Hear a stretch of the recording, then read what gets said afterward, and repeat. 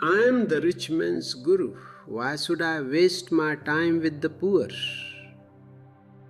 They have enough gurus already, and those gurus have only taught them how to glorify their poverty. My work is far more dangerous. I want to teach you how to have everything the world can offer: the best cars, the finest houses, the most luxury, and yet remain so empty inside that you are forced to seek the true richness, your own being. My beloved ones, I see you, and I see the thirst in your eyes. It is a beautiful morning, a new beginning, and you ask me what my message is for this new stage of humanity. My message is very simple. It is not a philosophy, not a doctrine, but a new vision of man, Homo novus. For too long, the old concept of man has been one of division, a constant struggle between this or that. You were told to be either a materialist or a spiritualist, a moralist or an immoralist, a sinner or a saint. This division is the root of all human misery. It has created a schizophrenic humanity where the heart is pulled in one direction and the head in another, leaving the soul torn apart. Look at the history of man. 3,000 years, 5,000 wars. It is sheer madness. It is unbelievable that we call ourselves intelligent. This past has been sick, unhealthy, and utterly insane. And the reason is simple: we divided man. Once you divide a human being into two, you create a civil war within his very being. You create a battleground. The half that you deny, whether it is the body or the soul, will always seek revenge. It will wait in the shadows, finding ways to sabotage the part you have imposed upon yourself. This is why you feel tension, why you feel anguish. You are not a whole, you are a fragment, trying to pretend it is the total. I want to teach you how to be rich, but not just rich in the way the world understands it. I want you to be rich inside and out. To me, a man who is only rich on the outside is a beggar in a golden cage. And a man who is only spiritual on the inside but lives in poverty and neglect is also incomplete. My vision is Zorba the Buddha. Zorba represents the earth, the roots, the flowers of the world, the ability to enjoy food, wine, dance, and the beauty of the physical. Buddha represents the sky, the heights, the fragrance of the inner world, the silence, the meditation, the ultimate peak of consciousness. The old man was either Zorba or Buddha. The new man will be both. Before we dive deeper into this transformation, I invite you to share your thoughts in the comments below. What does being truly rich mean to you? Let us start a dialogue, for your journey is as important to me as my words are to you. The past failed because it could not create real human beings. It created humanoids. A humanoid looks like a human, walks like a human, but is crippled and paralyzed inside. He has never been allowed to bloom in his totality. He is half baked, and because he is half, he can never celebrate. Only a whole man can celebrate. Celebration is the fragrance of being whole. Have you seen a tree that has lived wholly? It flows with juice. When the season comes, it breaks into thousands of flowers. It doesn't hold back, but man is always holding back. You are afraid to laugh, afraid to cry, afraid to love, and even afraid to be rich. People often ask me why I am called the rich man's guru. It is because only the rich man can understand that wealth alone is not enough. A poor man still dreams of bread and shelter. He thinks that once he has money, all his problems will disappear. But the rich man has the money and he sees that the problems are still there. In fact, they have become more visible. Only a rich man can afford to be frustrated with riches. Only he can realize that the inner vacuum cannot be filled with gold. That is where I come in. I teach you that the outer wealth is just the beginning. It is a beautiful playground, but the real game is within. If you find value in these words and want to support this vision of a whole humanity, I invite you to become a part of our inner circle. Click the join button to support our work or show your appreciation through super thanks. Your support allows these teachings to reach every corner of the earth, helping more souls find their wholeness. To be rich inside and out means you don't have to choose between the world and the spirit. Why choose? The world is the manifestation of the spirit, and the spirit is the soul of the world. They are two sides of the same coin. The old religions taught you to renounce the world, to move away from the material.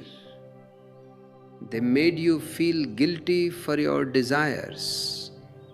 But I say to you, do not renounce, transform. Use the material as a stepping stone. Let your Zorba be the foundation upon which your Buddha can sit. Without Zorba, the Buddha is too thin, too ethereal. He has no roots. Without Buddha, Zorba is shallow.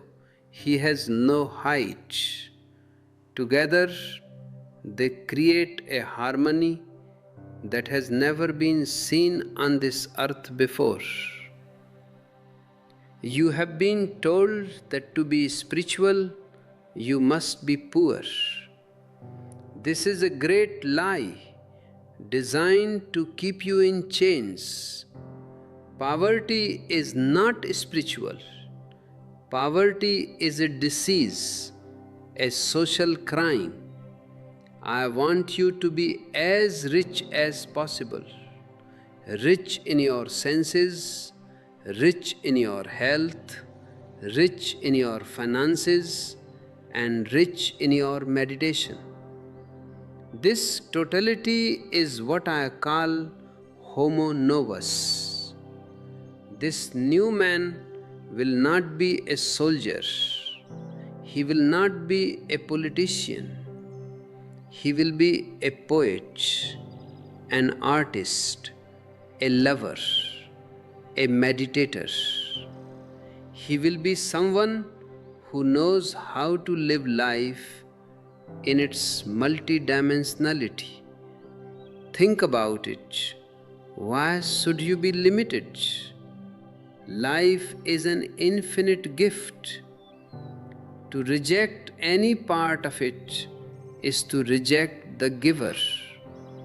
If you feel this resonance in your heart, if you feel that it is time for a new way of living, then subscribe to this channel. Join this movement of consciousness. Share this video with those you love, for the world is in desperate need of this wholeness. And for those who wish to go deeper into my teachings, our ebooks are available to guide you on your path to becoming Zorba the Buddha. The old man was always in conflict. He was taught to repress his nature. If he felt lust, he was told it was a sin. If he felt anger, he was told to suppress it. But suppression only creates a volcano that will eventually erupt in violence. The new man knows the art of transformation. He doesn't suppress, he watches. He becomes an observer. If there is anger, he looks at it with the eyes of a Buddha. In that very looking, the anger turns into compassion. If there is desire, he moves into it with the consciousness of a Buddha. Then the desire is no longer a trap, it becomes a dance. This is the miracle I want to share with you. You don't have to change your life, you only have to change your consciousness. You can remain in the world, you can remain in your business, in your family, but you can do it with a totally different quality. You can be in the world, but not of it. This is the secret of being rich inside and out. It is the ability to enjoy everything without being possessed by anything. We are at a crossroads. The old way of living is dying. The old man is on his deathbed, and he is trying to take the whole world down with him. The wars, the ecological destruction, the madness, these are all symptoms of a dying civilization that was built on a split. We need a new foundation. We need you. You are the seeds of this new humanity. If you can understand what I am saying, if you can feel the truth of it in your bones, then you are already a part of the revolution. Let this be your meditation. Whenever you are eating, eat like a Zorba. Enjoy the taste, the texture, the juice. Be fully there. Don't be thinking about God while you are eating. The food is God in that moment. And when you are sitting in silence, be a Buddha. Let the world disappear. Let there be no thought, no desire, just a pure isness. If you can move between these two poles with ease, you have found the key. I am here to nudge you, to wake you up from the long sleep of centuries. You have been told you are a sinner, that you are unworthy. I tell you, you are a masterpiece. You are a unique expression of the divine. There has never been anyone like you, and there never will be again. So why try to be someone else? Why follow the dead rules of the past? Be yourself and be it totally. As we continue this journey together, remember that every step you take toward your own wholeness is a step toward a better world. Your meditation is not just for you, it is for the whole of humanity. It creates a vibe, a frequency of peace and joy that radiates outwards. So let us move forward. Let us explore the depths of our being. Let us become the rich men and women of the Spirit while we dance in the richness of the earth. I want to remind you that this journey requires courage. It is not for the faint of heart. To leave the old behind, to drop the masks, to face your own emptiness, it takes the heart of a lion. But I am with you. Every word I speak is a hand reaching out to you. If you find strength in these words, remember to support our mission. Your contributions through Super Thanks or by joining our community via the join button make it possible for us to continue this work.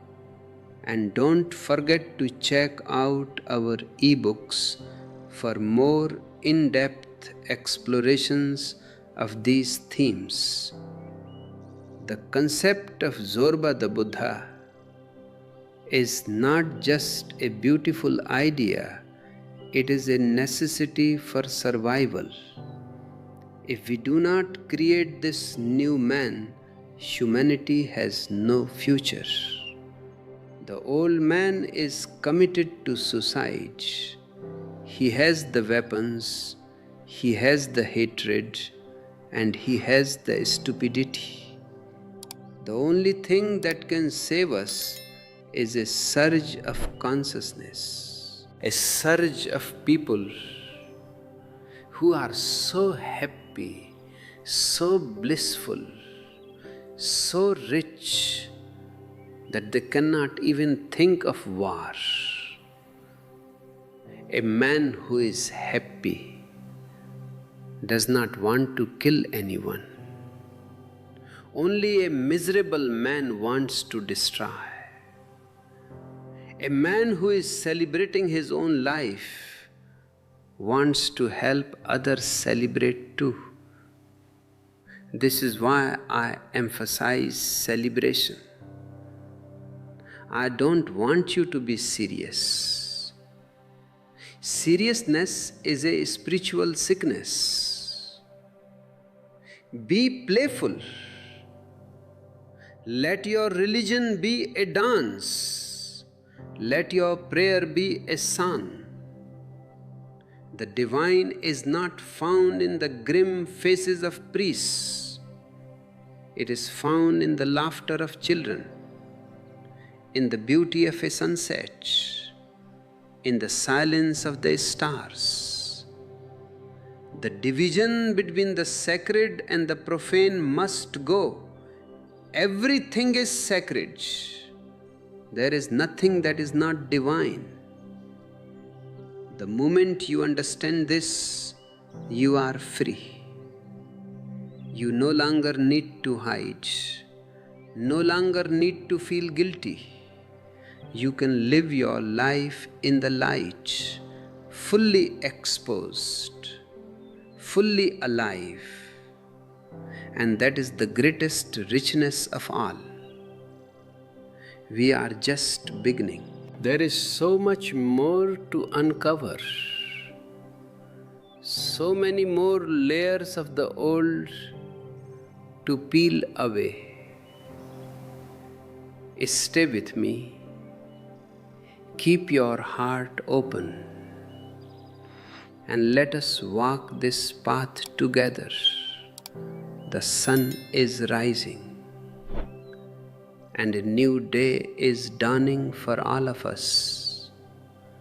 Let us greet it with a song in our hearts and a dance in our feet. As we move into the next part of our talk, I want you to take a deep breath. Feel the life force within you. This is the only truth there is. Everything else is just a story. And you are the creator of your own story.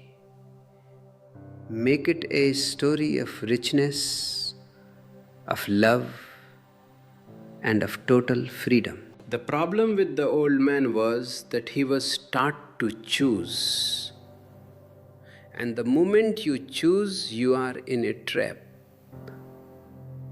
If you choose the spirit, you become an enemy of the body. If you choose the body, you feel like you have lost your soul. This choice is the greatest tragedy that has ever happened to consciousness. I want you to be a choiceless awareness. Why should there be a conflict between the roots and the wings?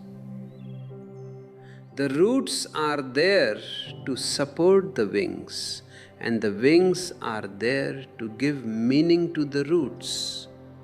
A tree without roots will die, and a tree that cannot bloom is a failure. You have been treated like a tree that is forbidden to bloom, or a tree that is told its roots are sinful.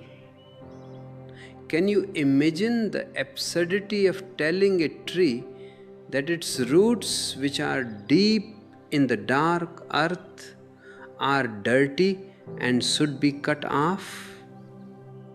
If the tree listens to such moral advice, it will wither.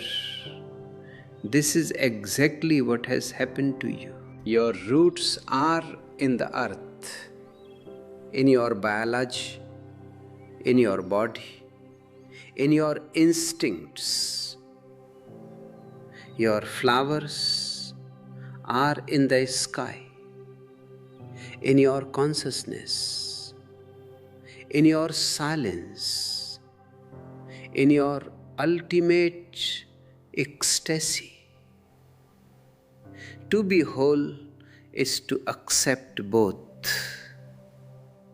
The new man, my Zorba the Buddha, is the one who is comfortable with his body and comfortable with his soul. He is not a monk who has escaped to the mountains because he is afraid of the market.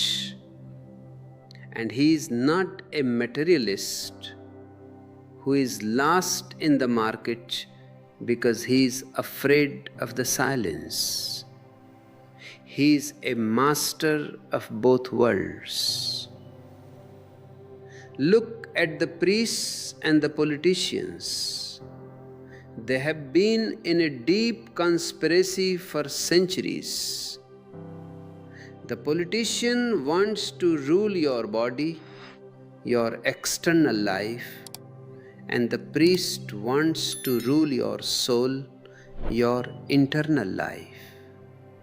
They have divided the territory between themselves. But to rule you, they first had to divide you. A whole person is difficult to manipulate. A whole person is rebellious. A whole person is so full of juice and joy that he doesn't need to follow a leader or a scripture. He has his own light. But a divided man is weak. He is always in conflict, always feeling guilty, always looking for someone to tell him what is right and what is wrong. This guilt is the foundation of their power. I am here to destroy that guilt. I am here to tell you that you are perfect as you are, provided you are total. If you are angry, be totally angry. In that totality, anger is transformed. If you are in love, be totally in love. In that totality, love becomes a door to the divine. The only sin is to be half-hearted. The only sin is to live a lukewarm life. I want you to burn your candle from both ends. That is what it means to be rich. People ask me, Osho, why do you emphasize wealth? Why do you live in luxury? I do it to shatter the old rotten idea that poverty is synonymous with spirituality. Poverty is a lack of intelligence. If you cannot even manage the material world, which is visible and tangible, how are you going to manage the invisible world of the spirit? A man who is successful in the world has at least shown some intelligence, some creativity, some capability. Wealth is a talent. To create wealth is a great art. But the old religions were afraid of the rich because a rich man is more independent. A poor man can be easily promised a heaven after death. He is hungry, he is suffering, he will buy any dream you sell him. But a rich man, you can't tell a rich man that he will have gold-paved streets in heaven. He already has them. You can't tell him he will have beautiful women and rivers of wine. He already has access to all of that. When a rich man comes to me, he doesn't come for bread, he comes for something that money cannot buy. He comes for meaning. He comes for silence. He comes for a way to fill the inner void. And that is why I say, I am the rich man's guru. I am for those who have seen the world and found it wanting. I am for those who are ready to move from the outer richness to the inner richness. But remember, I don't want you to drop the outer richness. Keep it. Use it. It is a beautiful gift of existence. Just don't let it be the end of the journey. Let it be the beginning. In the past, the spiritual man was expected to be sad, long-faced, and serious. If he laughed, people thought he wasn't spiritual. If he danced, they thought he was crazy. I want to bring laughter back to the temple. I want the temple to be a place of celebration, not a place of mourning. The new man will be a dancing Buddha. He will have the depth of a sage and the zest of a child. This is the only way to heal the wounds of the past. Sometimes, as you walk this path, you will encounter what I call the desert. There will be moments when you feel empty, when the old joys of the world no longer satisfy you. But the inner light has not yet dawned. This is a very critical stage. Most people get scared and run back to their old habits, their old miseries. But I tell you, welcome the desert. If existence gives you a desert, it is because you need it. There is a great significance in emptiness. Don't try to change it. Don't try to fill it with God or mantras or distractions. Just be empty. Real gratefulness means being thankful for everything, even the emptiness, even the desert. If you can be grateful for the desert, it will start changing into a garden. This is the miracle of gratitude. Whatsoever it touches, it transforms into gold. If you are in a desert state, accept it lovingly. Don't fight it. Sit in it. Breathe it.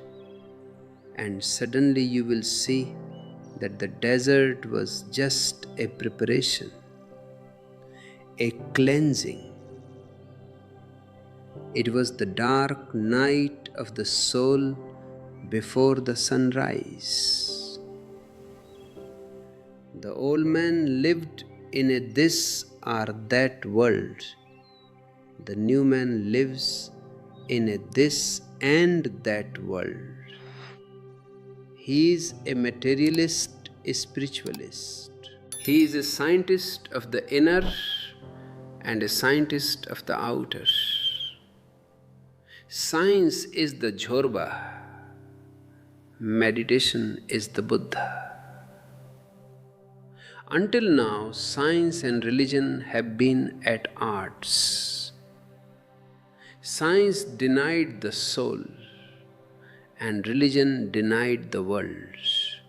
Both were wrong. Science without meditation is dangerous. It creates nuclear bombs. Religion without science is weak. It creates poverty and superstition. I want a humanity where science and meditation go hand in hand.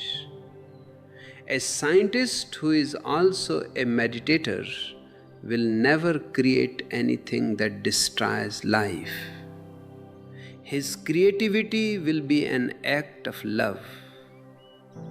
This vision of the new man is not just for a few people.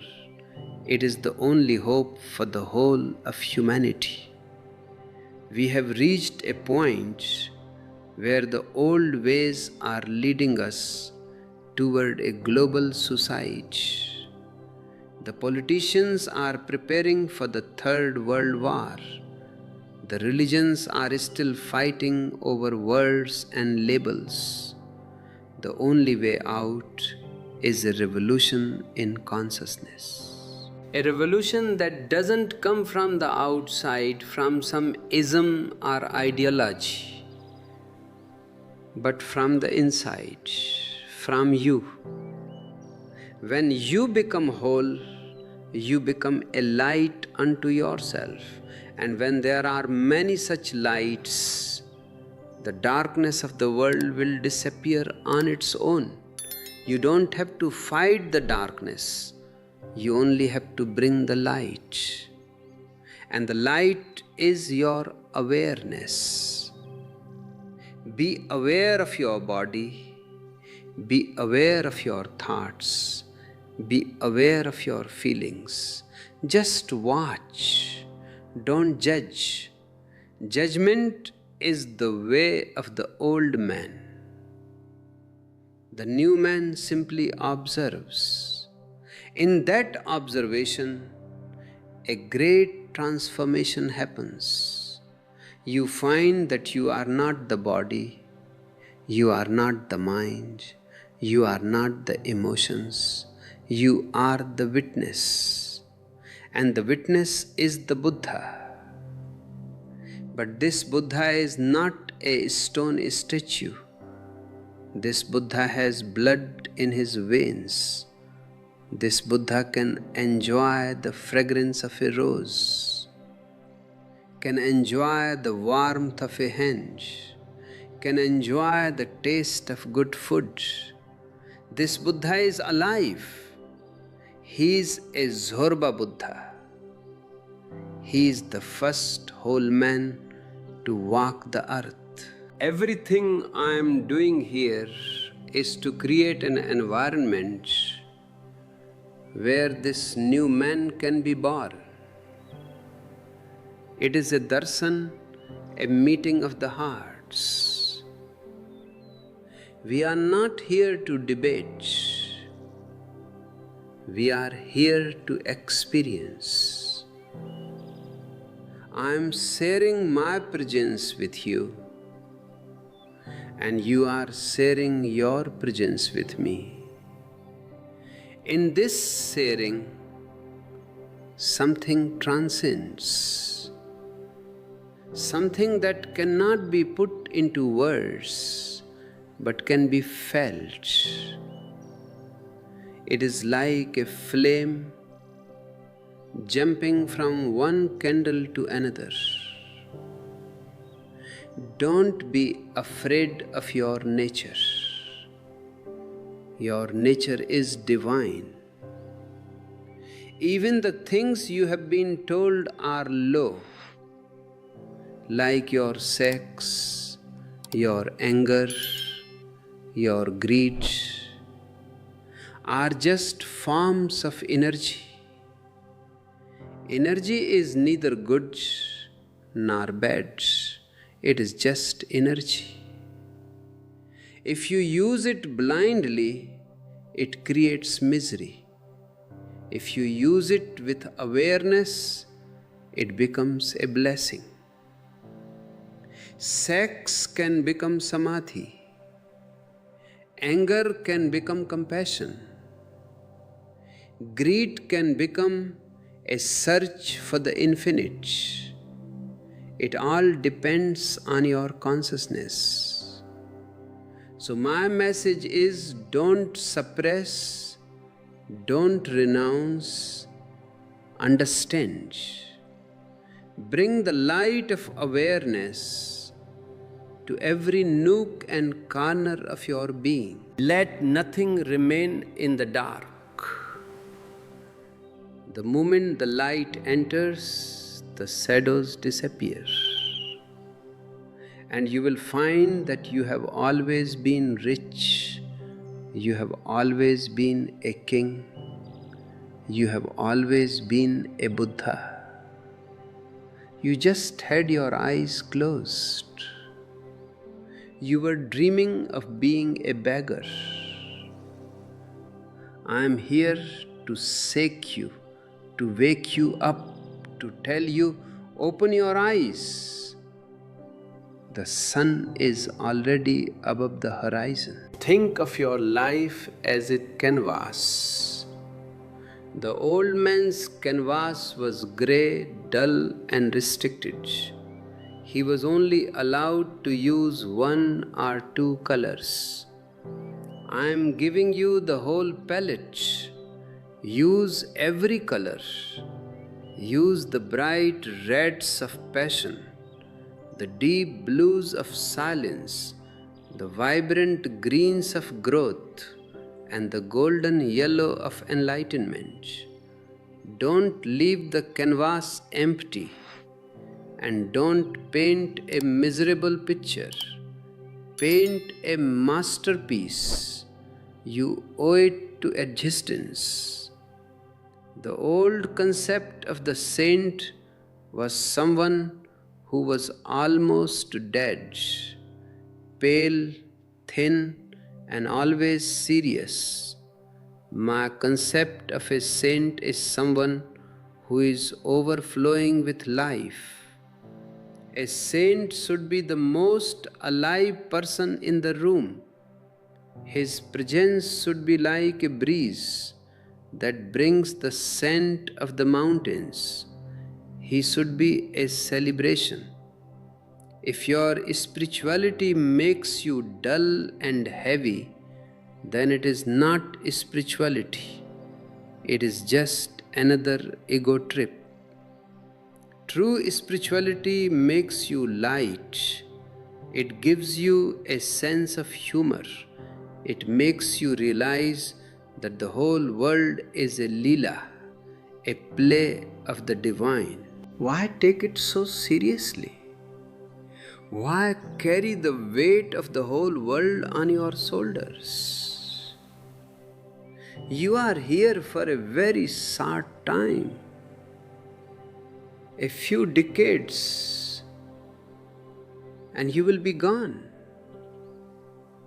Why waste this precious time in conflict and misery?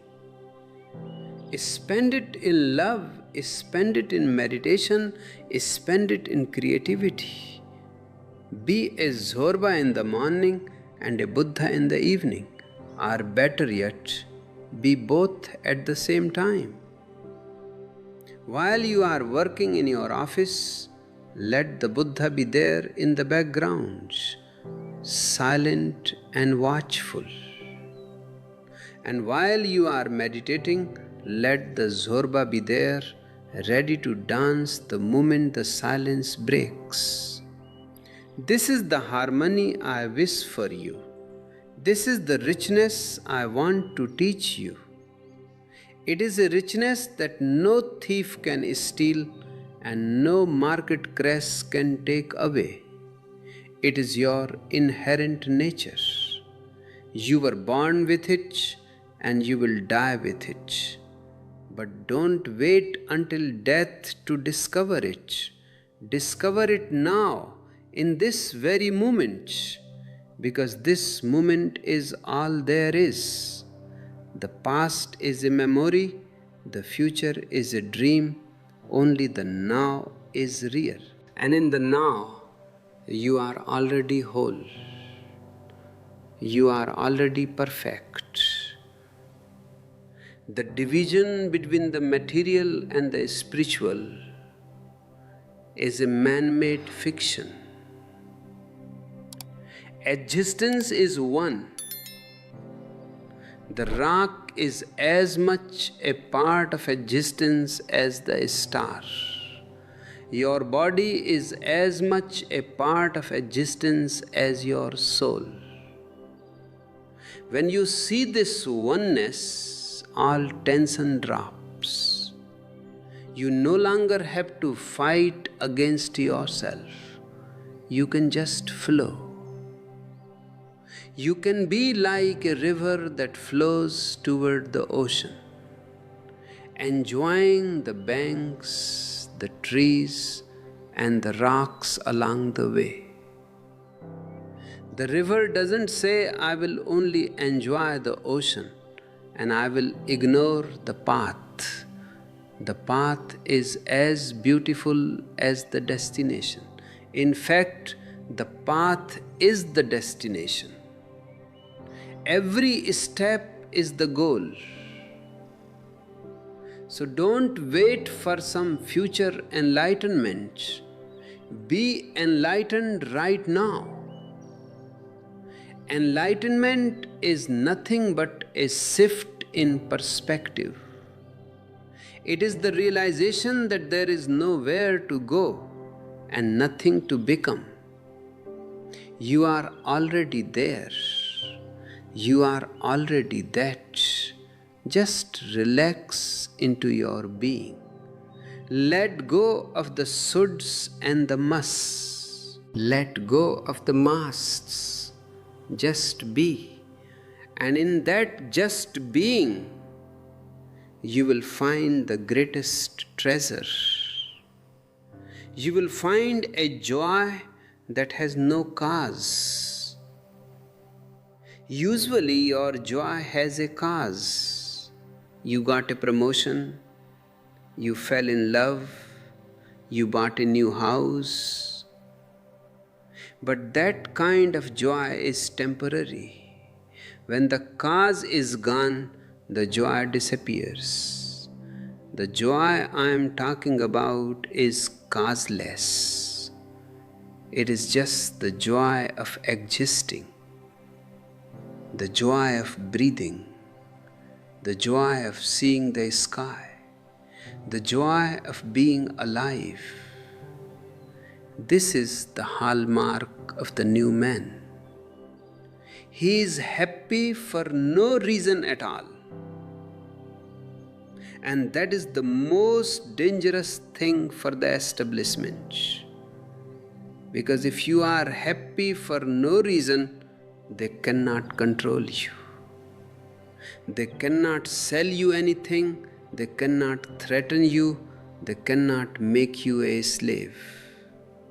A happy man is a free man, and a free man is a rich man.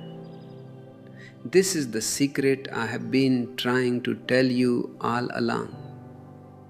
The world wants you to be miserable because a miserable man is a good consumer. He needs things to distract himself from his misery. He needs movies, he needs gadgets, he needs power, he needs status. But a happy man, he can sit under a tree and be the richest man in the world. He doesn't need to compete. He doesn't need to prove anything to anyone. He is satisfied in himself. This self-satisfaction is not arrogance. It is a deep, humble contentment. It is the feeling of it is enough. This enoughness is the end of the ego. The ego always wants more money, more fame, more knowledge. even more spirituality. The ego is a bottomless pit. You can keep pouring things into it and it will never be full. But the soul is already full. You only need to recognize it. The past was the age of the ego. The future must be the age of the soul. We must move from more to enough. We must move from having to being. This is the only way to save the planet. We have enough resources for everyone's needs, but not for everyone's greed.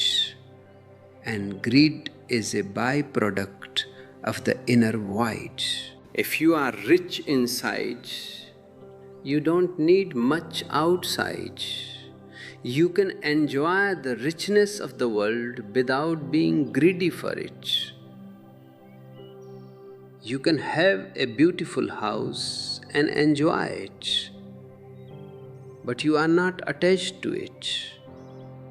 If it goes, it goes. You are still you. Your richness is not dependent on the house. This detachment is not a coldness. It is a very warm and loving state. It means you love things so much that you can let them be. You don't try to possess them. Possession kills the beauty of the thing you love. If you love a flower, don't pluck it. If you pluck it, it dies. Just look at it. Enjoy its fragrance. Be grateful for its existence and let it be. This is the way to live in the world, with love but without possession. This is the way of the Zorba Buddha. He is a great lover, but he is also a great renunciate. Not a renunciate of the world, but a renunciate of the mind. He doesn't say, "This is mine." He says, "This is here for me to enjoy." There is a world of difference between these two attitudes. Mind creates a prison. Enjoyment creates a dance. My beloved ones, the time is such. The world is in a crisis, but a crisis is also an opportunity. It is a time when the old can be dropped and the new can be born. Don't be afraid. The death of the old is the birth of the new. Let the old, divided, miserable man die within you, and let the new, whole, celebratory man be born. It is a birth that only you can give to yourself. I can only be a midwife. I can only encourage you, support you, and tell you that it is possible. The journey is long, but every step is a delight if you know how to walk. And I am here to teach you how to walk, not with rules, but with awareness, not with maps, but with a compass. The compass is your own heart. Listen to it. It knows the way. It has always known. You just forgot how to listen to its whisper.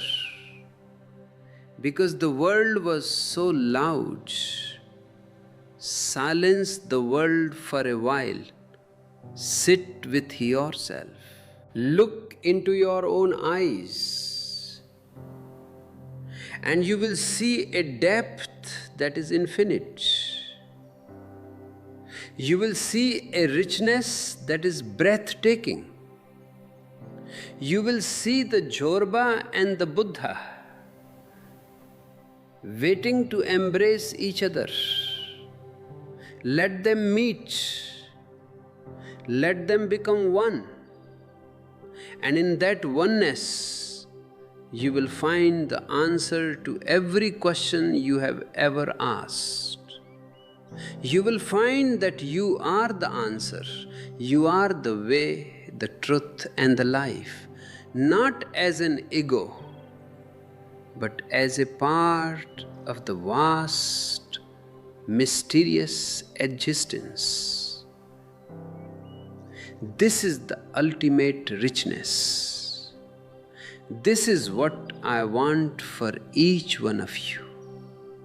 Don't settle for anything less. Don't be a beggar when you are born to be a king. Don't stay in the dark when you are a child of the light. As we continue to explore these depths, let your heart be open.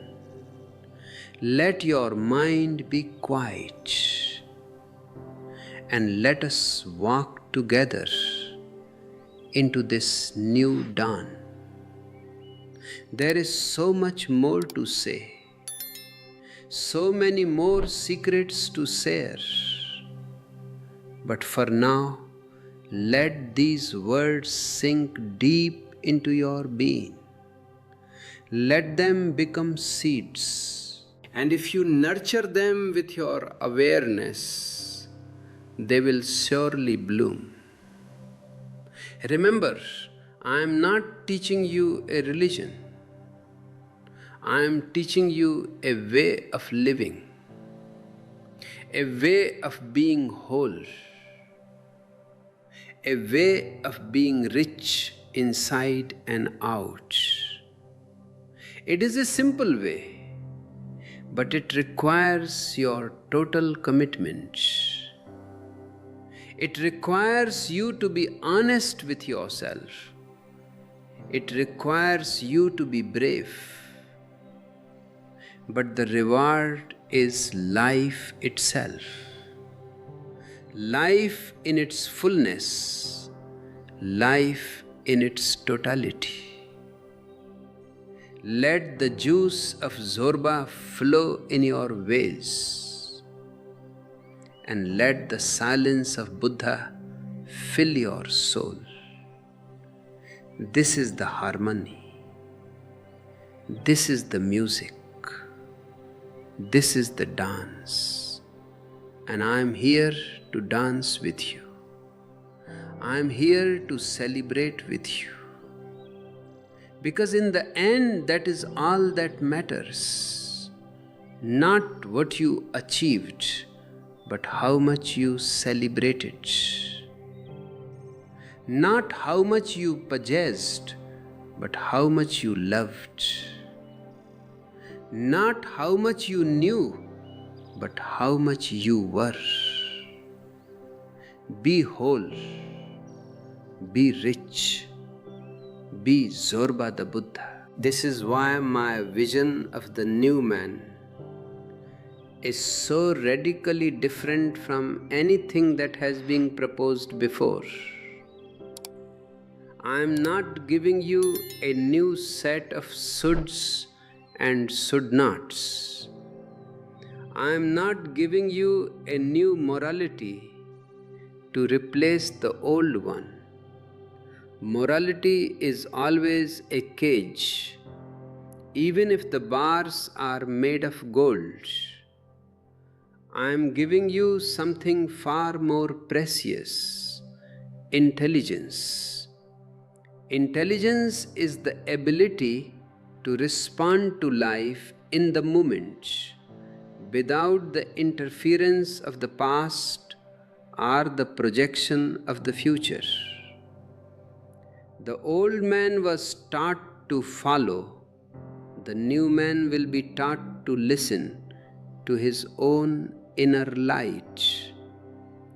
You see, the old humanity was built on the foundation of belief. But belief is just a cover-up for ignorance. You believe in God because you don't know God. You believe in heaven because you are living in hell. I want you to drop all beliefs and move into the world of experience. Don't believe me, test me. Experiment with what I am saying. If you find it brings you joy, if it brings you peace, then it is your truth. And your truth is the only thing that can liberate you. The world is currently suffering because it is being run by people who are deeply divided.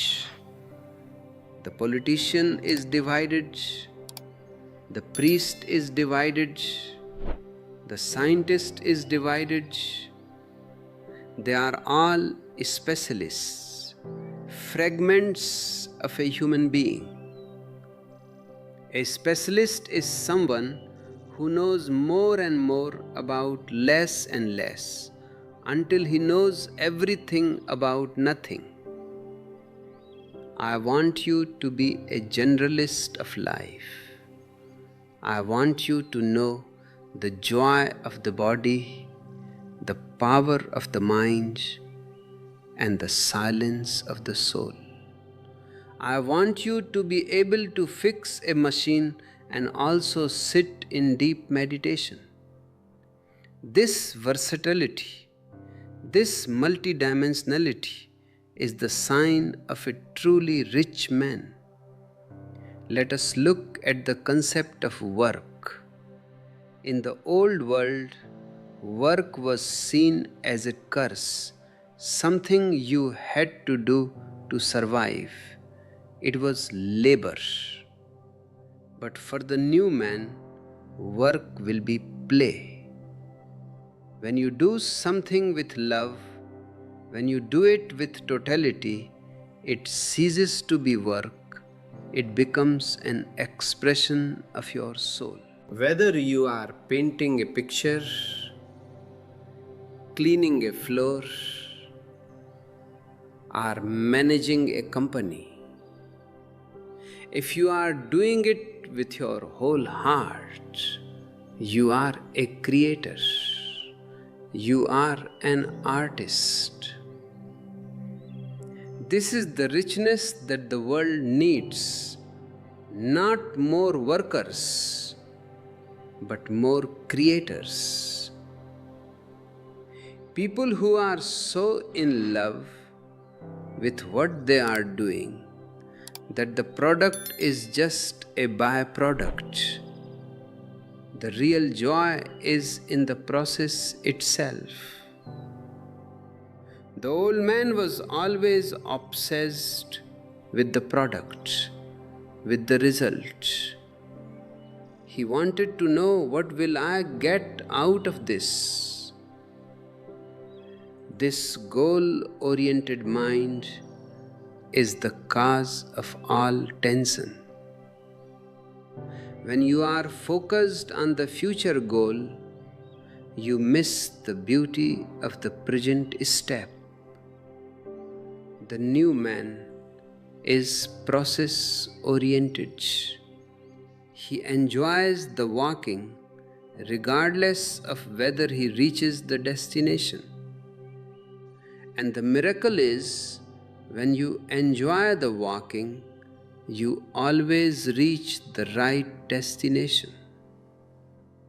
Existence takes care of those who are in tune with the now.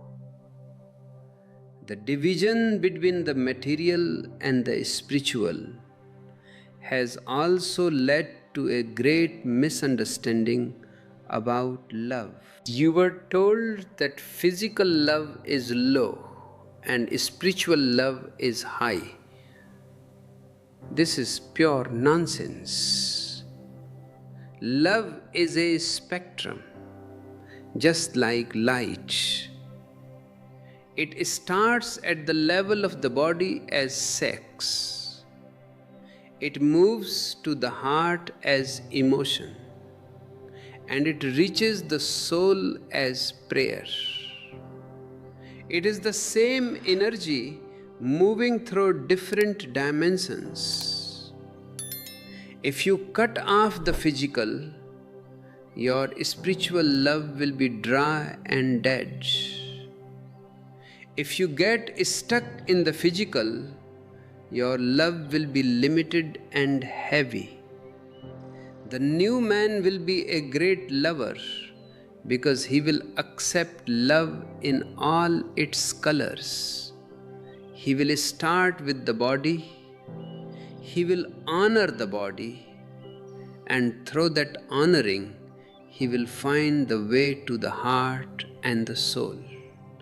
Everything in existence is a mystery. The more you know, the more the mystery deepens. The old man tried to demystify the world with logic and reason. He thought that by labeling everything, he had understood it. But a label is not the thing. The word rose is not the rose. The new man will have the courage to live with the mystery. He will use his reason as a tool, but he will not let it be his master. He will know that the most important things in life, love, beauty, silence, ecstasy, are beyond the reach of logic. They are to be lived, not understood. I want you to be rebellious, but my rebellion is not against any particular government or person. It is a rebellion against the past itself. It is a rebellion against the heavy weight of centuries of conditioning. You have been told to be good, but I say to you, be real. To be real is often inconvenient for society, but it is the only way to be healthy. If you are real, you will sometimes be bad according to society's standards, but you will be whole. And to be whole is the only holiness there is. Look at the flowers. A rose doesn't try to be a lotus. A lotus doesn't try to be a rose.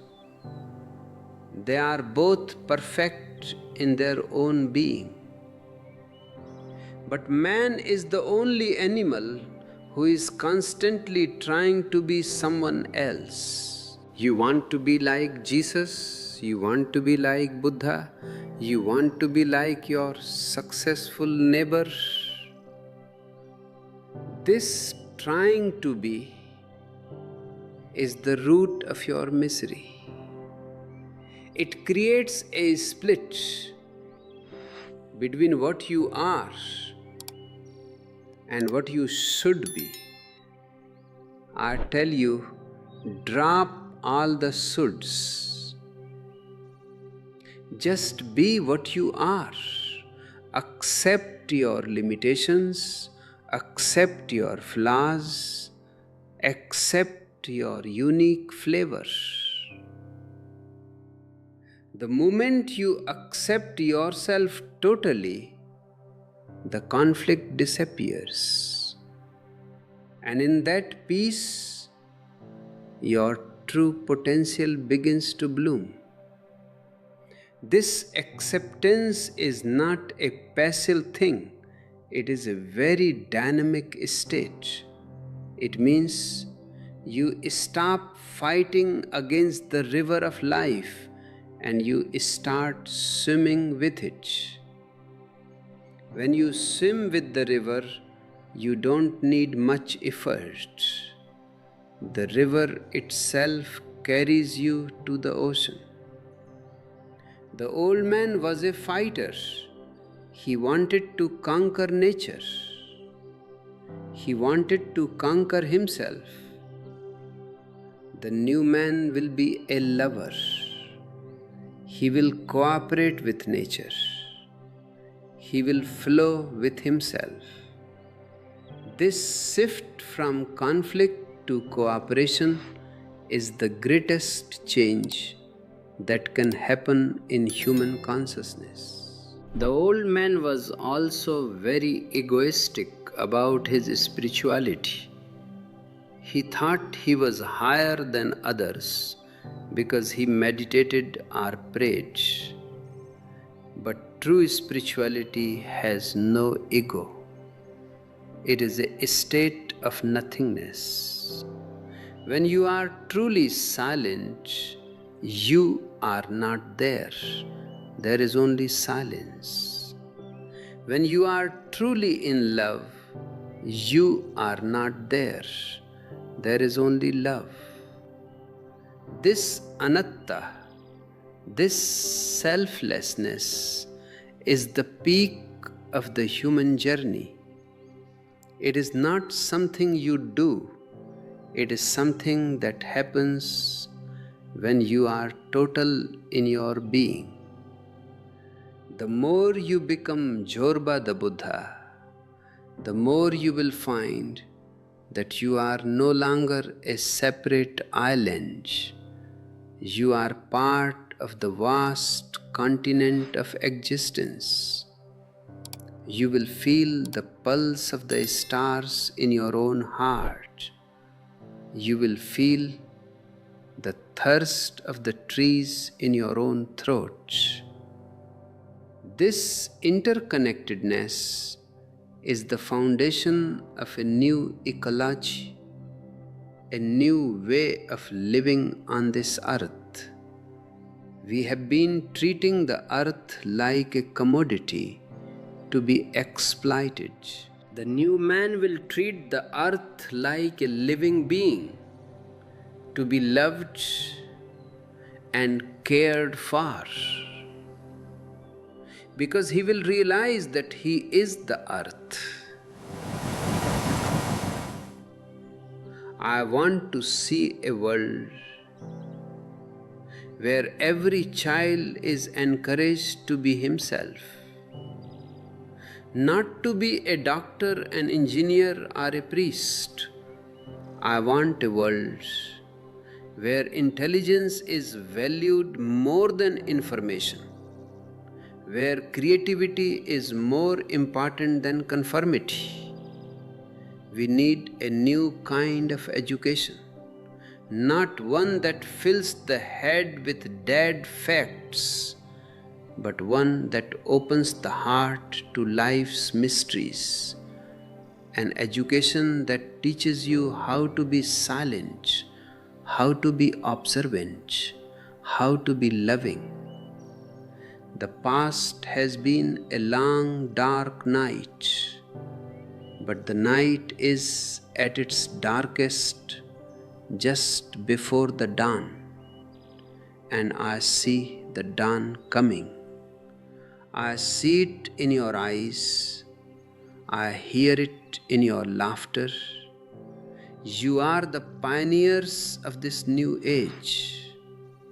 You are the ones who are brave enough to walk away from the old rotting structures of the past and build something new, something beautiful, something whole. Don't be discouraged by the chaos you see around you. Chaos is always a sign that the old is breaking down and the new is trying to emerge. It is the labor pain of a new humanity.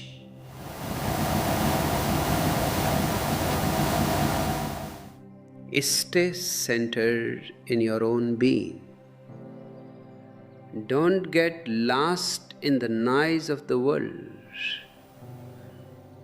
Keep your flame of awareness burning bright. That is the only contribution you can truly make to the world. Be a Zorba. Enjoy the food, enjoy the wine, enjoy the sunshine, and be a Buddha. Enjoy the silence, enjoy the solitude, enjoy the inner light. Don't choose. Let your life be a beautiful synthesis of both. Let your feet be on the earth and your head be in the stars. This is the way of the new man. This is the way of Zorba the Buddha. As you walk this path, you will find that life becomes a constant surprise. You never know what the next moment will bring. And that is the beauty of it. If everything was predictable, life would be a bore. It is the unpredictability, the insecurity, the at-riskness that makes life an adventure. The old man wanted security, and he ended up in a grave. The new man loves insecurity because he knows that insecurity is another name for freedom. So live dangerously, live totally, live with such intensity that every moment becomes a fire that burns away the old and leaves only the pure, the essential. You are here to bloom. You are here to share your fragrance with the world. Don't hold back. Give everything you have to this moment, and you will find that the more you give, the more you have. That is the economics of the soul. The journey continues. It never really ends. Each peak you reach reveals another higher peak, and that is the joy of it, the eternal search, the eternal discovery. I am glad you are here with me. I am glad we are sharing this space, this time, this energy. Let us keep moving. Let us keep growing. Let us keep celebrating. The old world is dying. Let it die. Don't try to save it. Don't try to patch it up. It is beyond repair. Focus your energy on the new. Focus your energy on yourself. When you change, the world changes. Not through politics, not through revolution, but through the simple act of being whole. Your wholeness is the only revolution that matters. And remember, the most important thing is to be happy. If you are not happy, you have missed the point. All your meditation, all your wealth, all your knowledge is useless if it doesn't lead to a deep, overflowing happiness. So find what makes your heart sing and do it. Find what makes your soul dance and be it.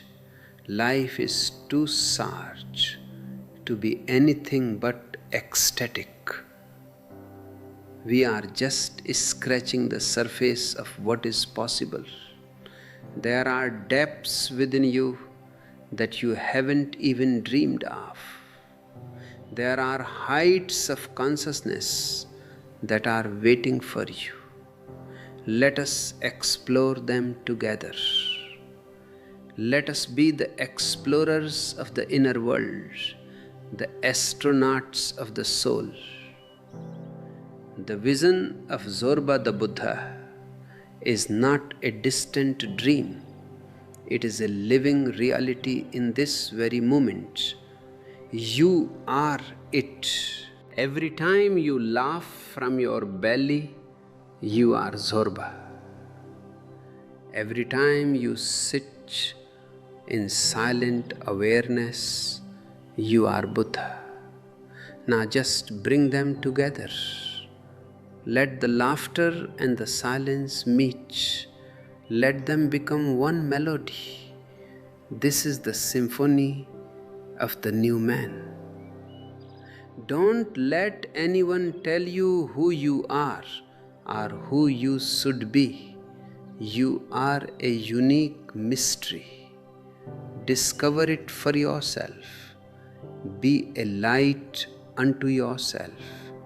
This is the ultimate freedom. And this freedom is the only true richness. The old man was always afraid of silence. He called it loneliness. And he did everything he could to avoid it. He created radios, televisions, newspapers, and endless social gatherings just to keep himself distracted from the inner void. But the new man, the Zorba Buddha, knows the difference between loneliness and aloneness. Loneliness is a state where you miss the other. Aloneness is a state where you find yourself. It is the greatest discovery possible. To be alone is to be whole. You don't need anyone to complete you. You are enough. And when two people who are enough in themselves come together, that is where real love begins. It is no longer a dependency. It is a sharing. You have so much joy, so much silence, so much juice that you want to pour it into another. Not because you need them to fill your gap, but because you are overflowing. This is the new way of relating. It is a meeting of two souls, two dancers, two Buddhas. There is no possession, no jealousy, no demand.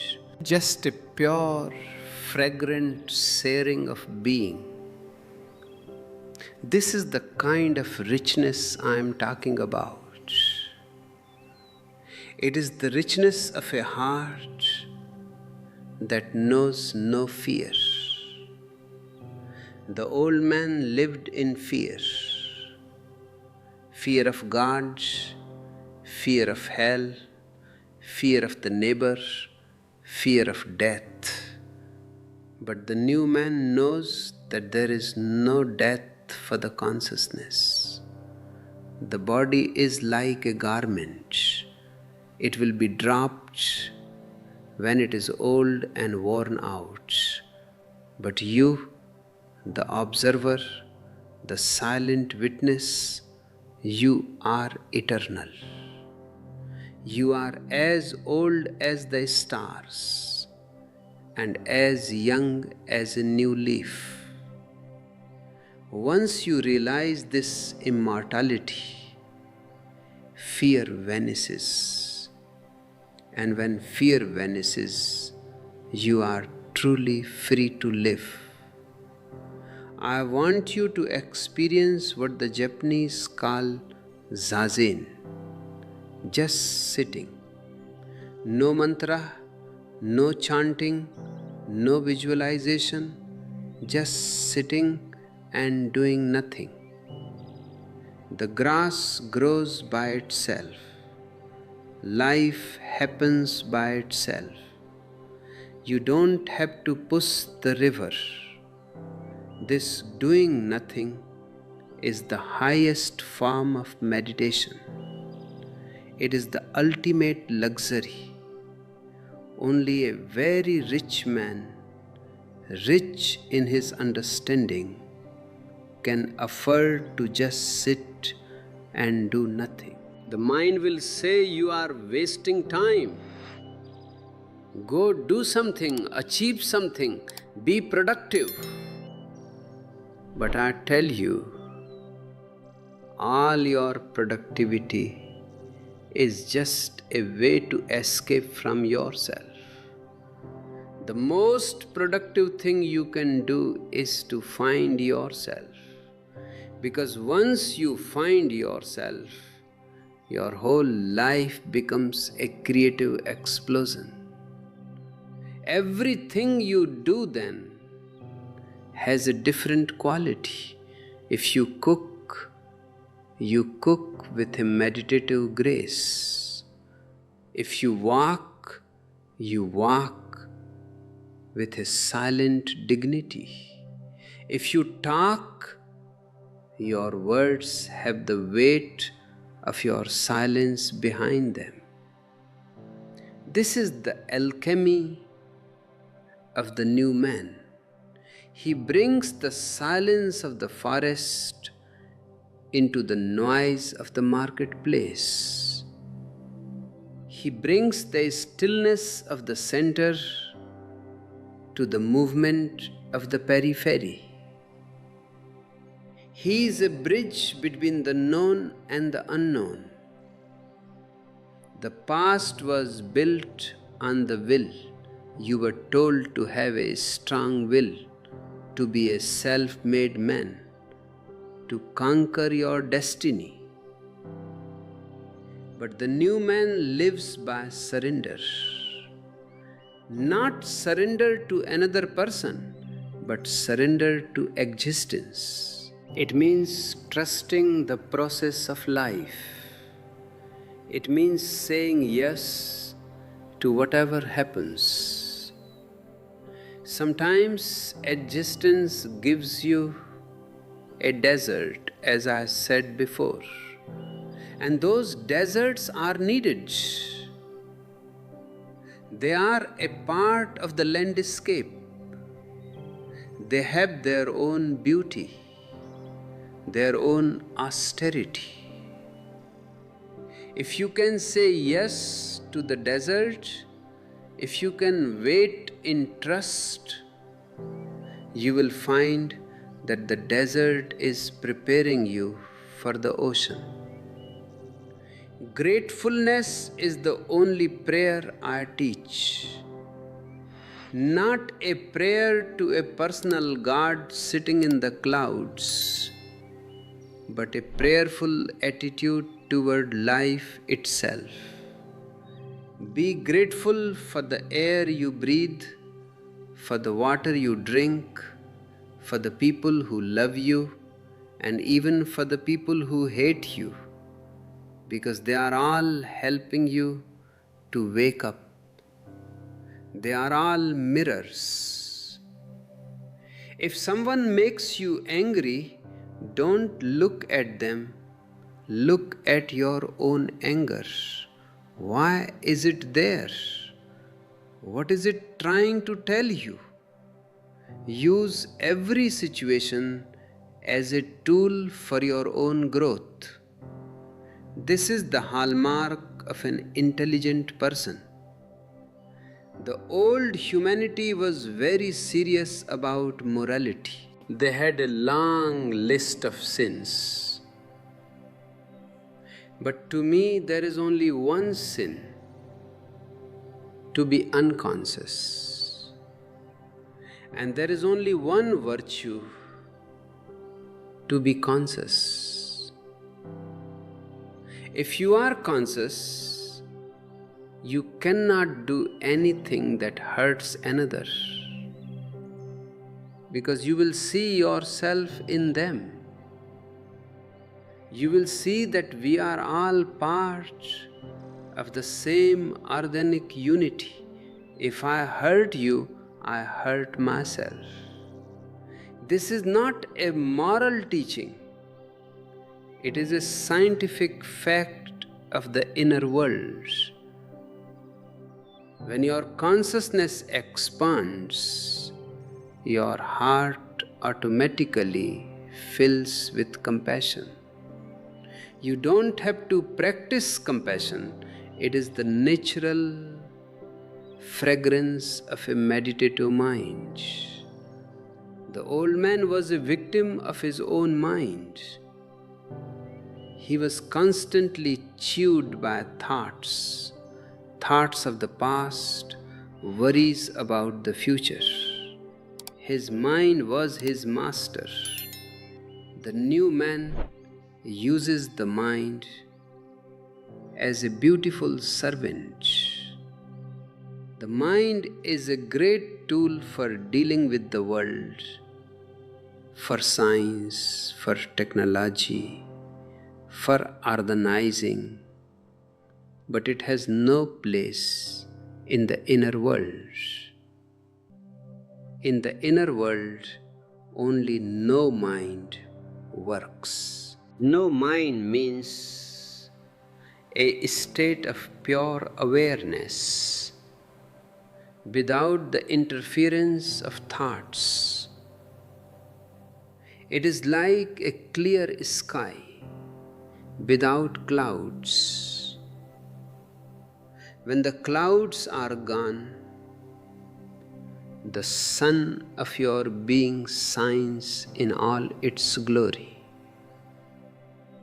I am not here to give you a philosophy, because philosophies are just more thoughts. I am here to give you a taste of this no mind. I am here to nudge you out of your mental ruts.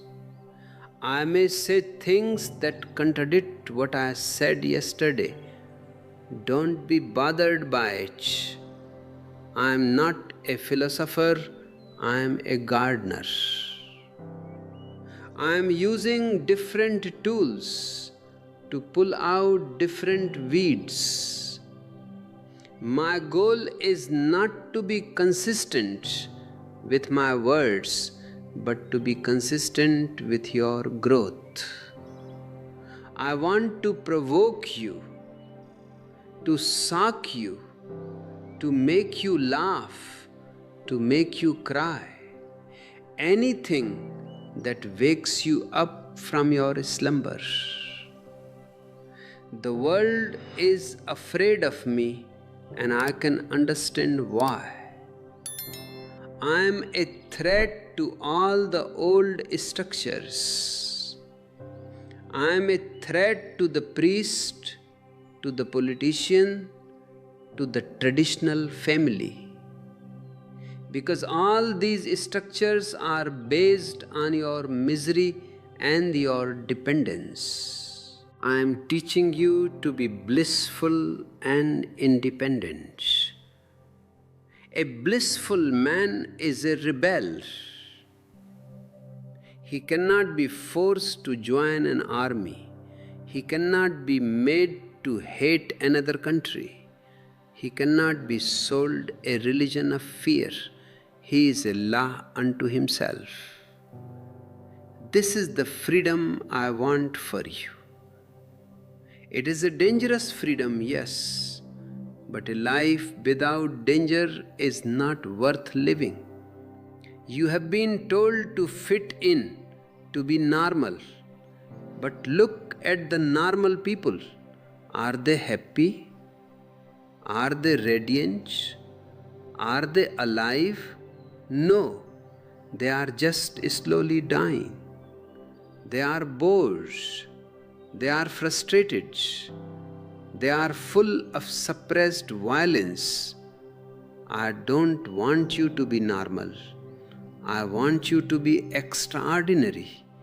And to be extraordinary, you don't have to do something great. You only have to be yourself. Because yourself is already a miracle. To be a unique individual in a world of clones is the greatest achievement. The new man will not be a part of any crowd. He will not belong to a nation, a race, or a religion. He will be a global citizen. He will see the whole earth as his home. This is the only way to avoid the catastrophe that is coming. If we keep ourselves divided into we and they, we are bound to destroy each other. Only a man who is whole within can create a world that is whole without. Only a Zorba Buddha can bring about a planetary peace. So start with yourself. Don't try to change the world first. You will only create more mess. Change your own consciousness. Bring more light into your own life. Become more playful, more loving, more silent. Let your own house be in order. And when you are full of light, that light will naturally spread. It will touch your family, your friends, your colleagues. It will radiate from you like a scent. That is the only real revolution. The old man was always waiting for a savior, a messiah, to come and take away his sins. This is the height of irresponsibility. No one can save you but you. I can point the way. I can give you the map, but you have to do the walking. I am not a savior. I am just a friend who has walked the path a little bit longer than you. I am telling you the path is beautiful, and the destination is even more beautiful. But the destination is hidden in every step you take. Don't be afraid to make mistakes. A man who never makes mistakes never does anything new. Mistakes are your teachers. Just don't make the same mistake twice. Learn, grow, and keep moving. Be like a river. If a rock is in your way, flow around it or flow over it, but keep moving toward the ocean. And remember, the ocean is not at the end of the world. It is right here, waiting for you to jump in. The life of the new man is a life of totality. Whatever you are doing, do it so totally that the doer disappears. If you are dancing, become the dance. If you are eating, become the taste. If you are listening to me, become the listening. In that totality, the ego cannot exist. The ego only exists in the split. When you are thinking about one thing and doing another, the ego is there. But when you are one with the action, you are in a state of meditation. This is the secret of being a Zorba and a Buddha simultaneously. Zorba is the total involvement in the world. Buddha is the total awareness of that involvement. You have all the ingredients within you. You have the earth of Zorba and the sky of Buddha. All that is needed is a little bit of alchemy, a little bit of heat to melt them into one. That heat comes from your sincerity, from your longing, from your thirst for the truth. If you are thirsty enough, the water will find you. Existence is very compassionate. It wants you to bloom even more than you want to. It is just waiting for your yes. I want to see your faces full of light. I want to see your eyes sparkling with joy. I want to hear your laughter echoing in the mountains. This is my vision for humanity. A humanity that is rich inside and out. A humanity that celebrates the body and honors the soul. A humanity that is no longer a battleground, but a garden.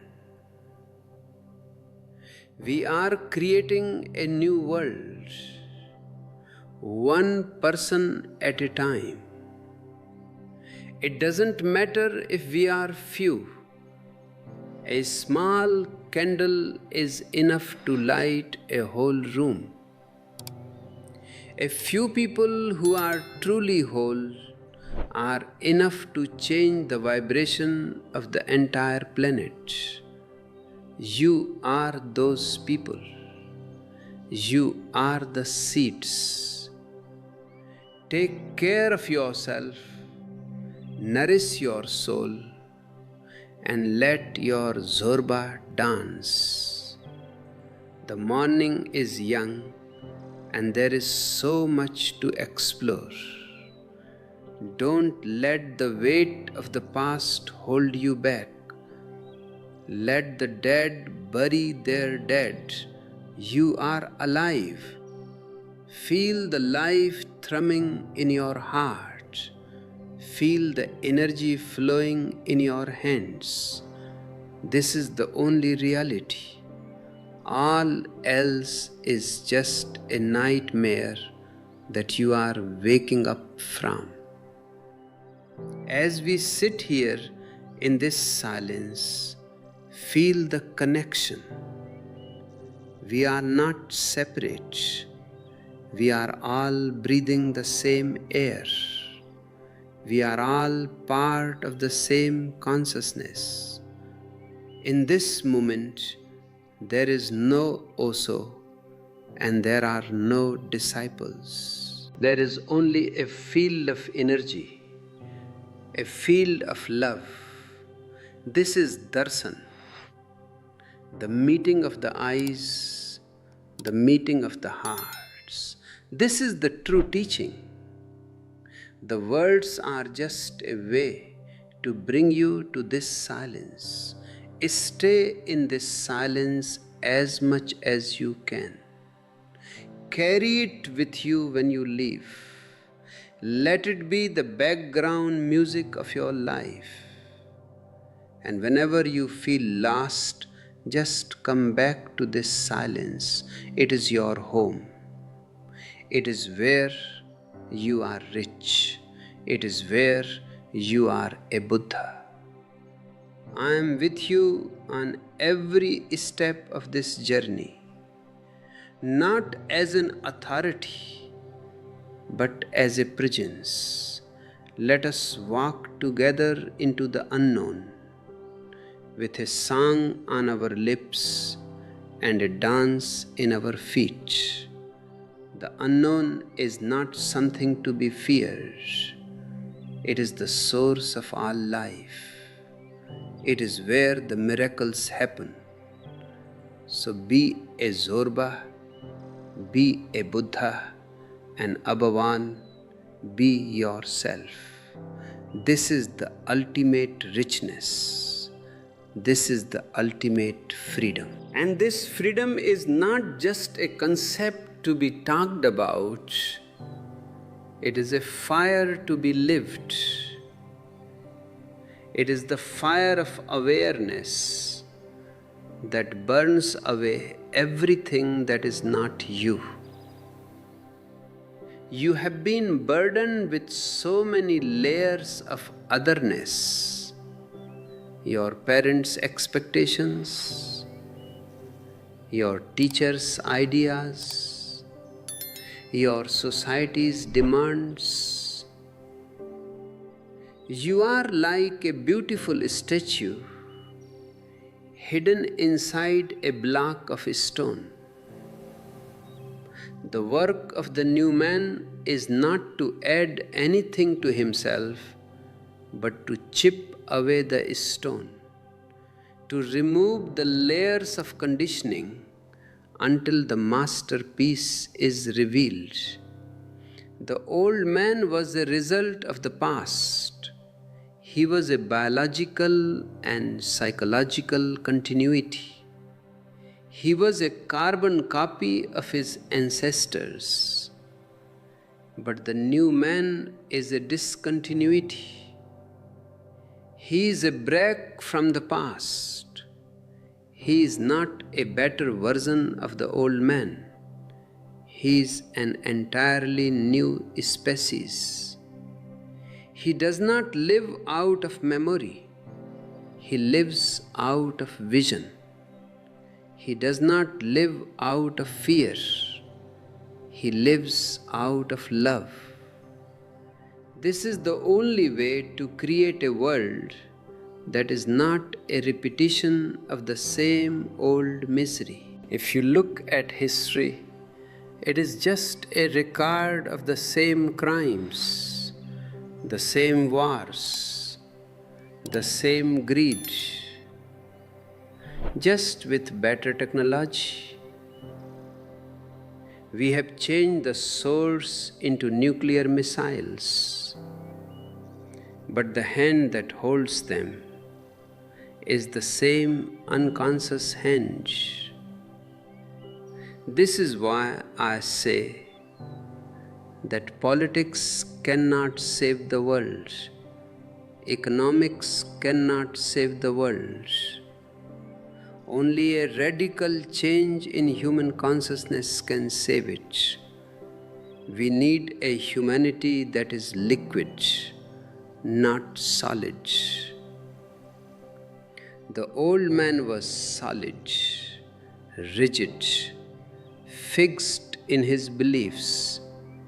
He was a Hindu, a Christian, a Mohammedan, a communist. These are all cages. The new man will not be any of these. He will be a flow. He will be like water. It takes the shape of the vessel it is in, yet it remains itself. It is humble, yet it can cut through the hardest rock. Why have you been taught to be so solid? Because a solid person is predictable. A predictable person can be managed. A person who belongs to a category can be used as a cog in the machine. But a man who is Zorba the Buddha is unpredictable. He is a surprise even to himself. He lives moment to moment. He has no map for the future, only a light for the present step. This living in the moment is the greatest rebellion. It means you are no longer available for the past, and you are not yet available for the future. You are simply here. And what do you find when you are simply here? You find a tremendous richness. You find that the air is full of music, that the trees are talking to you, that the very earth beneath your feet is sacred. You find that you don't need much to be happy. The sky is yours, the stars are yours, the whole of existence is yours. This is the inner richness that I want you to discover. But don't misunderstand me. This inner richness does not mean you should live in poverty on the outside. No. If you have the inner richness, you will naturally want the outer world to be beautiful as well. You will want to create wealth. You will want to live in comfort. You will want to use science to make life easier and more aesthetic. The old man was told that he had to choose between being a materialist or a spiritualist. The materialist denied the soul, and the spiritualist denied the world. Both were half men. The materialist lived in a house but had no one living inside it. He had all the gadgets, all the luxuries, but he was empty. He was like a beautiful palace with no master. The spiritualist, on the other hand, tried to be the master but had no palace. He lived in poverty. He lived in filth. He lived in misery. He thought that the more he suffered, the closer he was to God. What a ridiculous idea! If God is the creator of this beautiful, colorful, overflowing existence, why would He want you to be miserable? I want the master to have the palace. I want the soul to have the body. I want the Buddha to have the Zorba. When the inner richness and the outer richness meet, there is a totality. That totality is what I call holiness. To be whole is to be holy.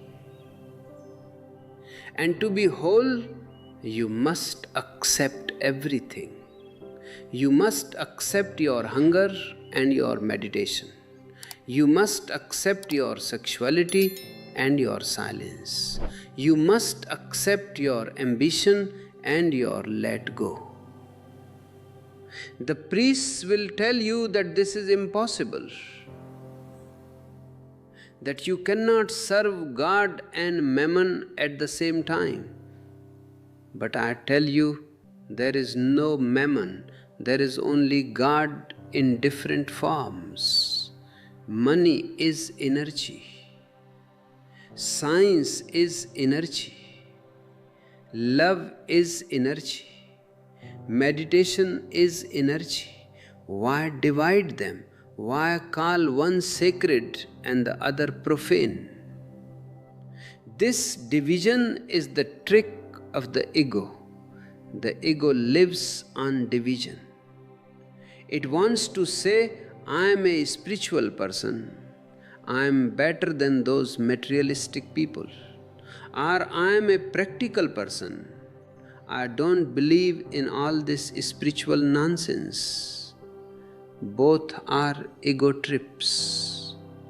The new man has no ego.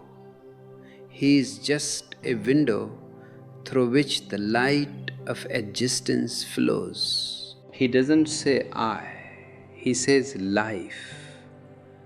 He doesn't say my, he says this. He is a participant in the great cosmic dance. And because he has no ego, he has no boundaries. He can be a businessman in the morning, a lover in the afternoon, and a meditator in the evening. He moves from one role to another with the ease of an actor on a stage. He knows that the roles are just roles.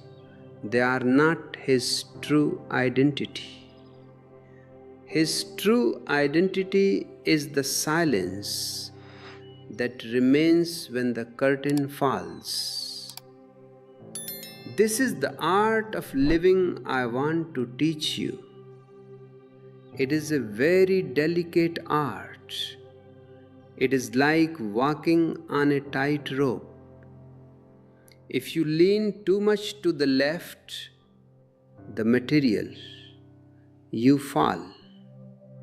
If you lean too much to the right, the spiritual, you fall. You have to remain in the center, constantly balancing. And that balance is not a static thing. It is a dynamic movement. Every moment you have to find the balance again. This keeps you alert. This keeps you conscious. Most people are living like sleepwalkers. They go to their jobs, they eat their meals, they talk to their families, all while they are fast asleep inside. They are living by habit. Their lives are a series of conditioned reflexes. I want to wake you up. I want to give you a shock so that you can see the beauty of this very moment. Look at the light in this room. Listen to the sound of my voice. Feel the touch of your clothes on your skin. This is reality. Everything else is just a story in your head.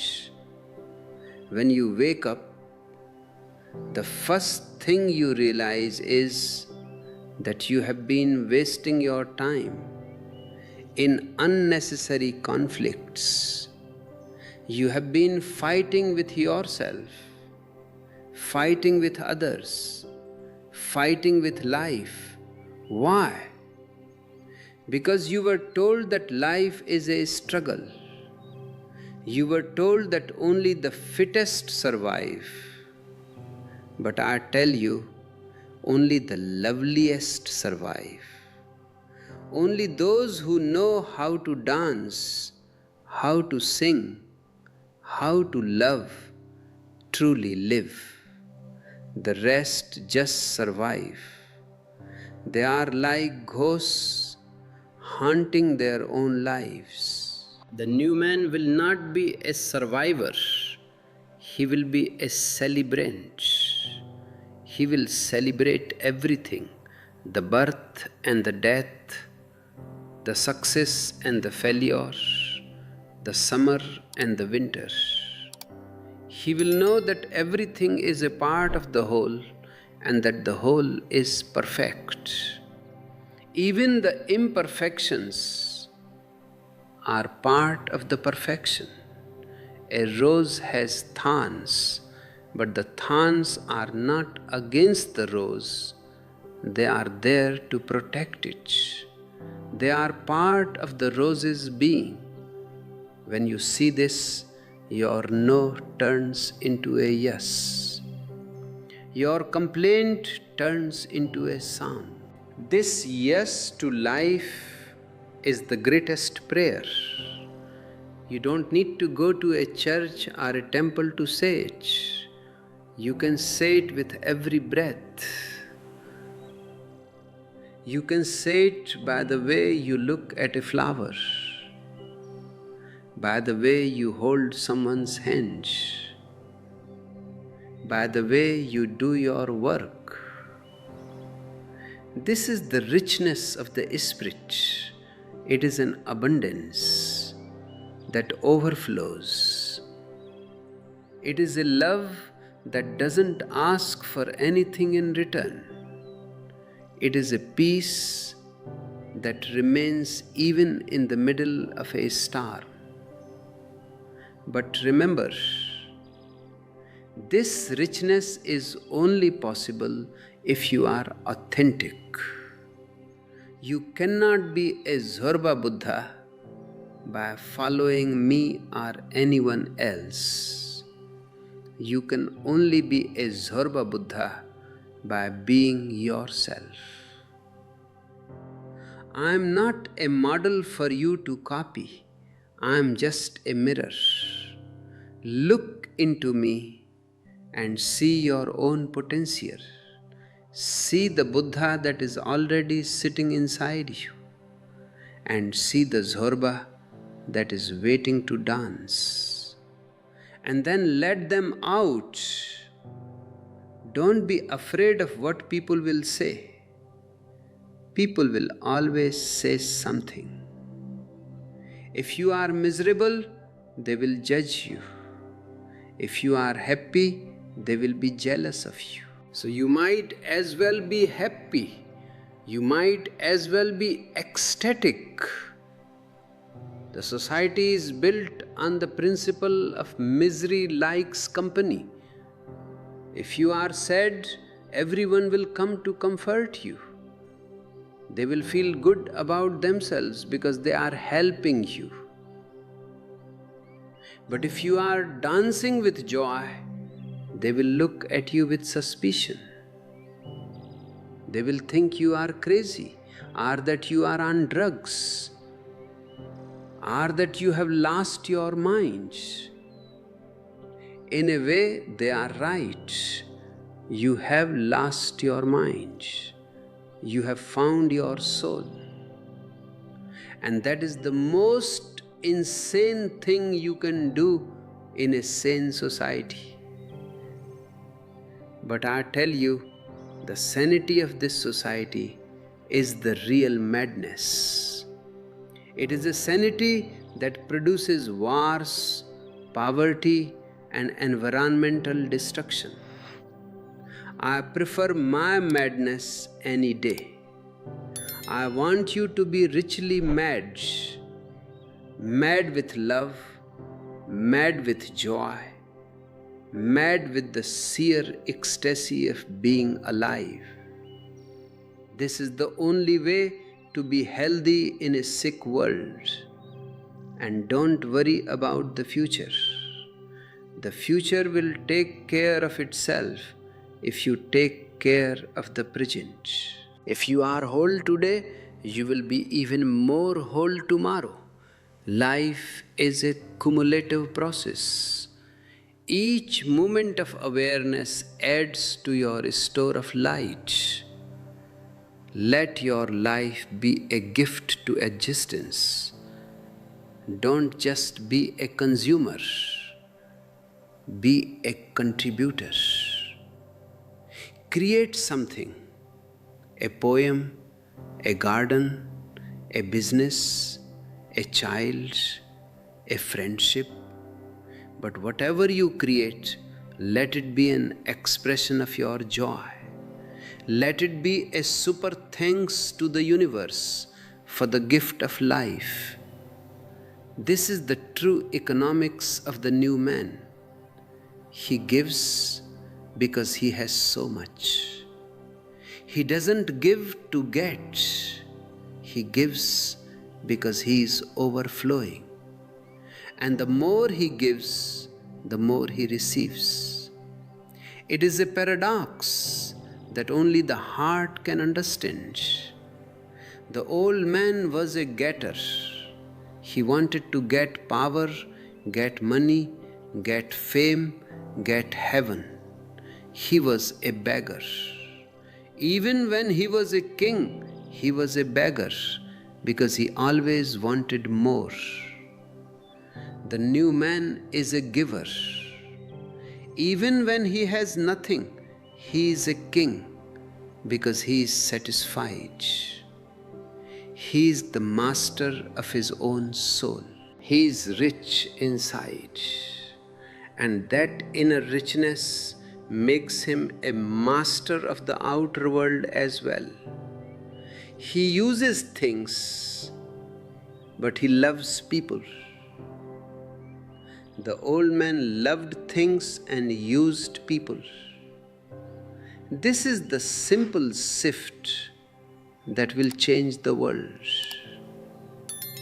As we move forward into this new era, let us drop the heavy luggage of the past. Let us drop the guilt, the shame, the fear.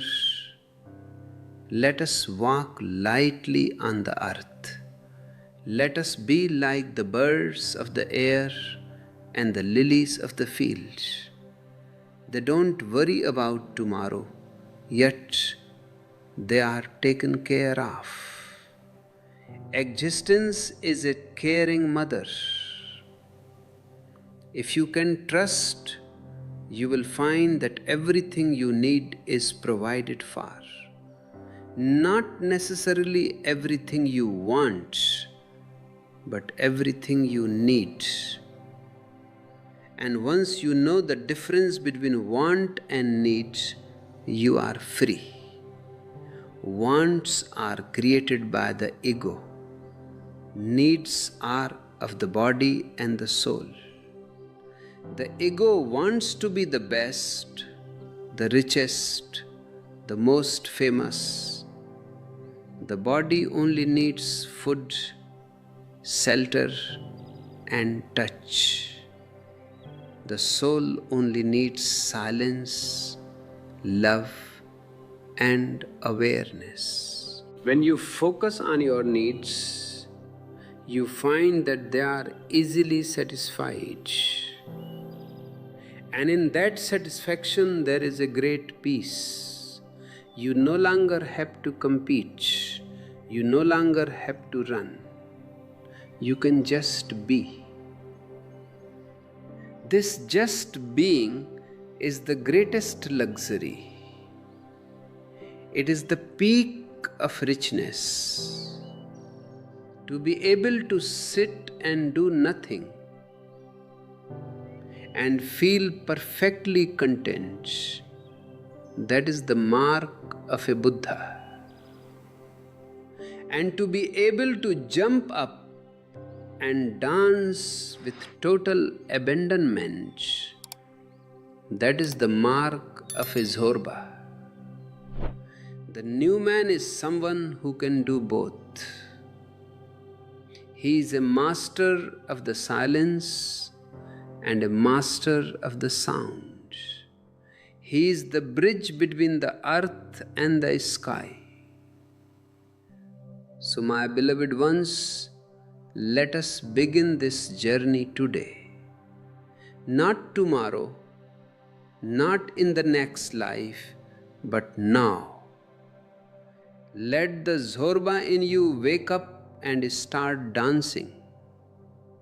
And let the Buddha in you wake up and start watching. Let them become friends. Let them become one. This is my message for the new year, for the new century, for the new humanity. Be whole, be happy, be rich inside and out. The world is waiting for you. It is waiting for your light, your laughter, your love. Don't keep it waiting any longer. Step out of the shadows and into the sun.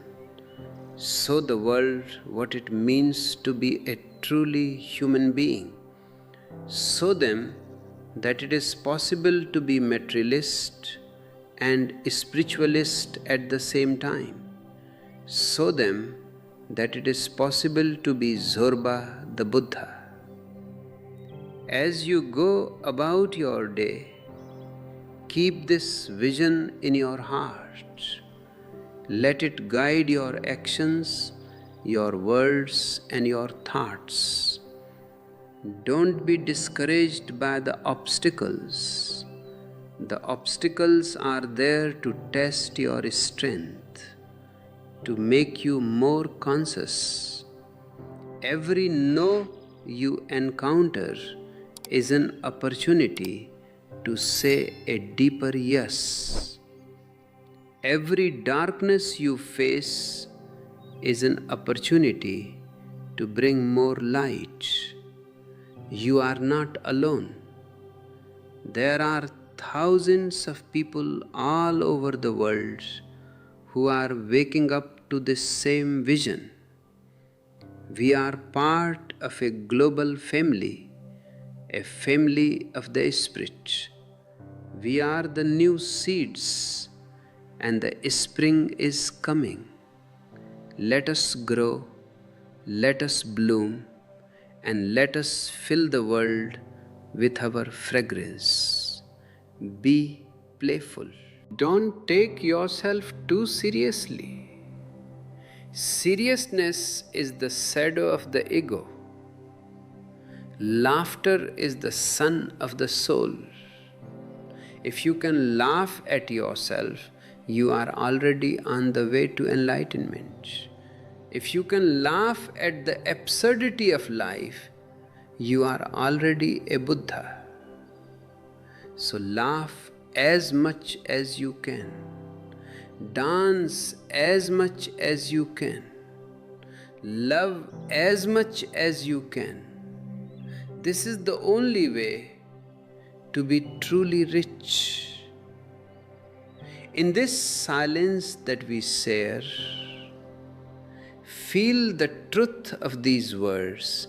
Don't think about them, just feel them. Let them sink into your heart like rain into the earth. Let them nourish your soul. And when you are ready, let them grow into action. Let your life be the evidence of your truth. I am here to support you, to encourage you, to love you, but the journey is yours. Take the first step with courage and trust, and you will find that the whole universe is walking with you. The stars are cheering for you. The trees are bowing to you. The ocean is singing for you. Because you are a part of them and they are a part of you. Be rich in your awareness. Be rich in your compassion. Be rich in your celebration. This is the true meaning of Zorba the Buddha. This is the path to the new man. And this is the only way to save our beautiful planet and our beautiful humanity. Let the old world pass away. Let the new world be born within you, and from you let it spread to the whole world. This is the revolution of consciousness. This is the miracle of love. This is the way of the heart. The morning is beautiful. The sun is shining. The birds are singing. Everything is perfect. Just be a part of this perfection. Don't stay outside. Come in. Join the dance. Join the celebration. Join the life. You are the guest of existence. Be grateful. Be happy. And be whole. This is all that I have to say to you. The rest you must discover for yourself, in your own silence, in your own dance, in your own life. I leave you in this silence, in this love, and in this light. Carry it with you wherever you go. And remember, you are always at home in the heart of existence. There is nowhere to go, nothing to become. You are already that. Just realize it and be free. This state of just being is what the world is most afraid of. Because a person who can simply be is no longer a part of the crowd. He is no longer a cog in the social machine. He has become an individual. And the word individual is beautiful. It means indivisible. One who is no longer divided. One who is no longer a house divided against itself. This is the ultimate richness, to be one, to be whole, to be centered in your own being. The old man was always looking for a center outside of himself, in his family, in his nation, in his religion, in his God. But the new man finds his center within. He is his own temple, his own priest, his own deity. Think about the absurdity of your education. For 20 years or more, you are taught how to earn a living. But not for a single moment are you taught how to live. You are taught about the stars, the mountains, and the history of dead people, but you are never taught about your own consciousness. You are a stranger to yourself. You know everything about the world, but you know nothing about the one who knows. This is the greatest poverty. You may have all the information in the world, but if you don't have the light of self-knowledge, you are living in total darkness. My vision of Zorba the Buddha is to bring this light to your life. I want you to be a master of the outer world through science and technology, and a master of the inner world through meditation and awareness. You see, the mind is a beautiful servant, but a dangerous master. The old man lived under the tyranny of the mind. He was a slave to his thoughts, his prejudices, his fears.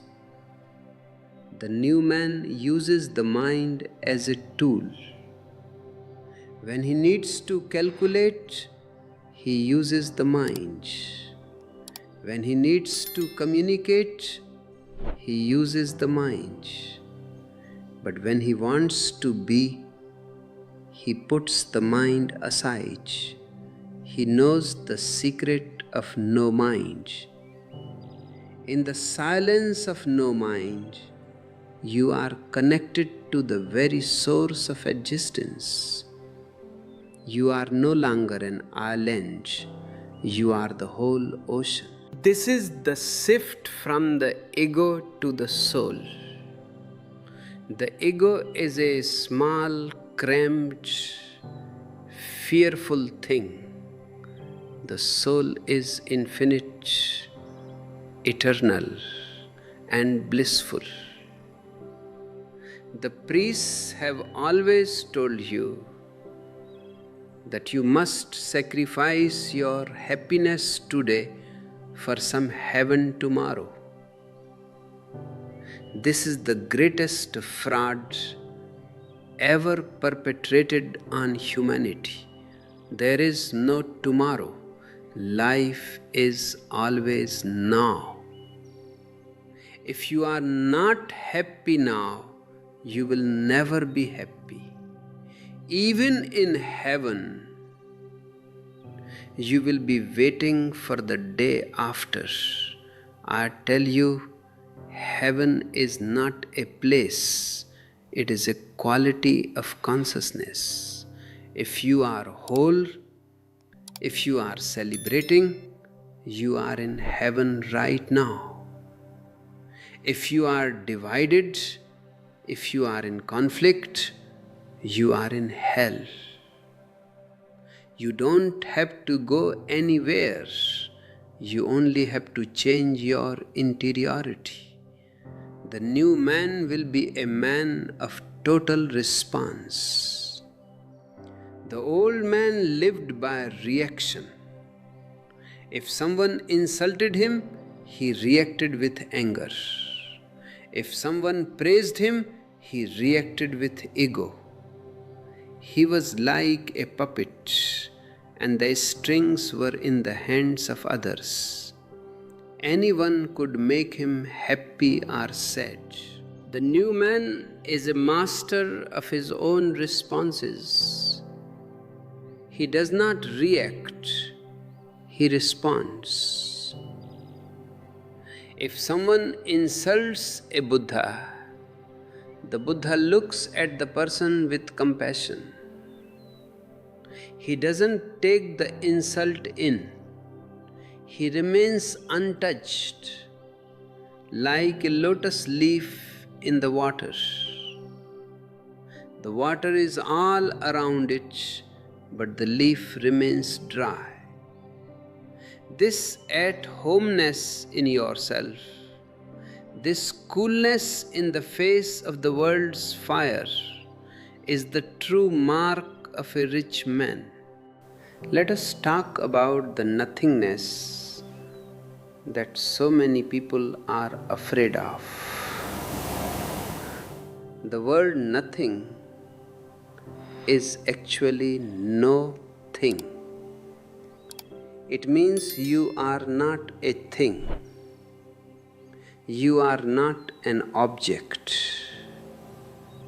You are a pure subject, a pure consciousness. This nothingness is not empty. It is overflowing with potential. It is the womb of existence. When you enter into your own nothingness, you are entering into God. This is what Buddha called nirvana, the blowing out of the candle. When the candle of the ego is blown out, the sun of the truth rises, and that sun never sets. The old man was obsessed with doing. He felt that if he wasn't doing something, he was wasting his time. He was a human doing, not a human being. The new man understands the value of non-doing. He knows that the most important things in life happen when you are not doing anything. Love happens, silence happens, ecstasy happens. You cannot do love. You can only be in a state of love. You cannot do meditation. You can only be meditative. This shift from doing to being is the essence of my teaching. It is the transition from the world of Zorba to the world of Buddha. But remember, the new man does not drop the doing. He brings the quality of being into his doing. He works, but he is not the doer. He is the witness. This witnessing is the key to the whole mystery. Whatever is happening, whether you are eating, walking, talking, or working, just keep a small corner of your consciousness watching. Don't judge, don't analyze, just watch. This watching creates a distance between you and your mind. And in that distance, the mind loses its power over you. You are free. You are no longer a victim of your moods or your emotions. You are the master of the house. And when the master is home, the servants, the mind, the body, the senses, all work in harmony. The history of man has been a history of great men, kings, conquerors, saints. But I tell you, the age of the great men is over. We need whole man. A great man is usually great in only one dimension, and that greatness is often a compensation for a deep lack in another dimension. A great conqueror is often a man who is running away from his own inner weakness. A great saint is often a man who is suppressing his own natural desires. I don't want you to be great. I want you to be whole. A whole man is ordinary, but his ordinariness is extraordinary. He is like a blade of grass that bows in the wind, yet he has the strength of the whole earth behind him. The new man will have a totally different relationship with the body. The old man treated the body either as an enemy to be conquered or as a machine to be exploited. The new man will treat the body as a temple. He will listen to the wisdom of the body. The body is far more intelligent than the mind.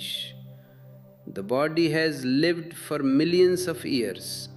The mind is a very recent arrival. The body knows how to heal itself, how to breathe, how to digest, how to circulate blood, all without your help. The new man will honor this biological miracle. He will eat with awareness, move with grace, and rest with totality. He will see that the body is the visible part of the soul, and the soul is the invisible part of the body. The division between the sacred and the secular will disappear. In the past, the temple was sacred and the marketplace was secular. The prayer was sacred and the business was secular. I tell you, nothing is secular. Everything is a manifestation of the same divine energy. If you can bring your meditation to the marketplace becomes a temple. If you can bring your love to your business becomes a service. This is the only way to heal the split in the human soul. This is the way of the Zorba Buddha. He does not need to go to a special place to find God. He finds God in the kitchen, in the garden, in the office, and in the bedroom. The old man lived in time. He was always looking back with regret or looking forward with hope. He was never here. But time is a mental construct. Existence knows only the eternal now. The new man lives in this now. He is not a slave to the clock. He knows that the only real time is the time of the heart. When you are in love, time stops.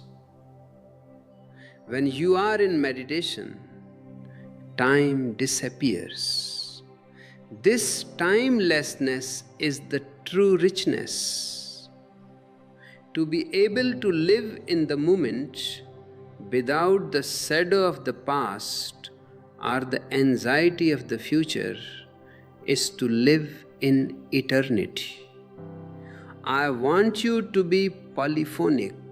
A person who only has one interest, one dimension, is like a musical instrument that can only play one note. That is a very poor life.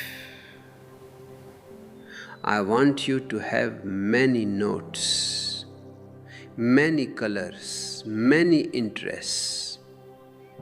Be a scientist, be an artist, be a lover, be a meditator. Let your life be a symphony. The more dimensions you have, the richer you are.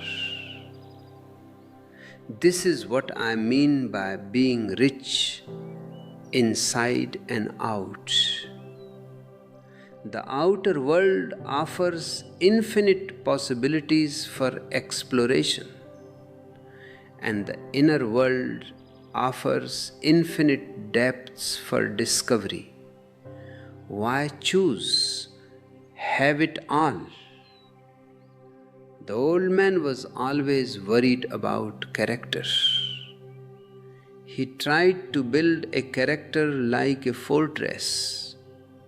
He had a set of rules that he followed, no matter what.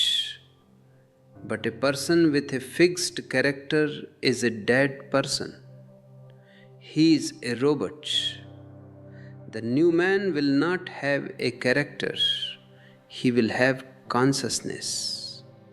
He will not live by rules. He will live by awareness. His response will change according to the situation. He is fluid spontaneous, and alive. He does not say, I always do this.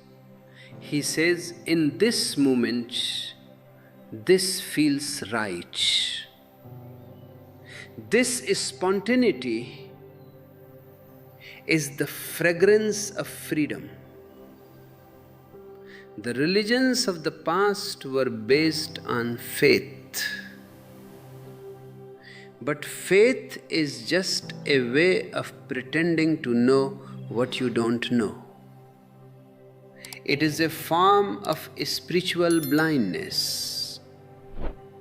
I don't want you to have faith, I want you to have vision. Vision comes through your own experience. When you see something for yourself, you don't need to believe in it. You don't believe in the sun, you see it.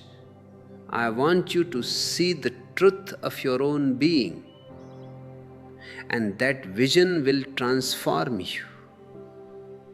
It will not be an intellectual conviction.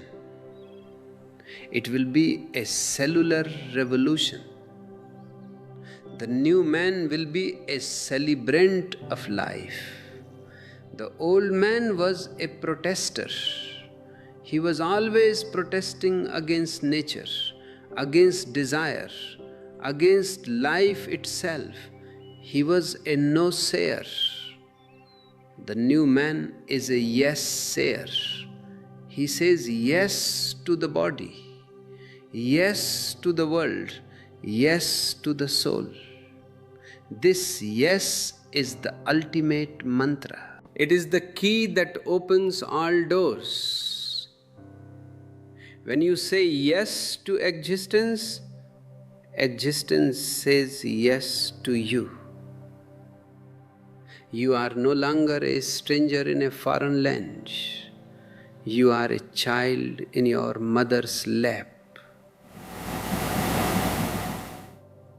The world is full of knowledgeable people, but it is very poor in wise people. Knowledge is information gathered from others. Wisdom is the flowering of your own intelligence. Knowledge is borrowed, wisdom is your own. The new man will not be interested in knowledge, he will be interested in wisdom. He will not be a scholar, he will be an explorer.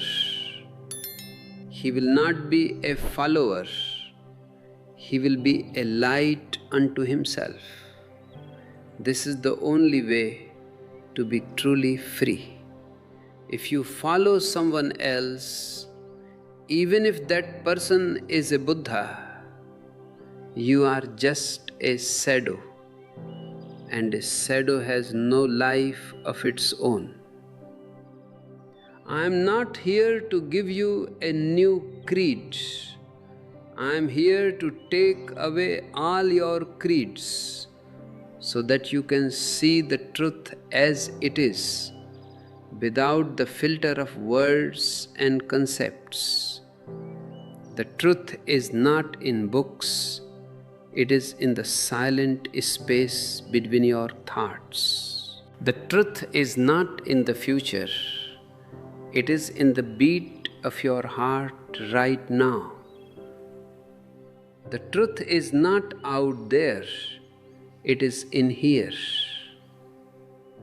This is the ultimate richness that no one can take away from you. This is the treasure that is hidden within you, waiting for you to find it. The old man was always trying to become something.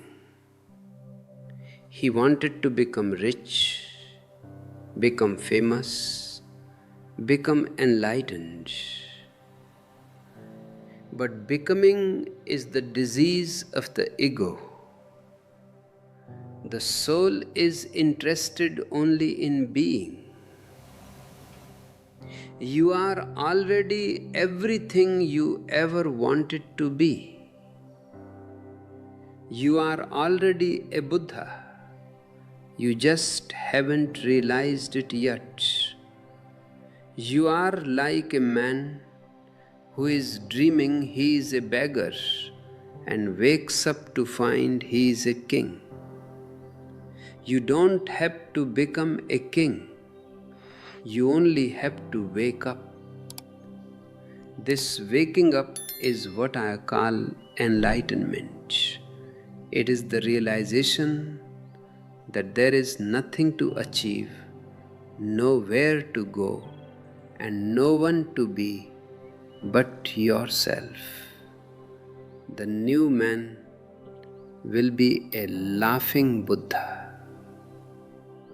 The old concept of enlightenment was very serious, very dry, very dull.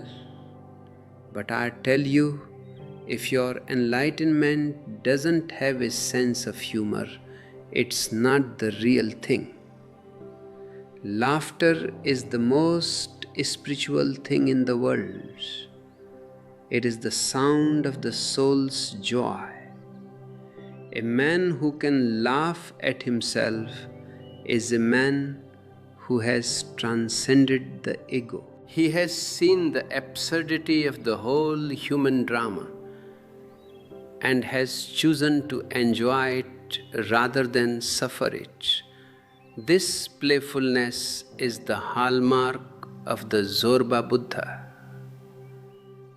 The journey of the new man is a journey from the person to the presence.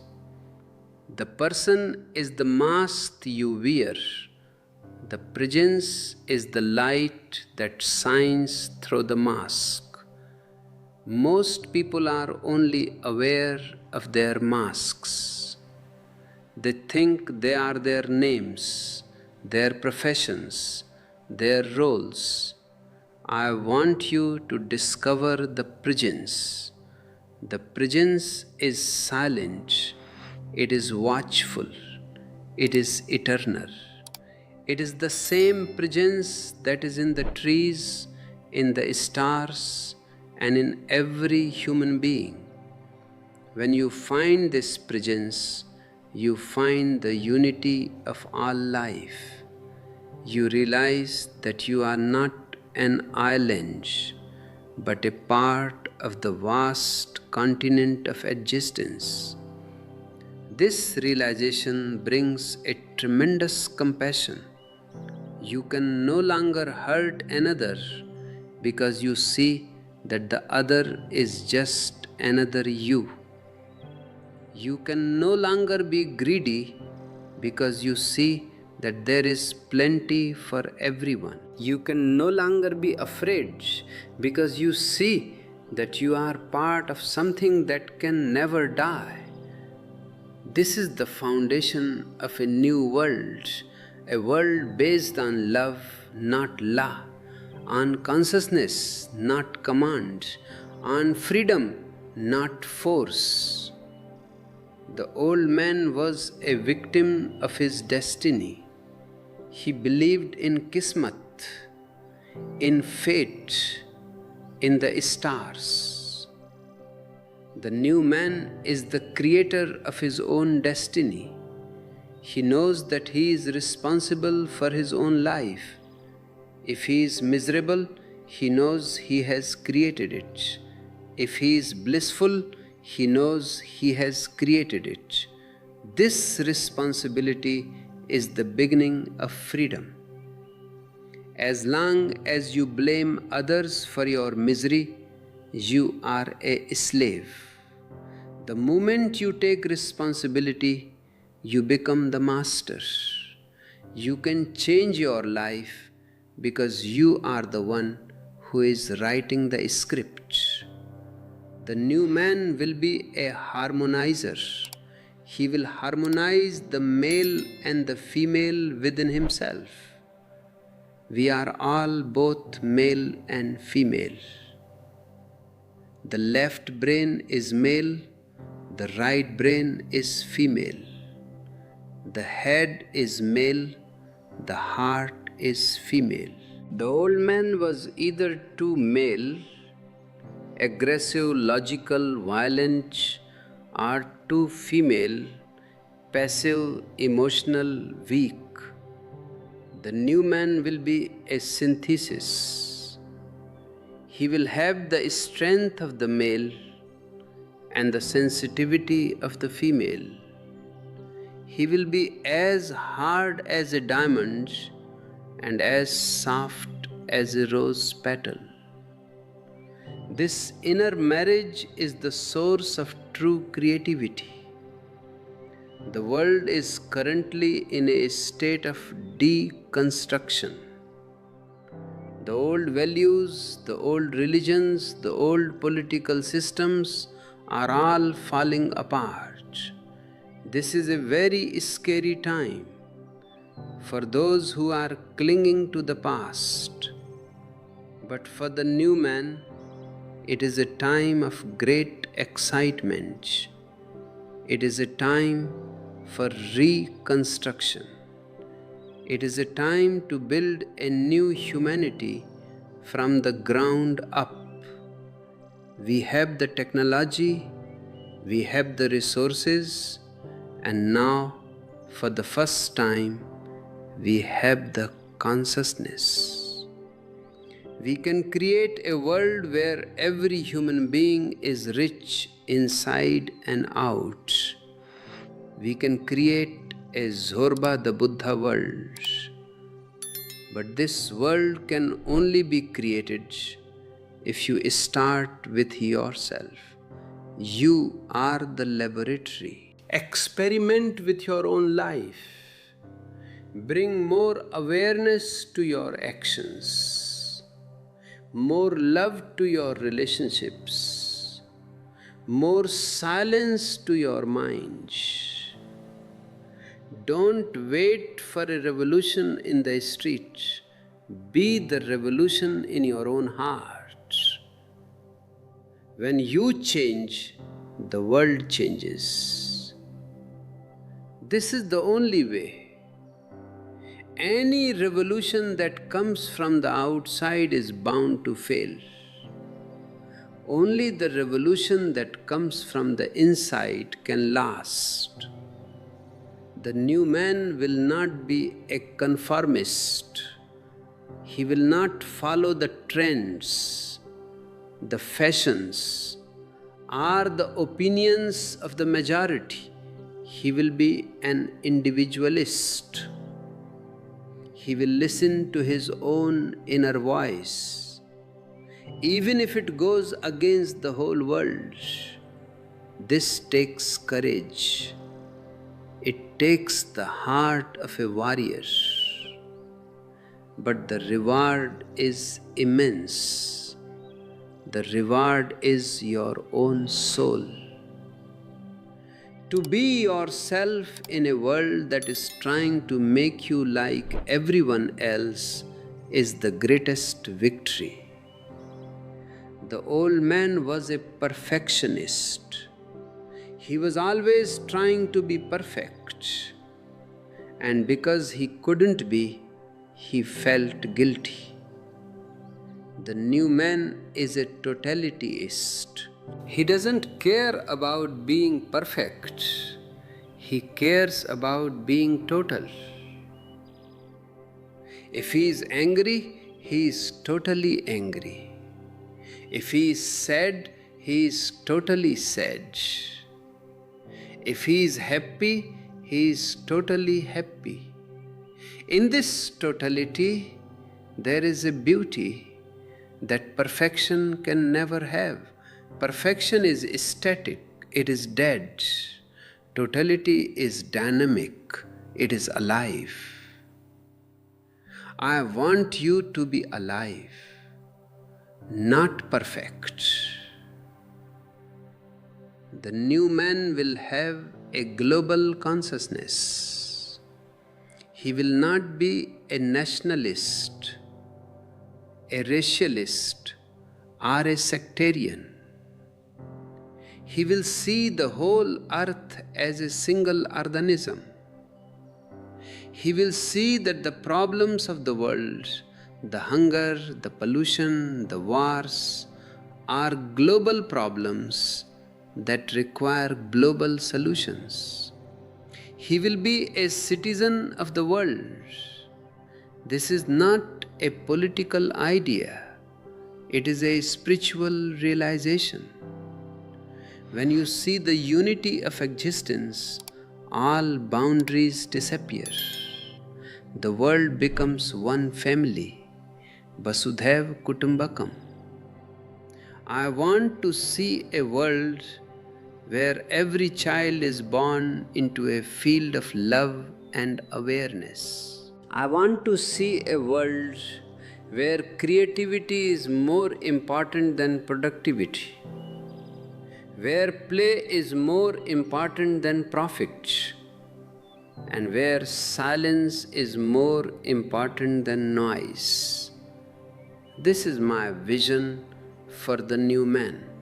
It is a vision of Homo novus, a human being who is fully awake, fully alive, and fully rich. The old man was a serious man. He thought that seriousness was a sign of maturity. But seriousness is just a mask for the ego's fear. The new man is a playful man. He knows that life is a lila, a divine game. He plays with the world, he plays with the mind, he plays with the soul. He doesn't take anything too seriously, not even death, because he knows that the one who is playing can never die. As you walk this path, you will find that the miraculous becomes ordinary. You will see miracles every day, in the blooming of a flower, in the song of a bird, in the smile of a stranger. You will realize that the whole of existence is a miracle, and you are a part of it. This realization is the ultimate richness. It is the richness that does not depend on what you have, but on what you are. It is the richness of a being who is in tune with the infinite. I am here to remind you of this richness. I am here to wake you up from your dream of poverty. You are not a beggar, you are a king. You are not a sinner, you are a Buddha. You are not a fragment, you are the whole. Just open your eyes and see. The sun is already above the horizon. The new day is here. The new man is waiting to be born within you. Let the past be gone. Let the old man die. And let the new man, the Zorba Buddha, come to life. Let him dance, let him sing, let him meditate, and let him love. This is the only way to live. Everything else is just a slow way of dying. Choose life, choose totality, choose the richness of the heart and the richness of the world. The morning is beautiful. The silence is deep. The presence is palpable. Stay in this state as much as you can. Carry this vibe with you into the world. Be a light unto yourself, and you will be a light to others. This is the only service you can truly offer to humanity. Not your words, not your charity, but your being. When you are whole, your very presence is a healing. I leave you in this silence, in this love, and in this light. The journey continues. Each moment is a new beginning. Each step is the destination. Let us keep moving together into the unknown with joy in our hearts and a dance in our feet. The universe is with us. The stars are our friends. Existence is our home. Be whole. Be rich. Be Zorba the Buddha. This freedom I speak of is not a freedom from something, but a freedom to be. There is a vast difference. When you are free from a prison, you are still defined by the prison. When you are free from a religion, you are still carrying the scars of that religion. But the freedom to be is positive. It is a state of being where you are so full of your own presence that the other no longer defines you. This is the ultimate richness. To be so centered in your own light that even if the whole world goes into darkness, your flame continues to burn. This is the quality of the new man. He is not a reactionary, he is a creator. He doesn't live against the old, he lives for the new. And for the new to be born, you must understand the vertical dimension of life. Most people live on a horizontal line. The horizontal line is the line of time, the line of the more. You have a little money, you want more money. You have a little power, you want more power. You are at point A, you want to reach point B. This is the world of the Zorba who has lost his way. It is a line that goes from the cradle to the grave, and it never reaches anywhere. It is a treadmill.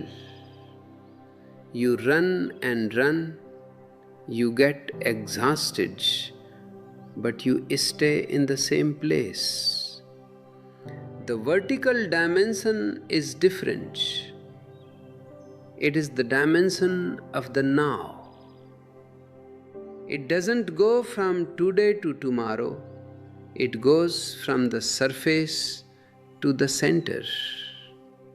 It goes from the noise to the silence. The Buddha is the master of the vertical. He doesn't care about more, he cares about deeper. He doesn't care about becoming, he cares about being. But my vision is that you should live at the crossroads, where the horizontal and the vertical meet. That crossroad is the now. On the horizontal line, you take care of your body, your business, your family, your technology. On the vertical line, you take care of your meditation, your silence, your ecstasy. If you only live horizontally, you are a machine. If you only live vertically, you are a ghost. When you live at the intersection, you are a Zorba the Buddha. You are a complete human being. This completeness brings a new kind of intelligence, an intelligence that is not of the brain but of the heart. The brain is a calculator. The heart is a poet. The brain thinks, the heart knows. The brain analyzes, the heart synthesizes. In the old world, we overemphasized the brain. We created a heady civilization. That is why we have great technology but no peace. We have great medicine but no health. We have great houses but no homes. I want to shift the center of your gravity from the head to the heart, and then from the heart to the hara, the center that is even deeper than the heart, 2 inches below the navel. That is the center of your life force. When you function from your hara, you are always grounded. You are like a great oak tree with roots deep in the earth and branches reaching for the stars. Nothing can shake you.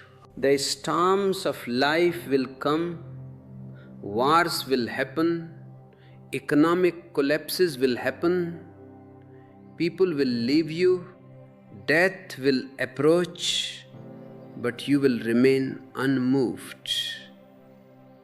Not because you are cold or indifferent, but because you are centered. This centering is the greatest wealth. A man who is centered in his own being is the richest man in the world, even if he is sitting in a hut. A man who is not centered is a beggar, even if he is sitting on a throne. I want you to look at your life as an adventure in consciousness. Don't be afraid of the new. The old is familiar, and because it is familiar, it feels safe. But the familiar is also dead. The new is unknown, and because it is unknown, it feels dangerous. But the unknown is where the life is. Only the unknown can nourish your soul. So every day, do something new, think something new, feel something new, break your habits. Habits are the graves we dig for ourselves while we are still alive. A man of habits is a robot. A man of awareness is a revolutionary. The old humanity was based on fictions. Nations are fictions. Religions are fictions. Money is a fiction. They only exist because we all agree to believe in them. The moment we stop believing in them, they disappear. But your consciousness is not a fiction. Your love is not a fiction. Your silence is not a fiction. These are the only realities. I want you to invest your energy in the real, not in the fictional. Don't die for a flag. It's just a piece of cloth. Don't kill for a book. It's just paper and ink. Live for the truth that you find within yourself. That truth will not make you a soldier. It will make you a lover. And love is the only alchemy. It is the only force that can turn the lead of the ego into the gold of the divine. But love has been poisoned by the idea of possession. You think that to love someone means to own them. This is not love. This is politics. It is a power game. True love gives freedom. If you love someone, you give them the wings to fly, even if they fly away from you. Because your love is not a bargain, it is a gift.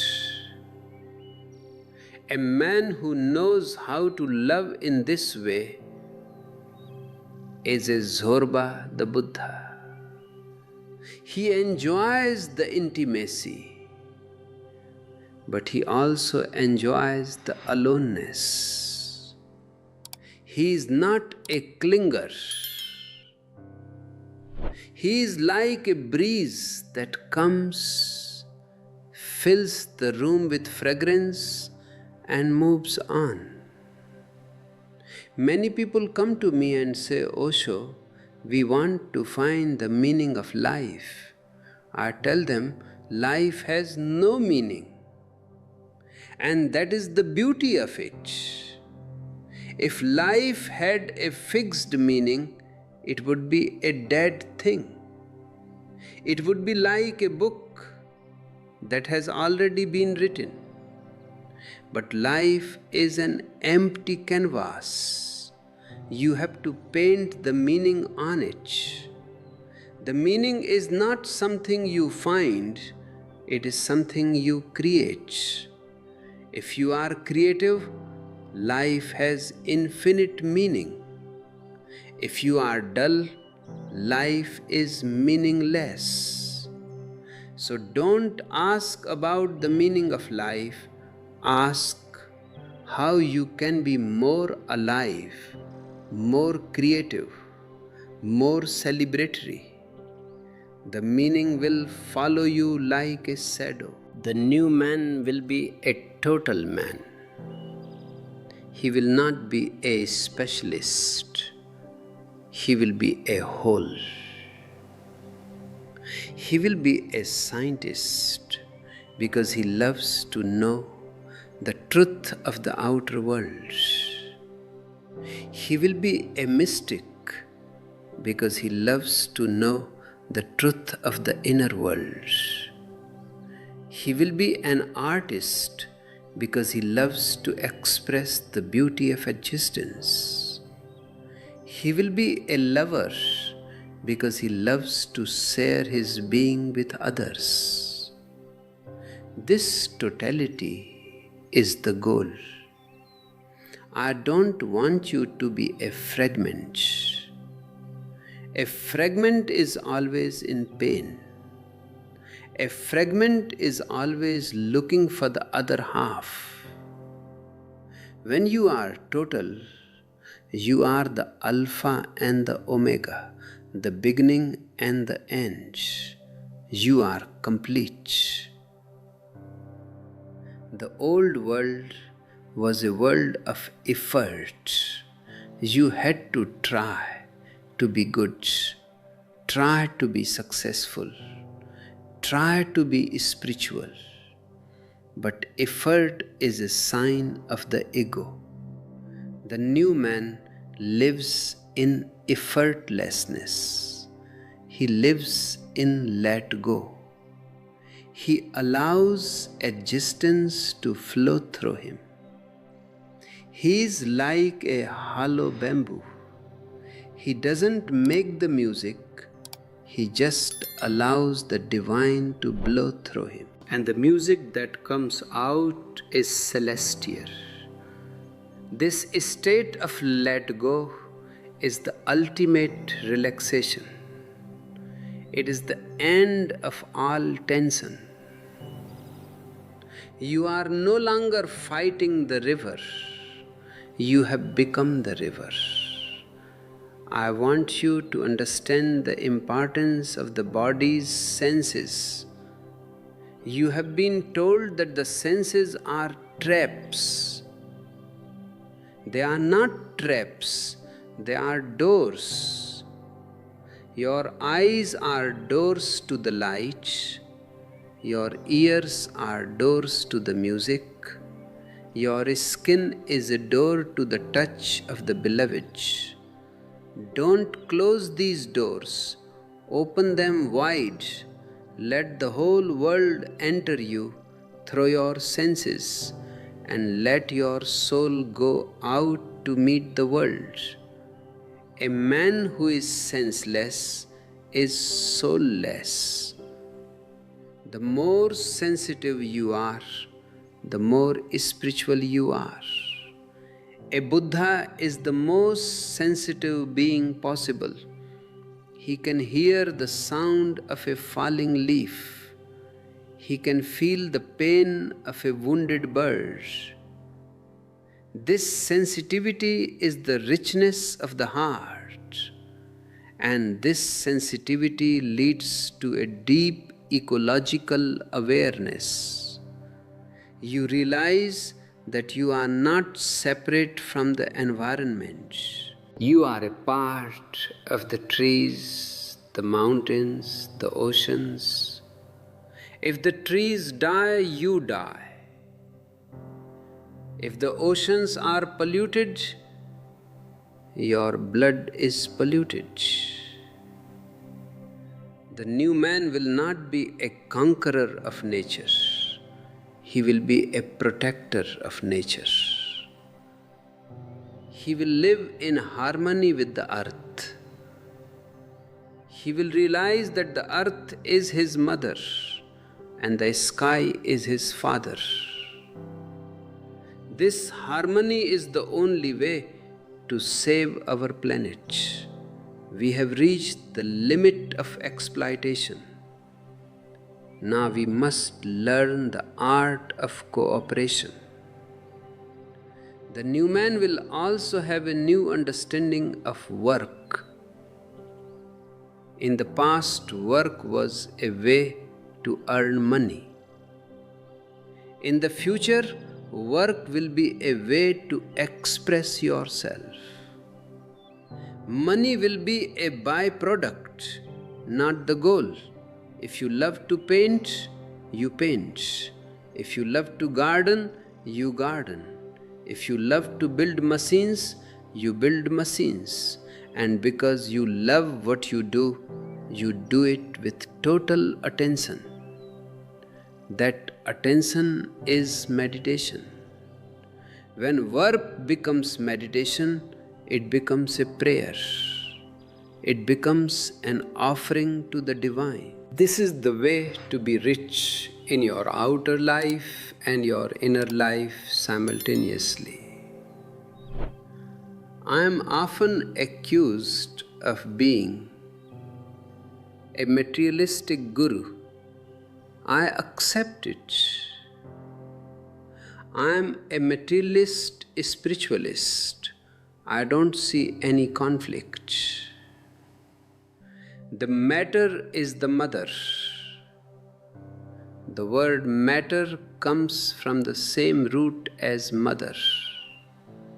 To reject matter is to reject your mother. To reject the world is to be an ungrateful child. I want you to love the world, to enjoy the world, to make the world as beautiful as possible. And at the same time, I want you to know the silence of the soul, the light of consciousness, the ecstasy of the beyond. This is the path of the rich man's Guru. I am for the whole man. Don't be afraid of your darkness. What you call your darkness is just your unused energy. Your anger, your greed, your lust, these are all forms of raw energy. They are like the dark soil in a garden. If you leave the soil as it is just dirt. But if you plant seeds in it, it becomes beautiful flowers. Don't try to cut out your darkness. Transform it. Use the energy of anger to create a revolution of love. Use the energy of greed to search for the infinite. Use the energy of lust to reach the heights of samadhi. This is the alchemy of Tantra. It is the art of turning lead into gold. The new man will be a tantric man. He will not be a repressive man. Repression is the cause of all neurosis. When you repress something, it stays in your unconscious and it starts to rot. It creates a foul smell in your being. When you express something with awareness, it is released, it is purified. I want you to be transparent. Let your life be like a clear mountain stream. Let everything be visible. Don't hide anything from yourself.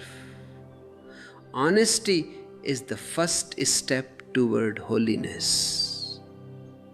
As we move toward the end of this talk, I want to remind you that you are a guest on this earth. Don't act like an owner. An owner is always worried about his possessions.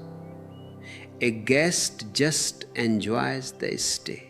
When the time comes to leave, he says thank you and moves on.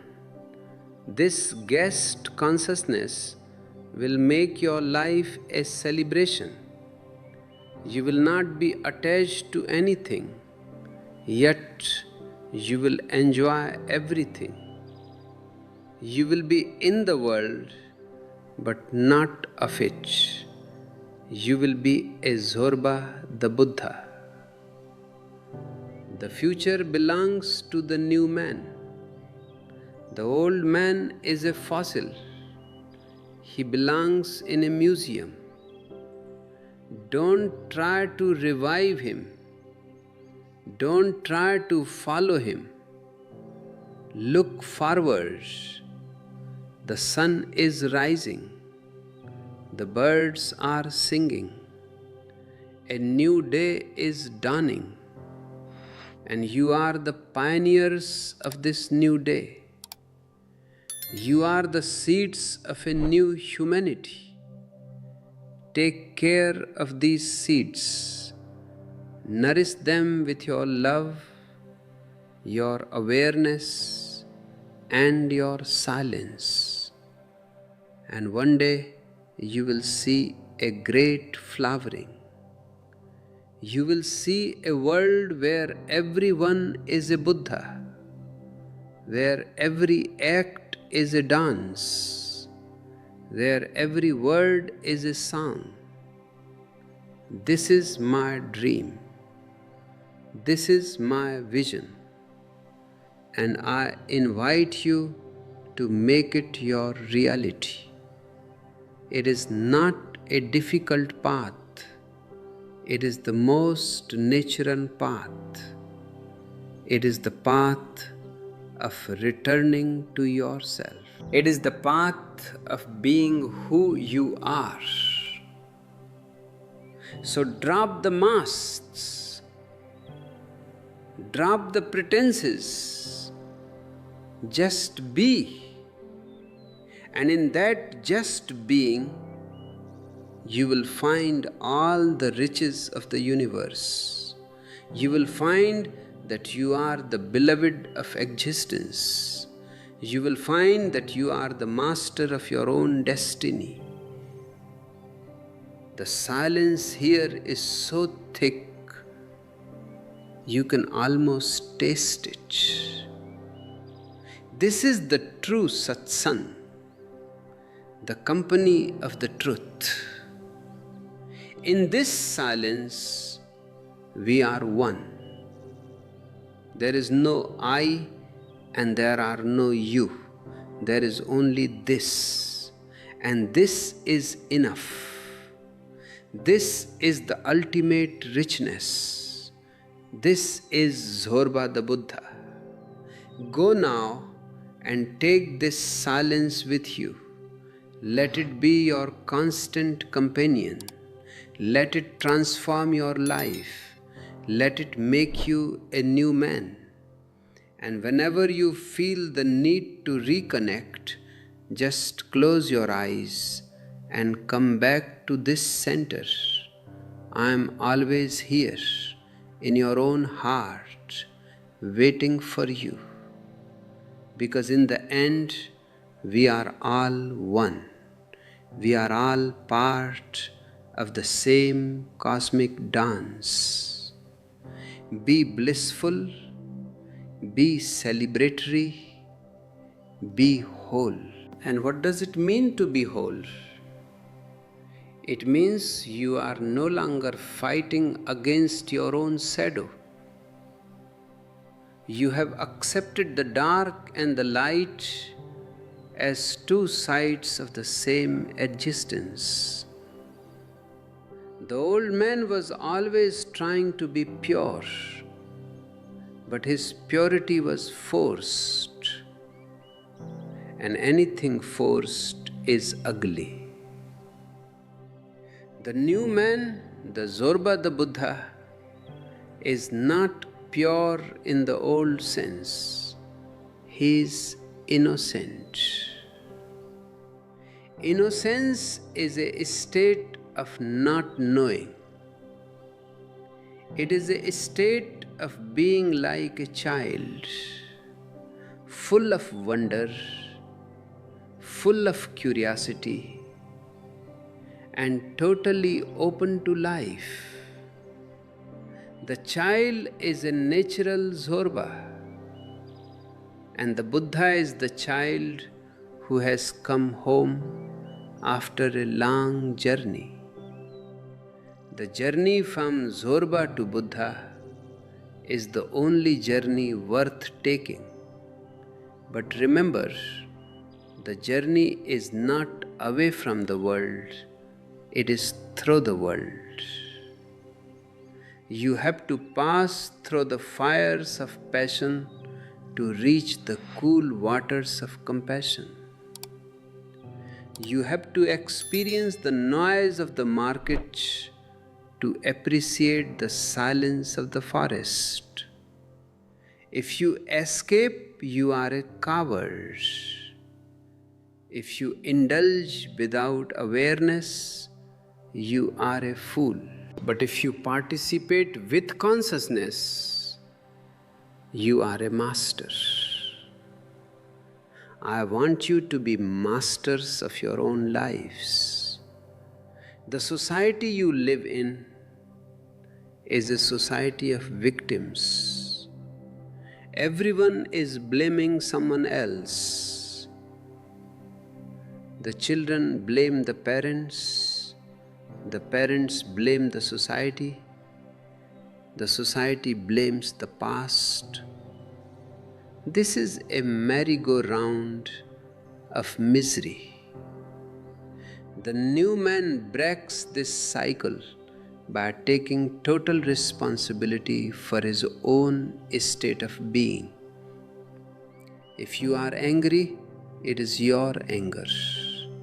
If you are sad, it is your sadness. No one can make you feel anything unless you are ready to feel it. This realization is like a thunderbolt. It shatters the ego, but it sets the soul free. The ego is like a parasite. It lives on your unconsciousness. It thrives on conflict, competition, and comparison. The new man has no need to compare. How can you compare a rose with a lotus? Both are beautiful in their own way. How can you compare yourself with anyone else? You are a unique phenomenon. There has never been anyone like you, and there will never be again. When you understand your uniqueness, the ego dies because there is no longer any food for it. You become an individual. You become a presence.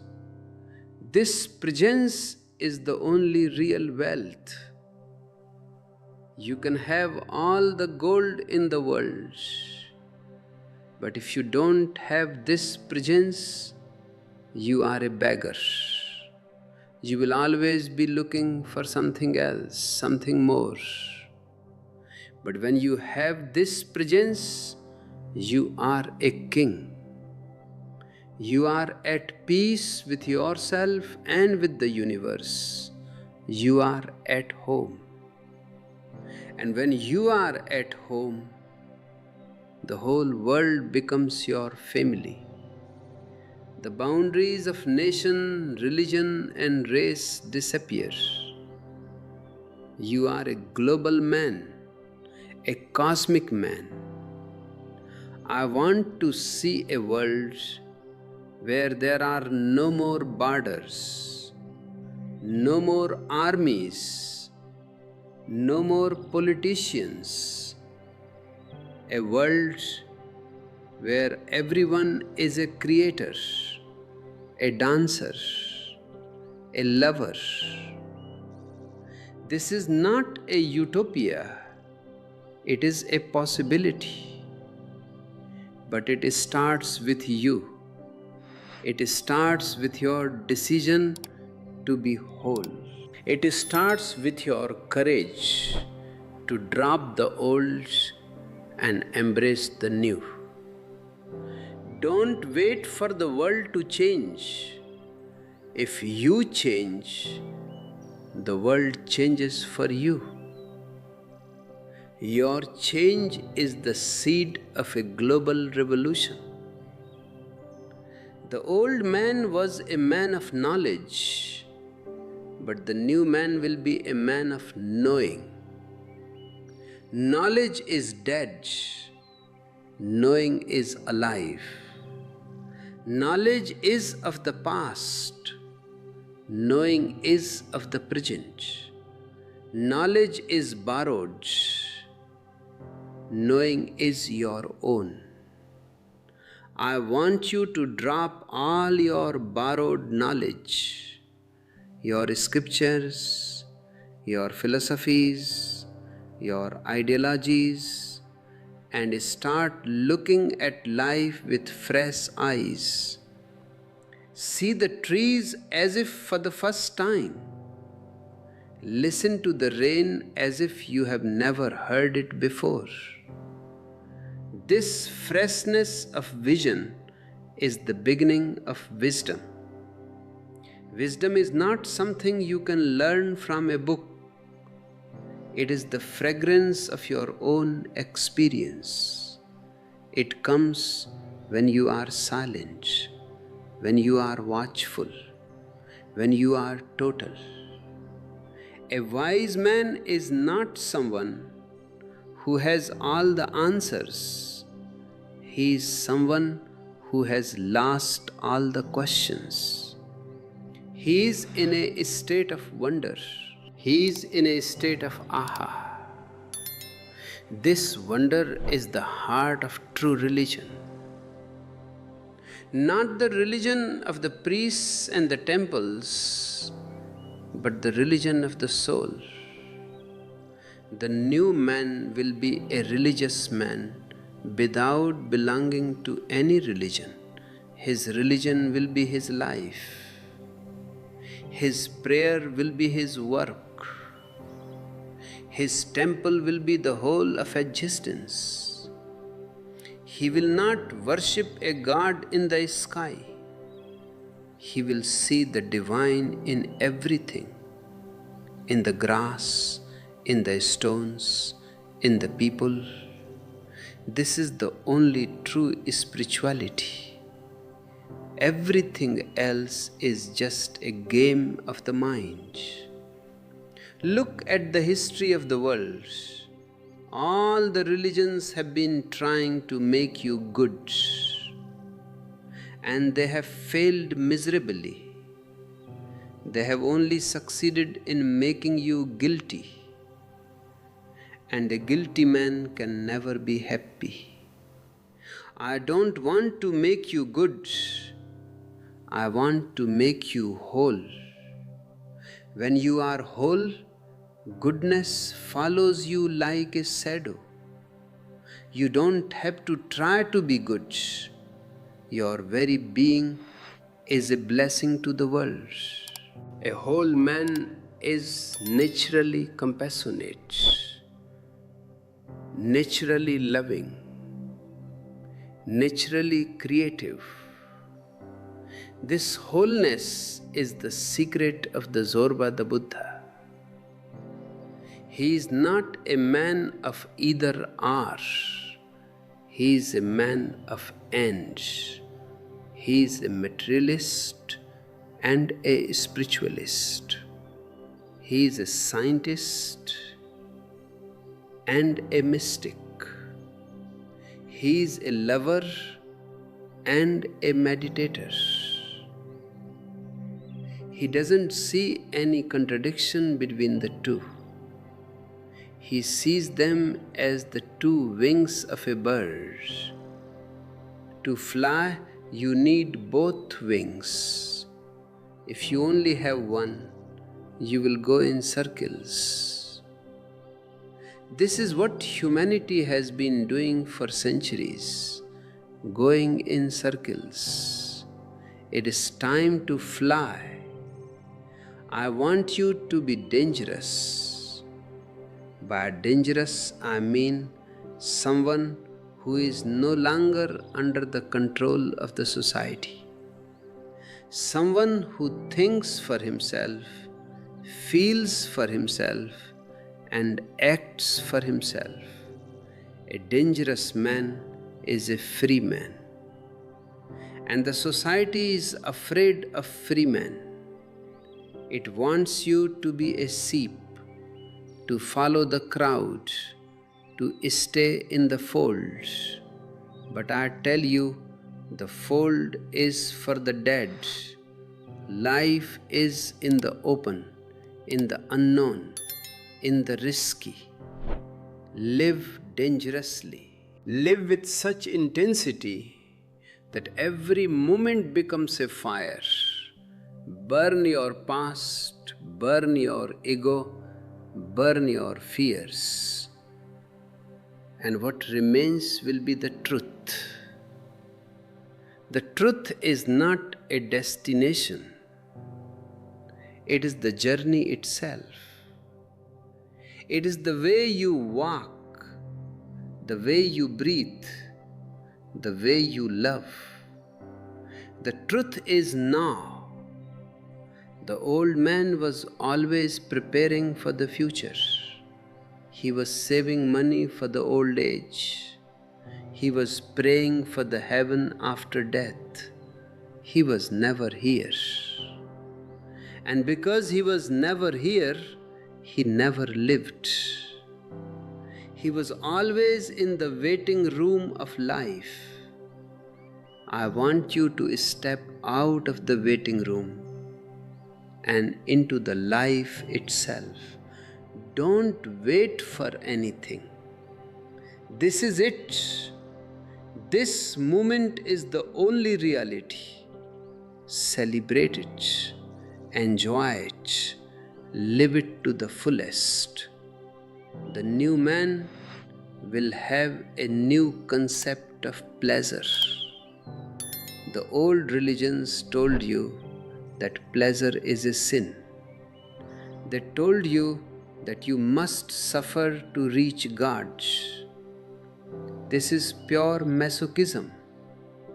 I tell you, pleasure is a gift of existence. Enjoy your food, enjoy your clothes, enjoy your house, enjoy your body. But enjoy it with awareness. When pleasure is joined with awareness, it becomes bliss.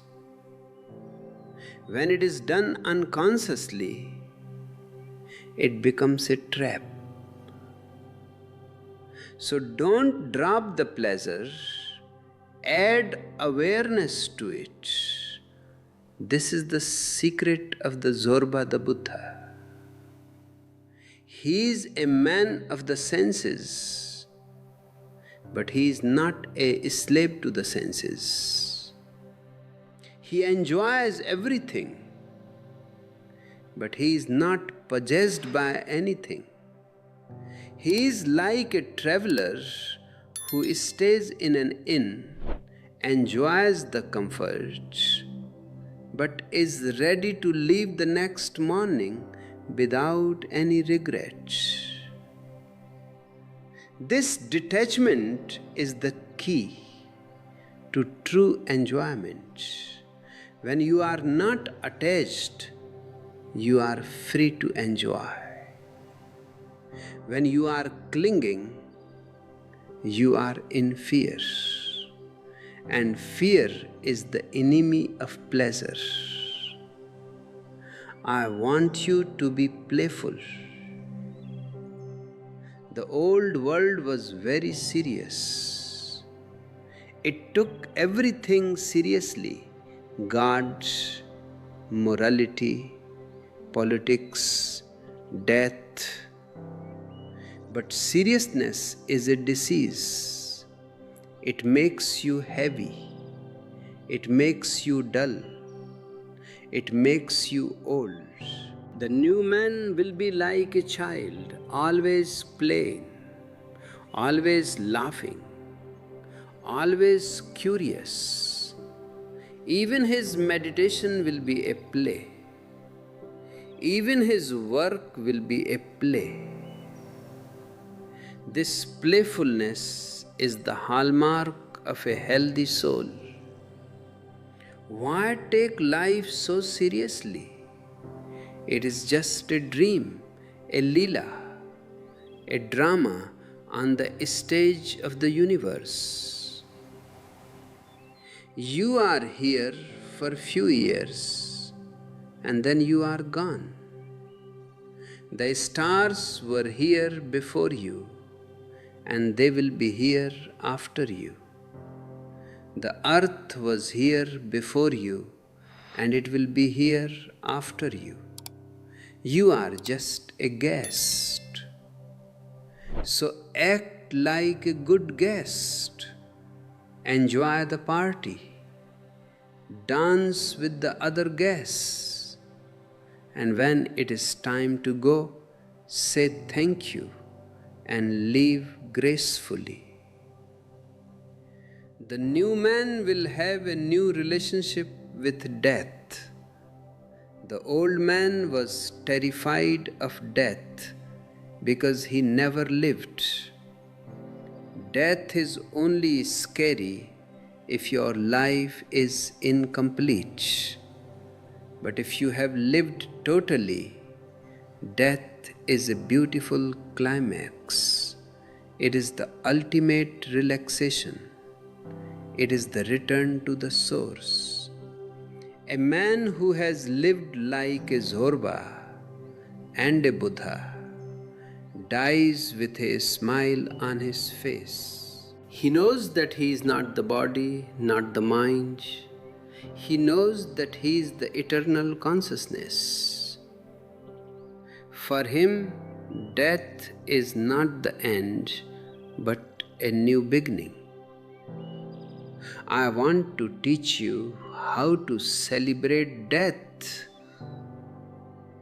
But you can only celebrate death if you have celebrated life. Life and death are not two different things. They are the two poles of the same energy. If you are afraid of one, you will be afraid of the other. If you love one, you will love the other.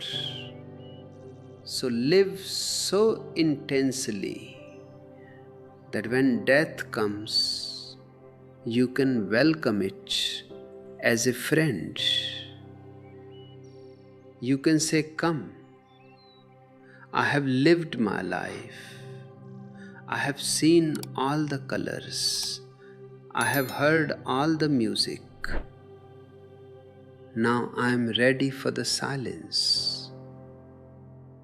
This state of readiness is the ultimate richness. It is a richness that no one can take away from you. It is your own inner treasure. And I am here to help you find it. I am not here to give you anything. I am only here to remind you of what you already have. You are a Buddha. You are a Zorba. You are the whole. Just wake up and see the truth. The morning is beautiful. The sun is rising. The birds are singing. Everything is inviting you to be yourself. Don't stay in the dark. Don't stay in the past. Step out into the light. Step out into the now. Let your Zorba dance and let your Buddha watch. Let them become one. This is the goal of the new man. This is the way of the Zorba the Buddha.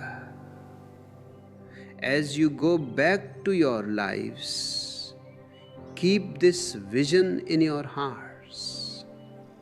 Let it be your guiding light. Don't listen to the priests. Don't listen to the politicians. Don't listen to the crowd. Listen to your own inner voice. It is the only voice that matters. It is the voice of the divine. And it is always whispering to you, be yourself. Be whole. Be free. The world needs you. It needs your light, your laughter, your love. It is tired of the old, divided, miserable man.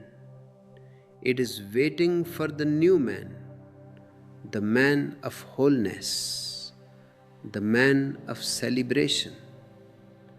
Be that man, be that woman, and you will see that life becomes a miracle every day. You will see that everything is sacred, everything is divine.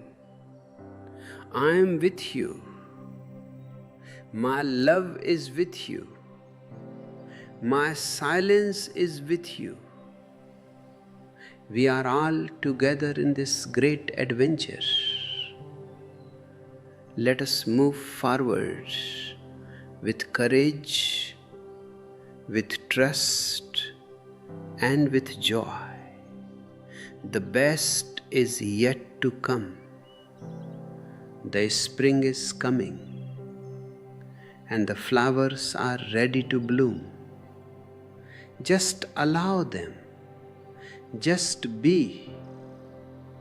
This silence we have shared is the true message. The words are just a way to bring us to this silence. In this silence we are one.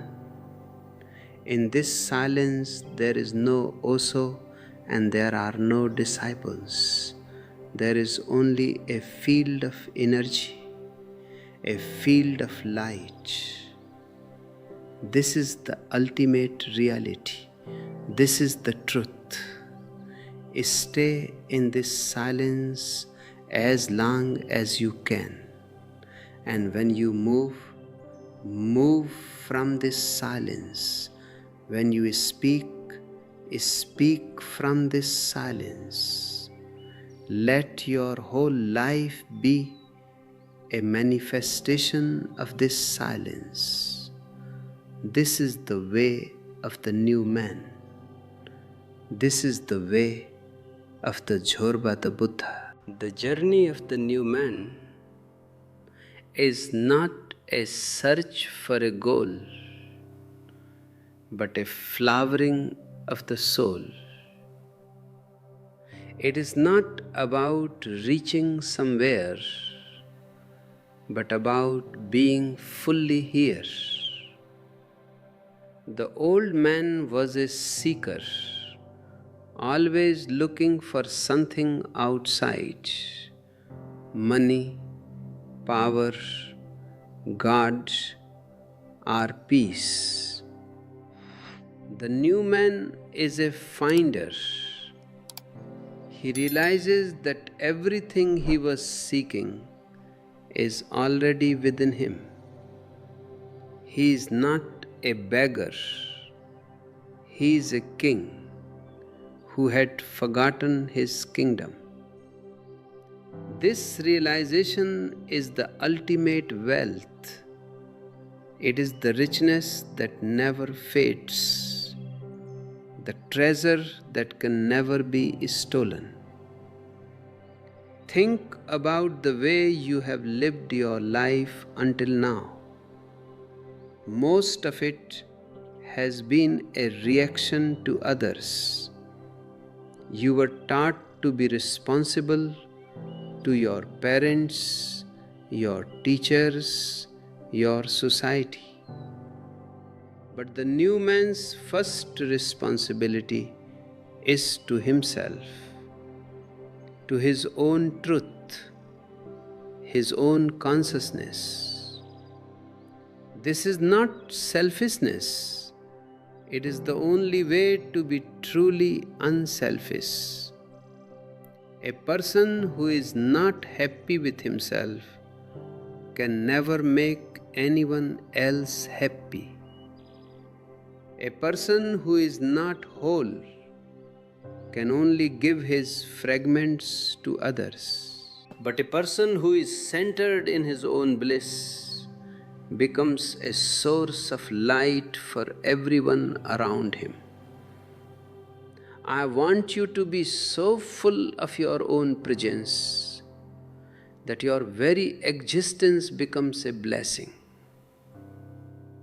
You don't have to do anything to help the world. Your being is the help. A person who is silent, who is loving, who is celebratory, changes the quality of the atmosphere around him. He creates a vibe, a field of peace. This is the true meaning of Sangha, a community of people who are all working on their own consciousness, and in doing so, creating a collective energy that is transformative. The old world was a world of crowds. The new man's world will be a world of individuals. A crowd is a low energy phenomenon. It is based on fear and the need for security. But an individual is a high energy phenomenon. He stands alone like a majestic mountain peak. He doesn't need the crowd to tell him who he is. He knows. And because he knows, he can truly relate to others. You see, the crowd doesn't relate, it only groups. A real relationship is only possible between two individuals who are whole in themselves. I want you to learn the art of relating without clinging. Love should be like breathing. It should be natural, easy, and essential for life. But you don't hold your breath. If you do, you will suffocate. You breathe in and you breathe out. Love should be the same. Let it come and let it go. Don't try to trap it in a marriage, in a contract, in a promise. If it is there, enjoy it. If it is gone, be grateful for the time it was there. This fluidity in love is the mark of the new man. He is a Zorba who loves deeply, but he is a Buddha who remains free. This freedom is not a loneliness, it is a solitude. Solitude is the presence of yourself. Loneliness is the absence of the other. The new man loves his solitude. He can sit for hours doing nothing, just enjoying the pulse of his own life. This is the ultimate luxury. Only a very rich man can afford to be alone with himself. Most people are terrified of being alone because they don't like the company they are in. They need the radio, the television, the telephone, anything to avoid their own emptiness. But the new man has transformed his emptiness into a fullness. He is alone full. And from this fullness, creativity is born. A man who is whole cannot help but be creative. His creativity is not an ego trip, it is a sharing. He paints because he is full of colors. He sings because he is full of music. He works because he is full of energy. His work is not a job, it is a joy. This is the future of work in the world of Zorba the Buddha. We are moving toward a world where machines will do all the drudgery and human beings will be free to be creators. This is a tremendous opportunity. For the first time in history, we can have a humanity that is dedicated to beauty, to love, to meditation. But are you ready for this freedom? Most people are not. They are so used to their chains that they feel lost without them. They are like prisoners who have been in a dark cell for so long that the sunlight hurts their eyes. I am here to hurt your eyes. I am here to wake you up from your comfortable sleep. I am here to tell you that you are free, even if you don't want to be. You are responsible for your own life, even if you would rather blame your parents or the government. The new man will be a rebel creator. His rebellion is not against anything. It is a rebellion for himself. He says no to everything that is false, everything that is dead, everything that is ugly. And he says yes to everything that is real, everything that is alive, everything that is beautiful. This yes is the most powerful force in the universe. It is the force of life itself. When you say yes to existence, you become a partner with the divine. You are no longer a separate fragment. You are a part of the whole. Look at the trees. They are always in a state of yes. They don't resist the wind. They dance with it. They don't resist the rain. They drink it. They don't resist the sun. They reach for it. This is the way to live. Be like a tree, deeply rooted in the earth, yet reaching for the highest stars. Be a Zorba in your roots and a Buddha in your branches. Let your life be a synthesis of the material and the spiritual.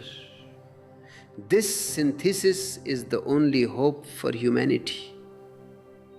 We have seen what happens when we choose one over the other.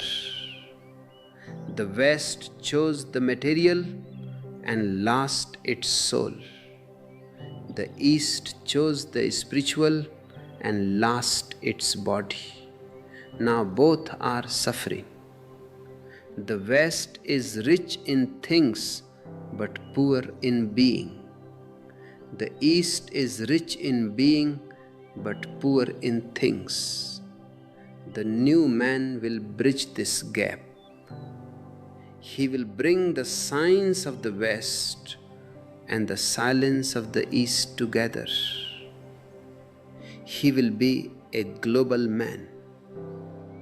And this global man will not be a serious man. He will be a laughing Buddha. He will see the comedy of life as well as the tragedy. He will know that the whole world is a stage and he is just playing a part. He will not be attached to his role. If he is a king, he plays the king. If he is a beggar, he plays the beggar. But inside, he is always the same.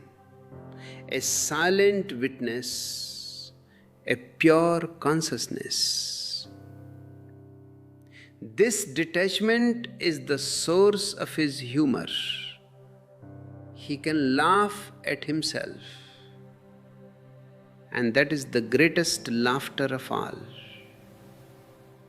The new man will have a new sense of time. He will not live in the past which is gone or in the future which is not yet. He will live in the now. The now is the only door to reality. If you are not in the now, you are in a dream.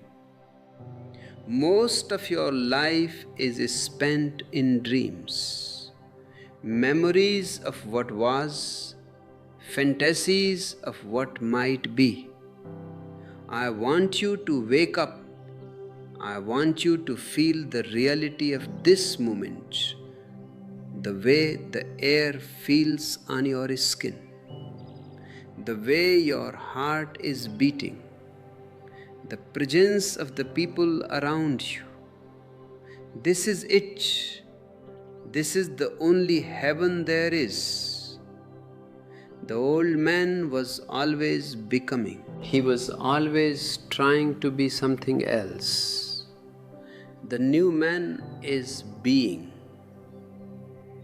He is content with what he is. This contentment is not a laziness. It is a deep relaxation. And from this relaxation, a new kind of action is born. It is an action that is not driven by desire, but by joy. It is a spontaneous action. You don't think before you act. You act because the action is flowing through you. This is the state of Tao, the state of Zen. It is the state where the doer is gone and only the doing remains. I want you to experience this state. It is not something far away. It is as close as your breath. It is always there, waiting for you to notice it. But you are so busy with your mind, so busy with your knowledge, that you miss the simple truth. The truth is not complicated. It is the most simple thing in the world. But it requires a simple heart to see it. It requires a heart that is not cluttered with suds and muss. The new man will be a natural man. He will not be a moral man. Morality is a cage. Nature is freedom. I don't want you to be good according to some old rules. I want you to be natural.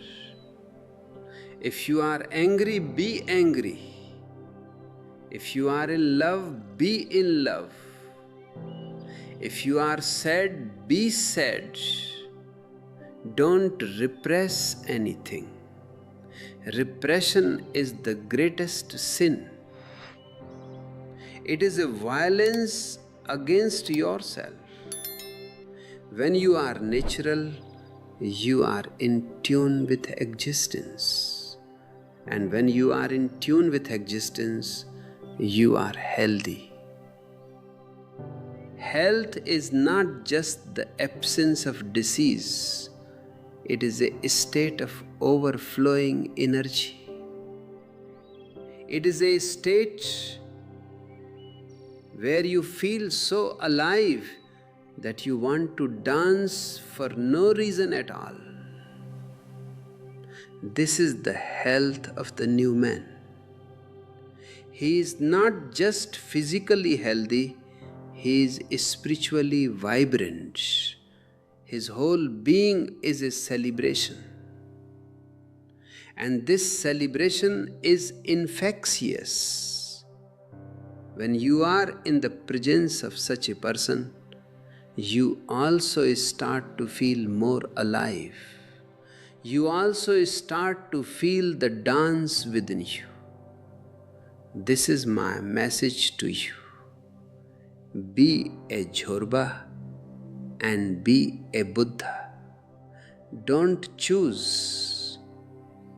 Choice is division. Totality is wholeness. Be rich in the world and be rich in the soul. Enjoy the wine, the food, the love, and enjoy the silence, the meditation, the ecstasy. Let your life be a beautiful, colorful, multidimensional symphony. This is the way of the new man. This is the way of the future. The past is dead. Let it be gone. Don't carry it like a corpse on your shoulders. It is heavy and it smells. Drop it and walk lightly into the future.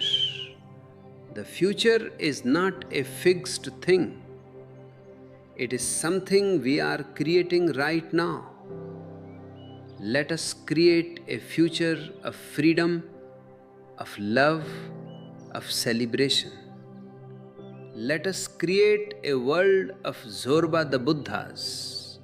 I am here to nudge you, to provoke you, to wake you up. I am your friend.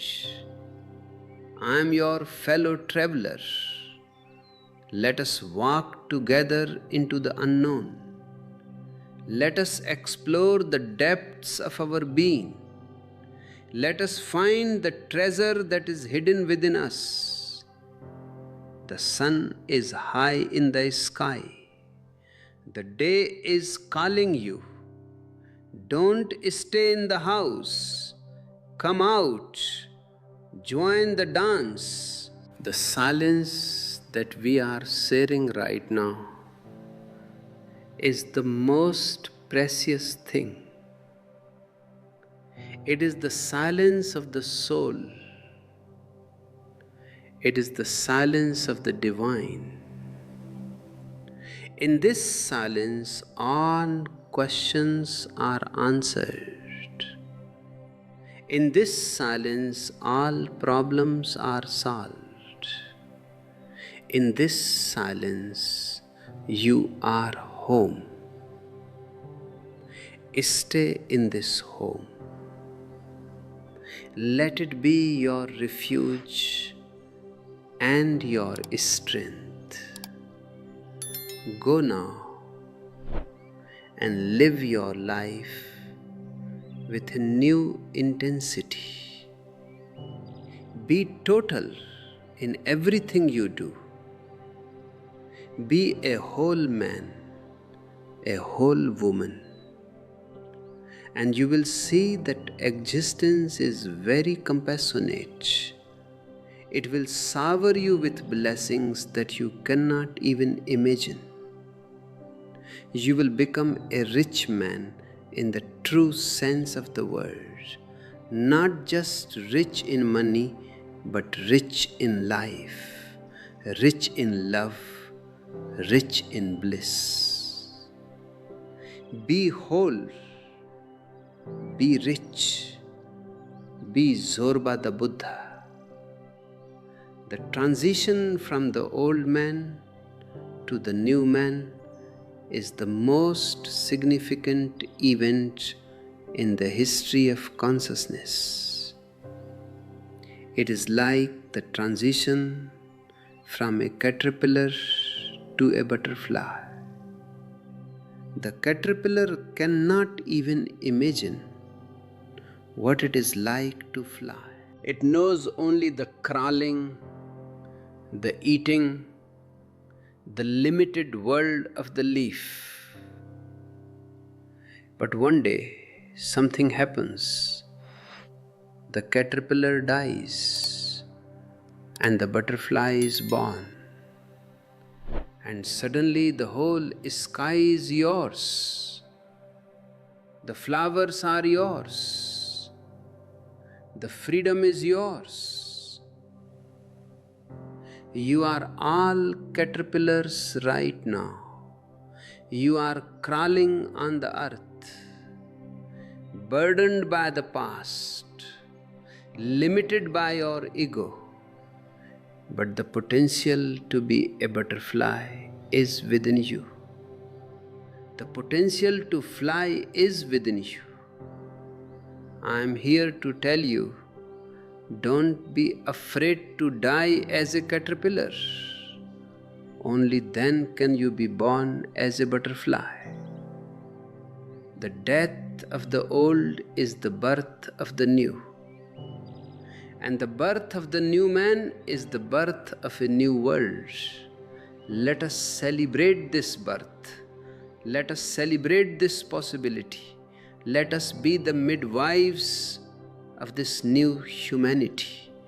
It starts with your own awareness. It starts with your own yes. The universe is waiting for you to take flight. Don't keep it waiting. Spread your wings.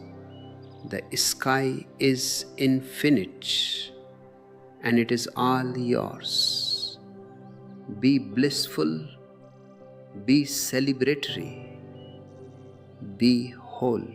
The transformation from a caterpillar to a butterfly is not merely a change in form.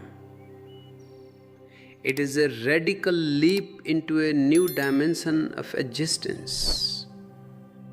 The caterpillar is bound to the earth, limited by its kraal, its horizon restricted to the leaf it feeds upon. It lives in a world of struggle, of constant eating, of horizontal movement.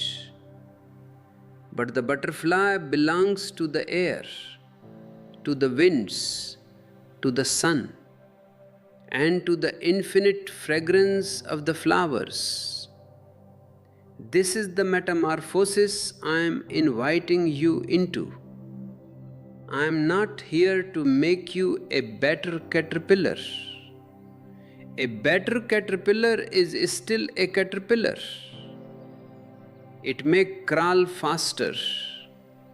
It may eat more.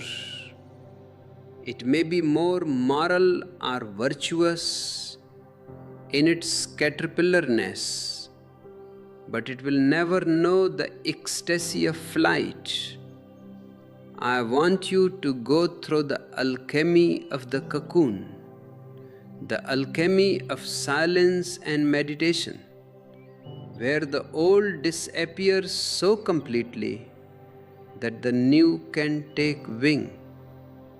This new man, this Zorba the Buddha, is the butterfly of human consciousness. He has deep roots in the earth, like the caterpillar once had, but he also has wings that reach for the stars. The old man was always afraid of this transformation. He called it dangerous. He called it madness, because he could not understand anything that was not part of his limited horizontal world. The crowd hates the butterfly because the butterfly reminds the crowd of its own lost potential. When you start to fly, when you start to live with awareness and joy, the people around you will feel uncomfortable. They will try to pull you back to the earth. They will tell you that you are being irresponsible or that you are lost. But they are the ones who are lost, for they have forgotten that they too have wings.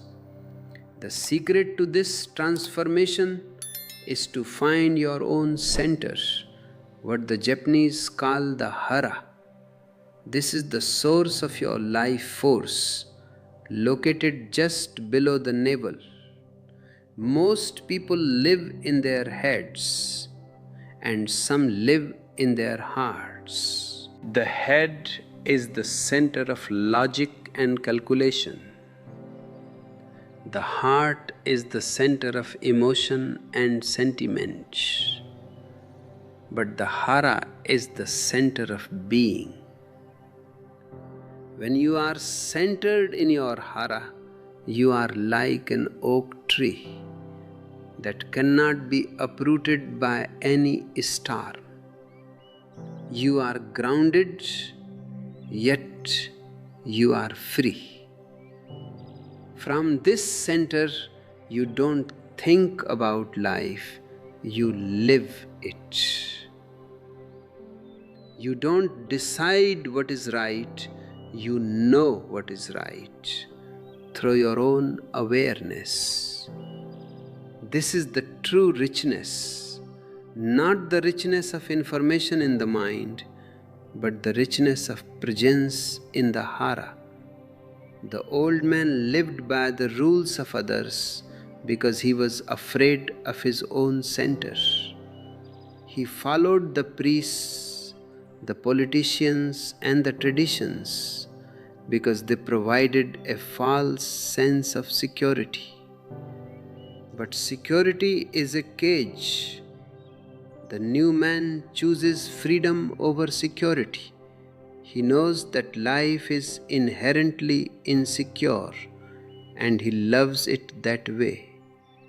Insecurity means that anything is possible. Insecurity means that life is an adventure. If everything was certain, life would be a dead machine. The Zorba the Buddha thrives in the unknown. He doesn't carry a map, he carries a light. And that light is his own consciousness. With that light, every step he takes creates the path. I want you to understand that the end of religion is the beginning of religiousness.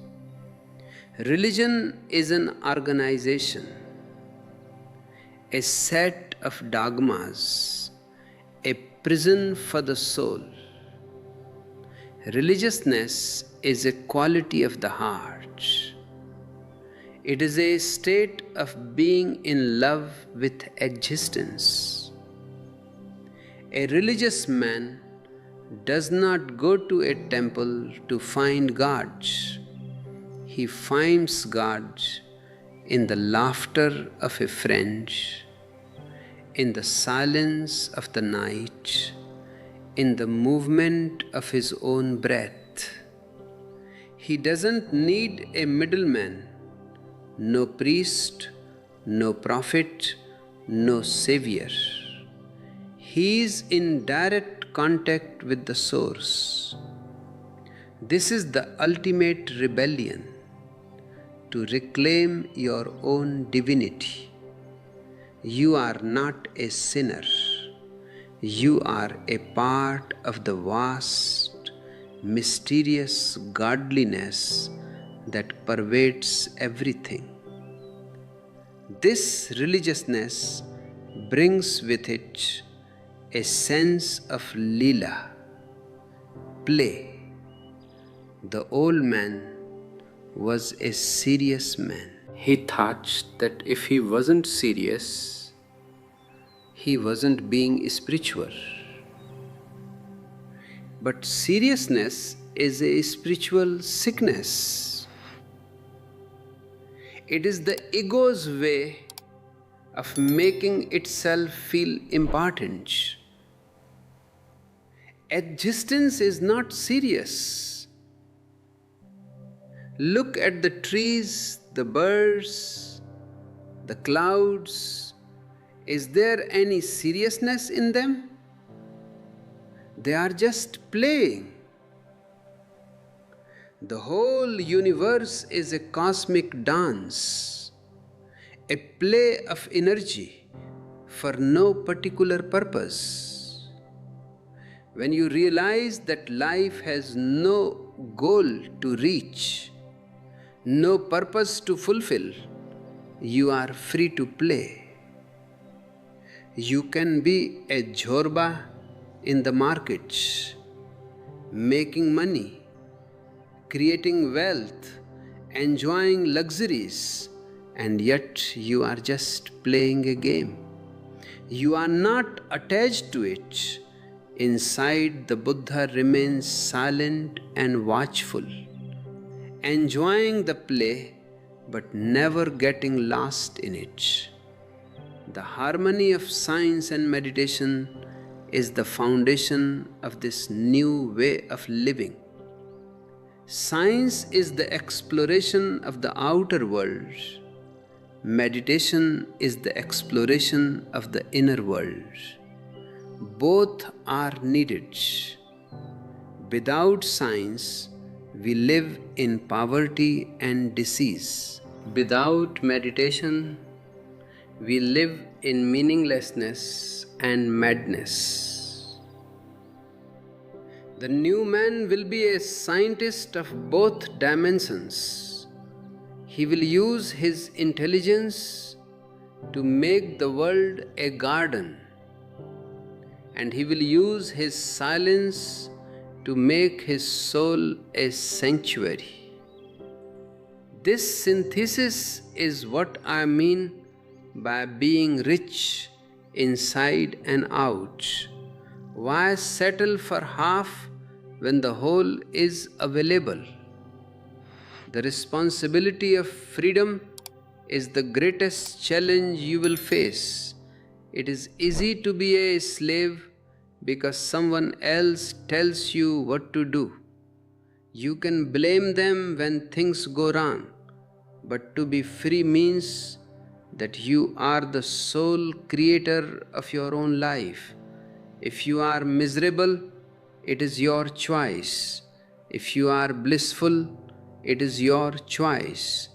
This responsibility is terrifying to the old man, but to the new man, it is the ultimate joy. It means that you have the power to transform your hell into heaven at any moment. You are the master of your own destiny. You are the architect of your own soul. This transformation requires a deep let go. You have been taught to fight, to strive, to conquer. But the new man knows the power of surrender, not to a person, but to the flow of life itself. He is like a leaf in the wind or a river flowing to the sea. He doesn't push the river, he flows with it. This let go is not a weakness, it is the highest form of intelligence.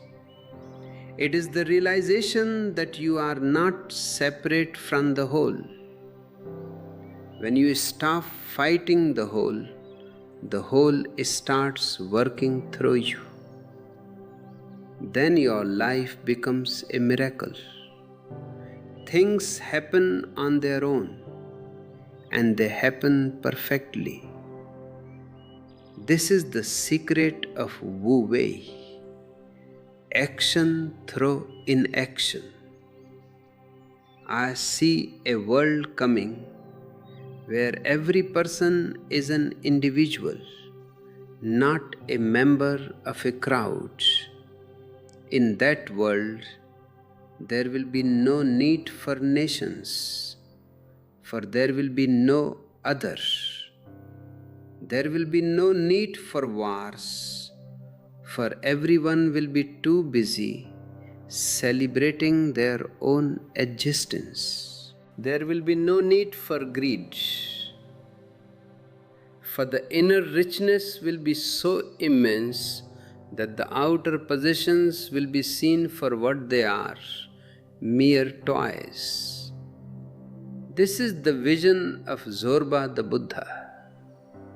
It is a vision of a humanity that has finally grown up, that has moved from the nursery of religion and politics into the wide open space of consciousness. Don't wait for the world to change. before you start living this vision. The world changes only when individuals change. You be the new man now. You be the Zorba the Buddha today. Bring more awareness to your eating, more love to your relationships, more silence to your nights. Let your life be a testimony to the possibility of wholeness. Don't be afraid to stand alone. A Buddha is always alone, but his aloneness is so full that it attracts the whole world. Your aloneness is your strength.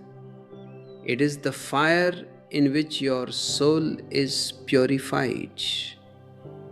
The past is a graveyard. Don't go there for inspiration. The future is a dream. Don't go there for hope. The present is the only reality. It is the only place where you can breathe, where you can love, where you can be. Drink this moment to its last drop. Let it saturate your being, and you will find that in this very moment you are already a king. You are already a Buddha. You are already a Zorba. The richness of the universe is already pouring into you. You only had to open your doors. Stay in this state of openness. Don't let the mind close the doors again with its buts and its whys. The mind is a small thing. Life is vast. The mind is a logic. Life is a mystery. Be a lover of the mystery. Live it, dance it, celebrate it. And when someone asks you who you are, don't tell them your name or your job. Just show them your dance. Show them your silence.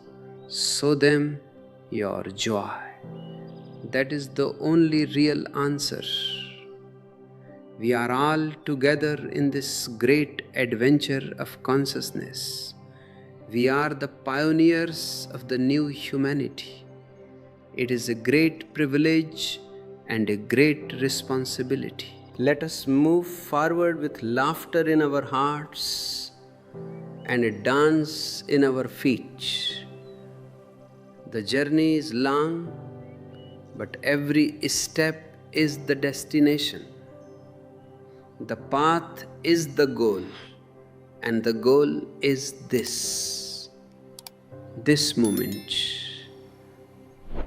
this breath, this silence. Be whole, be rich, be Zorba the Buddha.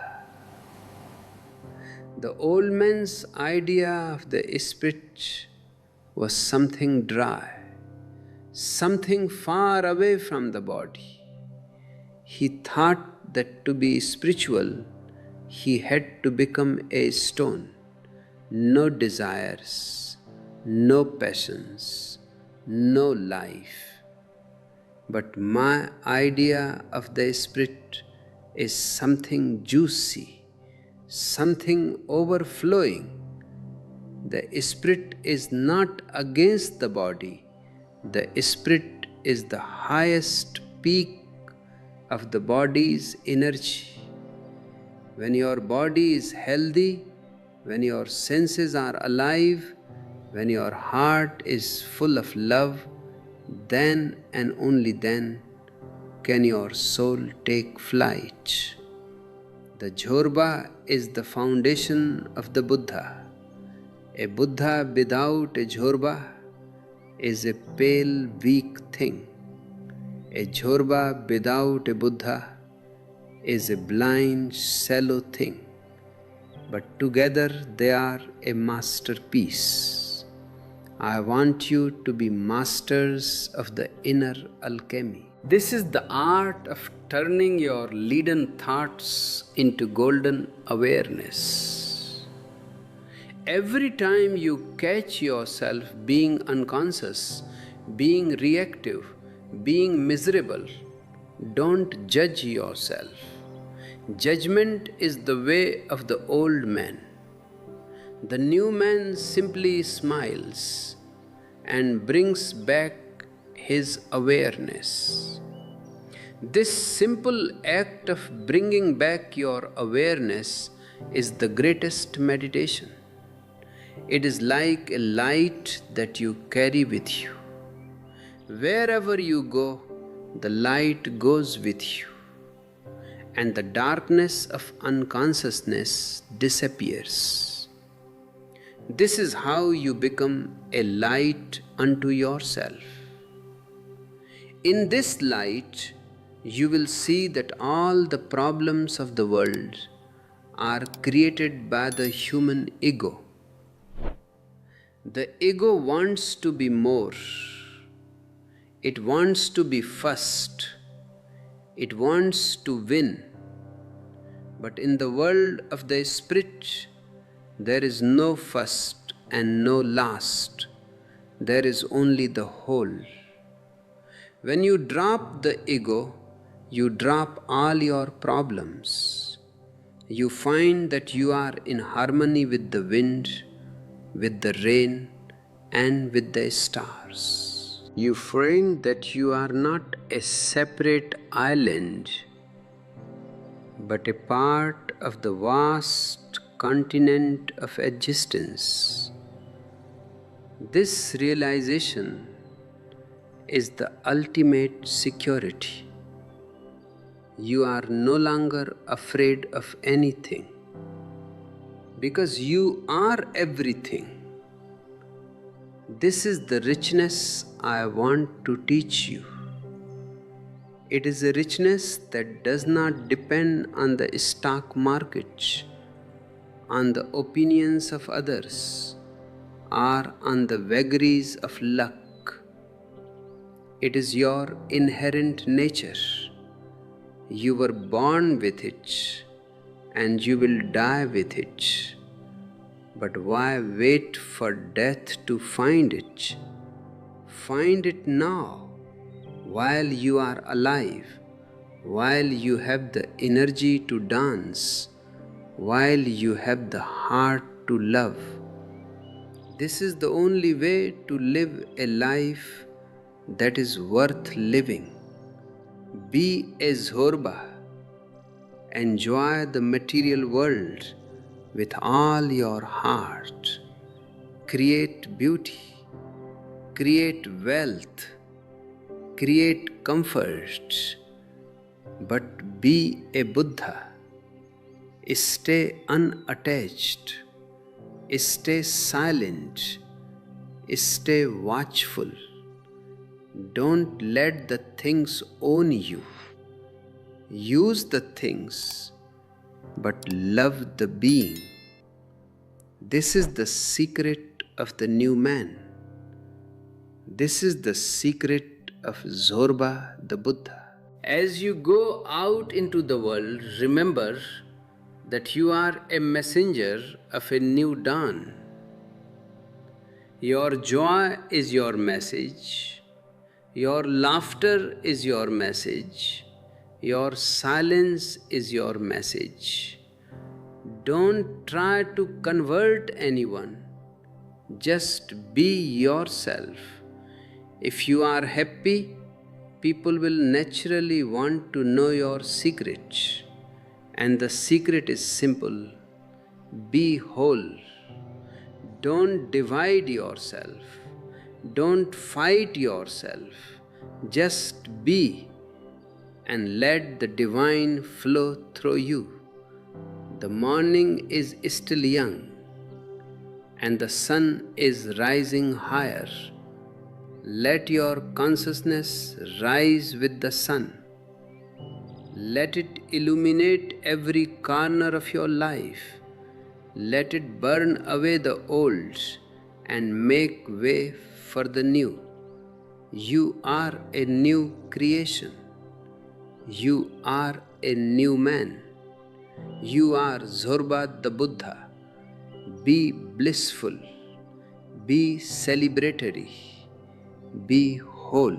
And this new man, this Homo novus, is not just a dream of the future. He is a potentiality vibrating within you at this very moment. But to let him be born, you must be willing to let the old die. And the old is very clingy. It is made of your habits, your comforts, your labels, and your long-held miseries. People are often more attached to their misery than to their joy, because misery is familiar and joy is unknown. Joy requires you to be present, to be vulnerable, and to be at risk. This is why I say that the new man must be a gambler. He must be willing to stake everything he knows for the sake of that which he does not know. If you feel this call, if you feel that the old ways of division and conflict are no longer enough for you, then you are already part of this global shift in consciousness. It is a beautiful thing when a group of people comes together with the same thirst. This channel, these words, they are just a medium for that togetherness. If you feel touched by this vision, I invite you to subscribe and hit the bell so we can keep walking this path together. Your engagement, liking this video and sharing it is not just a digital action. It is a way to help this Zorba the Buddha vibration reach a world that is desperately in need of wholeness. And for those of you who feel a deeper resonance and wish to support the continuity of these teachings, I invite you to explore the join button to become a member of our community, or use super thanks as a gesture of your heart's gratitude. These contributions, along with our ebooks, allow us to keep this fire burning for all who are seeking the light. The past humanity was a split humanity. One part was dedicated to the world and the other to the monastery.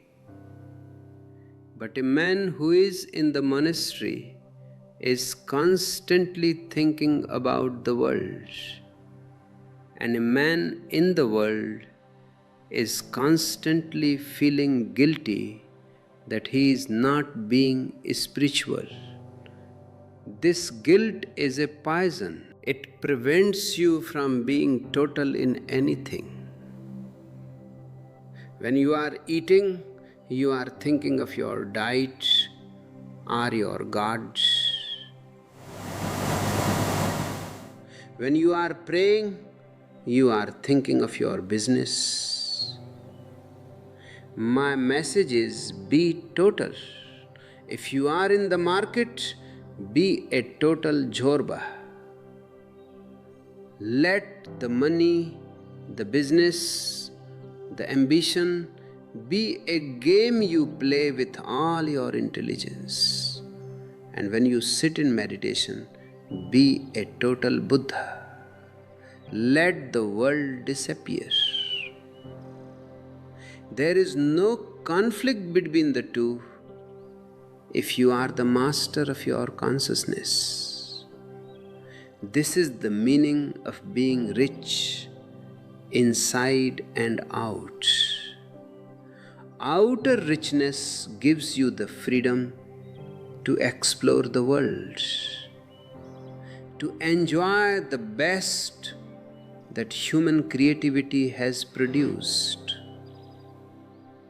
Inner richness gives you the freedom to be blissfully alone, to find a joy that does not depend on anything outside. When you have both, you are a king. The old religions praised poverty because it was easy to control poor people. A man who is hungry will follow anyone who promises him bread. But a man who is rich and still feels an inner hunger, he is the one who is ready for me. He has seen the limit of the material and is now ready for the jump into the spiritual. I want to destroy the idea that spirituality is a form of sadness. Look at the saints of the past, so long-faced, so serious, as if they are carrying the weight of the whole world.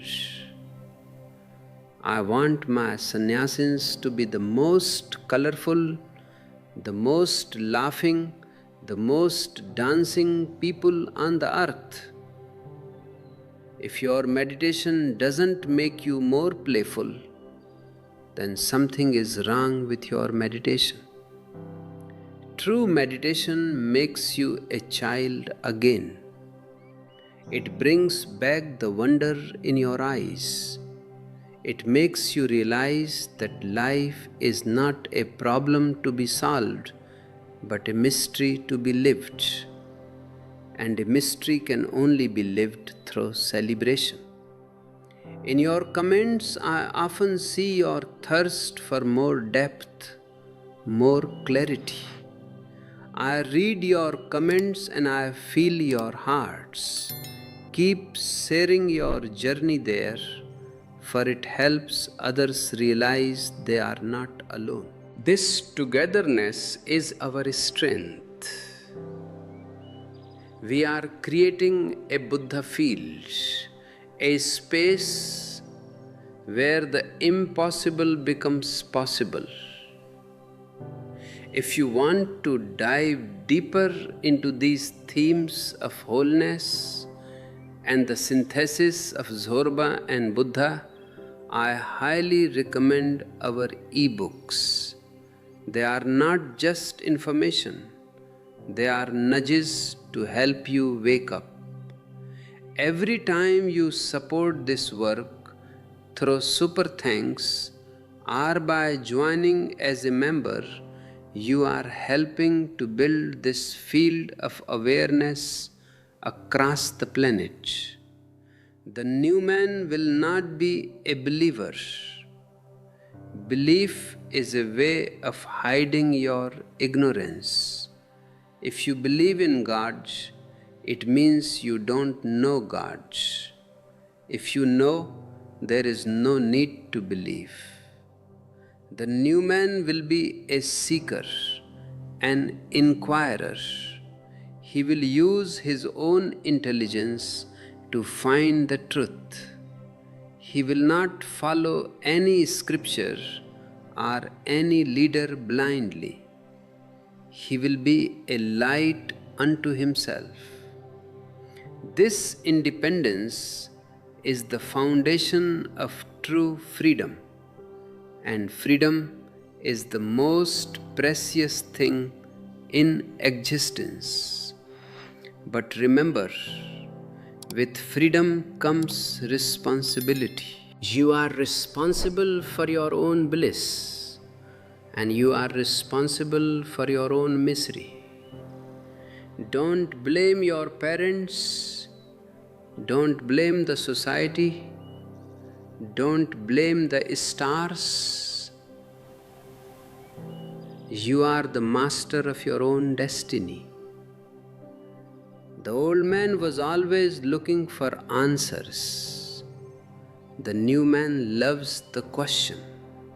He knows that the answer is not a destination, but a state of being.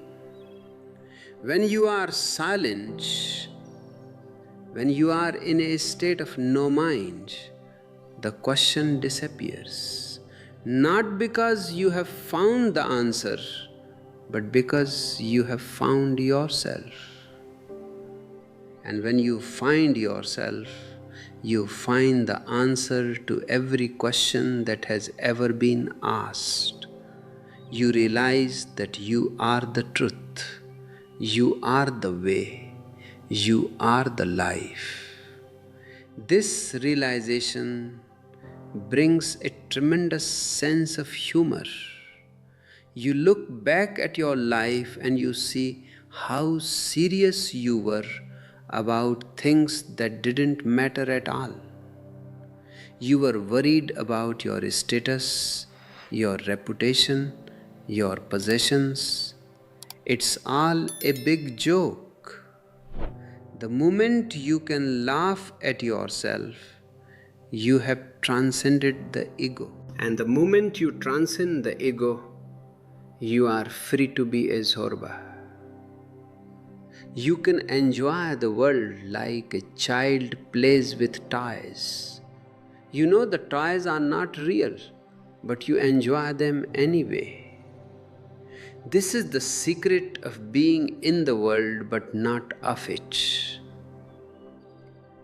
We are at a point in history where the old world is collapsing.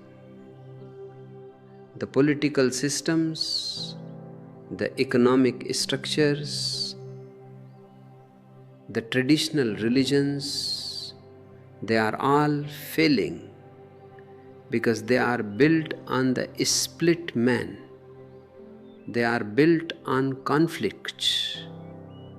The new man, the Zorba the Buddha, is the only hope for the future. He is the one who can bridge the gap between science and religion, between the East and the West, between the body and the soul. He is the one who can create a world based on love and awareness rather than fear and greed. So, my beloved ones, I invite you to take this leap with me. Don't be a spectator, be a participant. Like this video to show your commitment to this new vision. Share it with those who are ready for a change.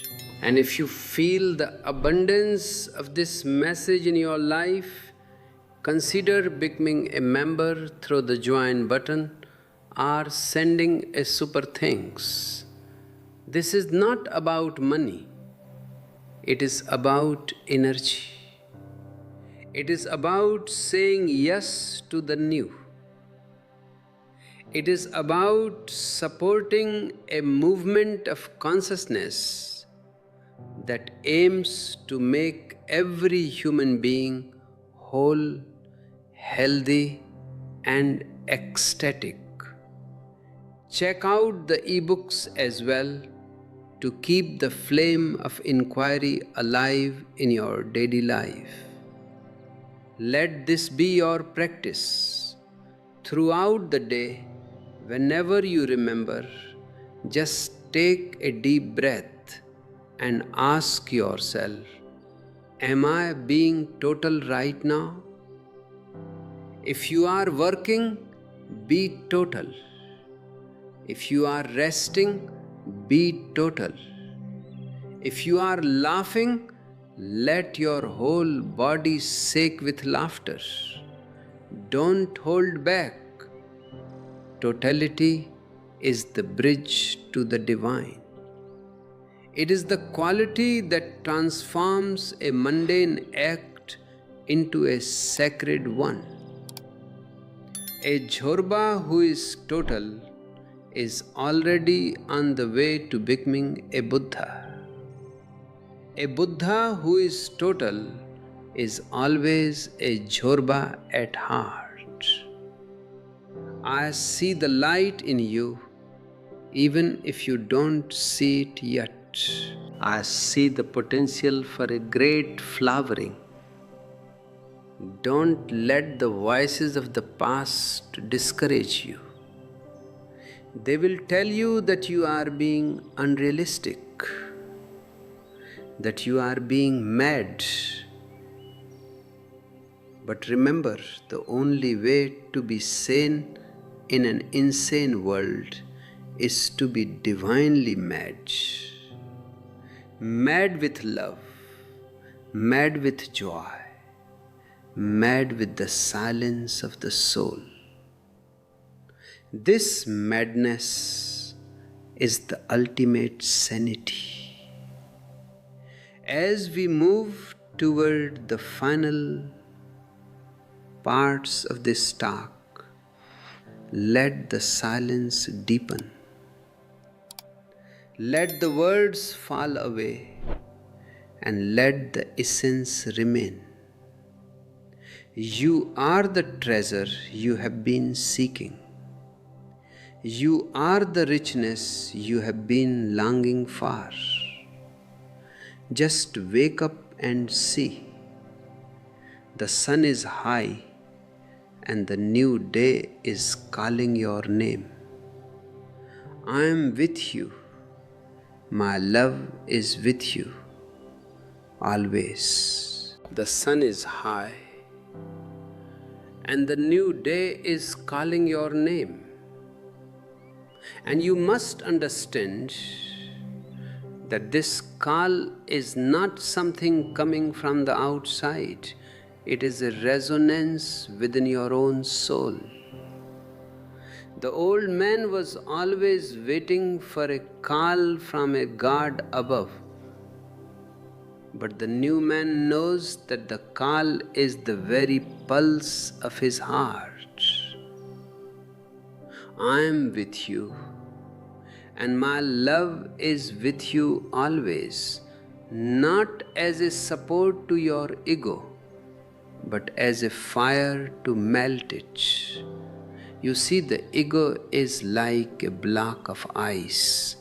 It is hard, it is cold, and it separates you from the ocean.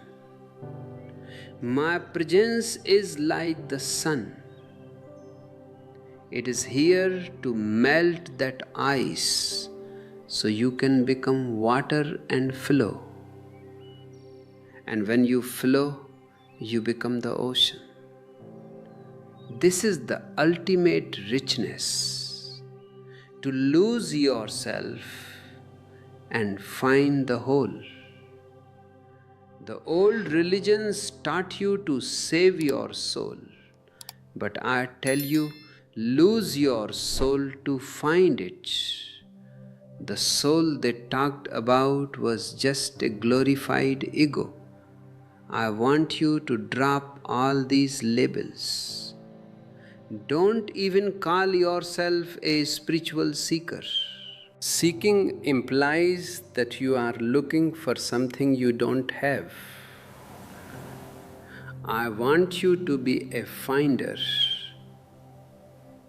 A finder is one who has realized that the treasure is already here, under his own feet. He just needs to dig a little deeper, past the layers of social conditioning, past the layers of borrowed knowledge, past the layers of fear. As you dig into your own being, you will find that you are not just a person, you are a process, you are a movement. The old man was a noun, fixed, static, defined. The new man is a verb, fluid, changing, growing. This fluidity is the essence of Zorba. Zorba is a dance, and a dance is a movement. Buddha is a silence, but that silence is not the silence of a stone. It is the silence of a flame. A flame is constantly moving, yet it is centered. This is the harmony I want for you. In your comments, I see many of you asking how to balance the demands of the modern world with this inner silence. It is a beautiful question. You don't balance them as two separate things, you live them as one. Your work in the market is your meditation. If you are a doctor, let your surgery be a prayer. If you are a businessman, let your honesty be your temple. If you find these insights helpful for your daily life, please like this video and share your experiences in the comments. When you share your truth, you light a candle for someone else who is still in the dark.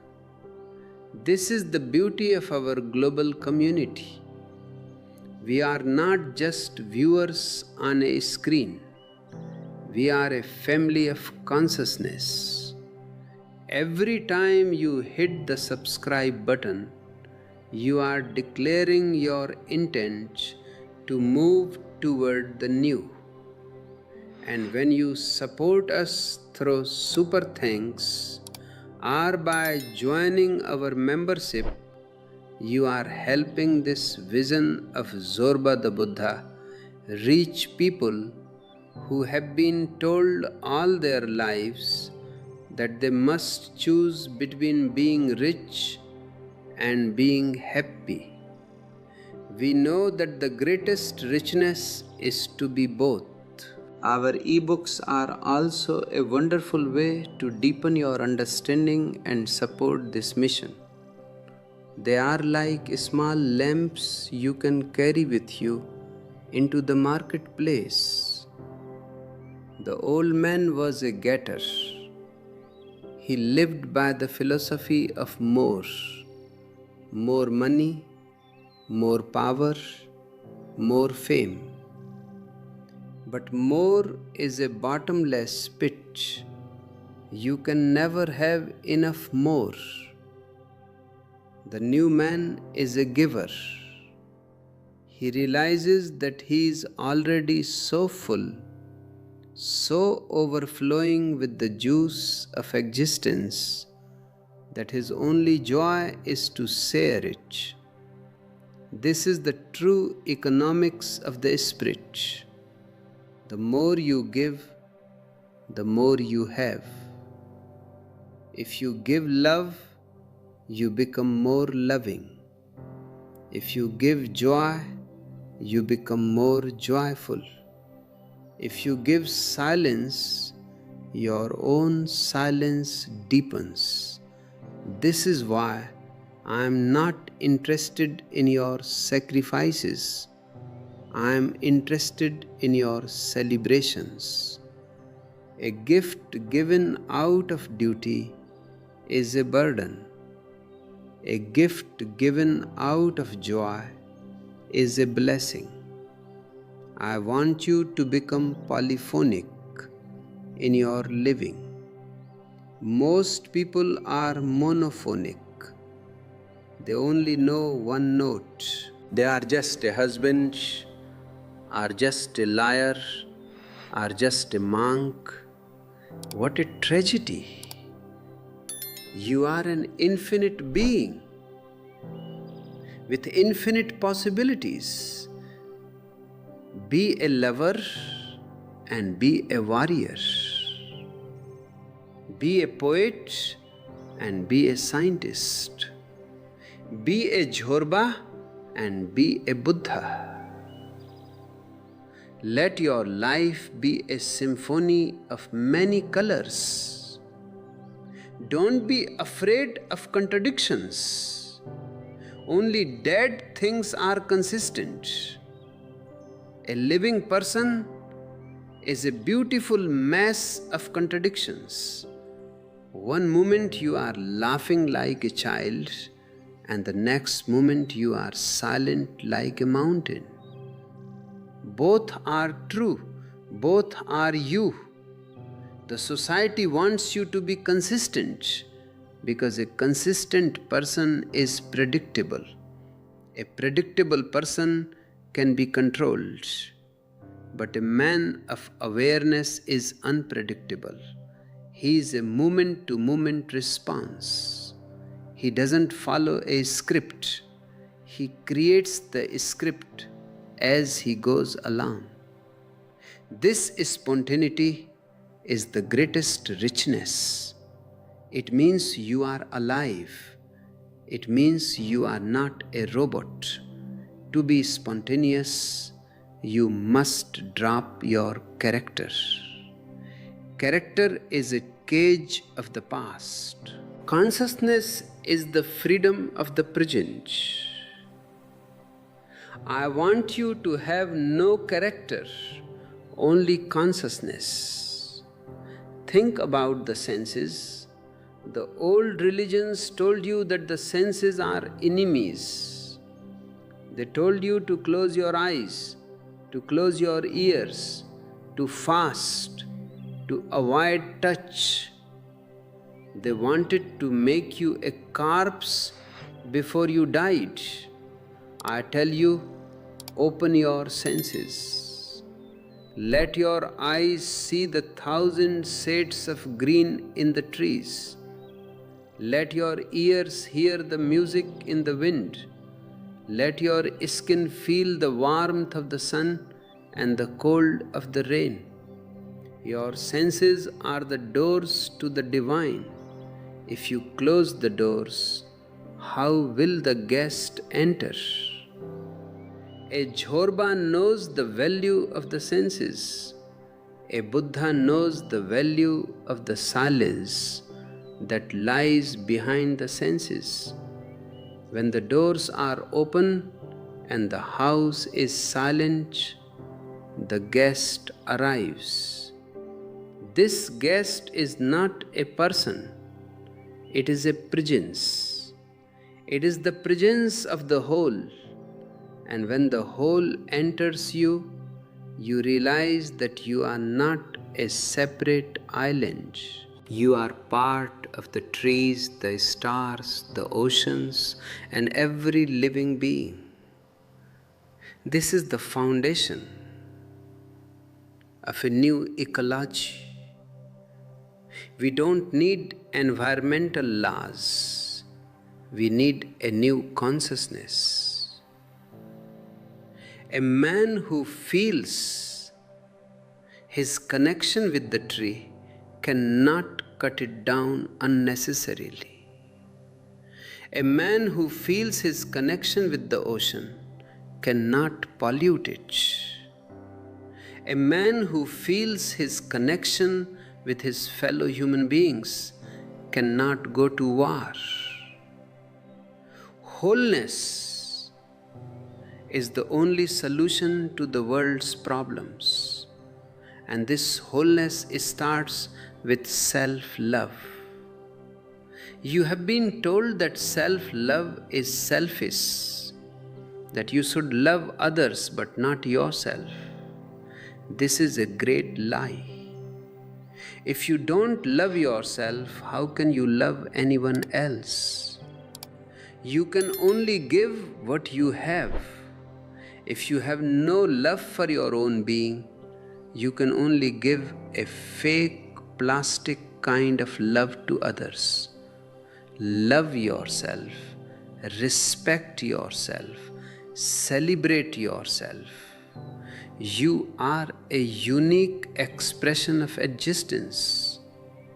There has never been anyone like you, and there will never be again. Why would you want to be like someone else? Even wanting to be like a Buddha is a mistake. Be yourself. That is the only way to be a Buddha.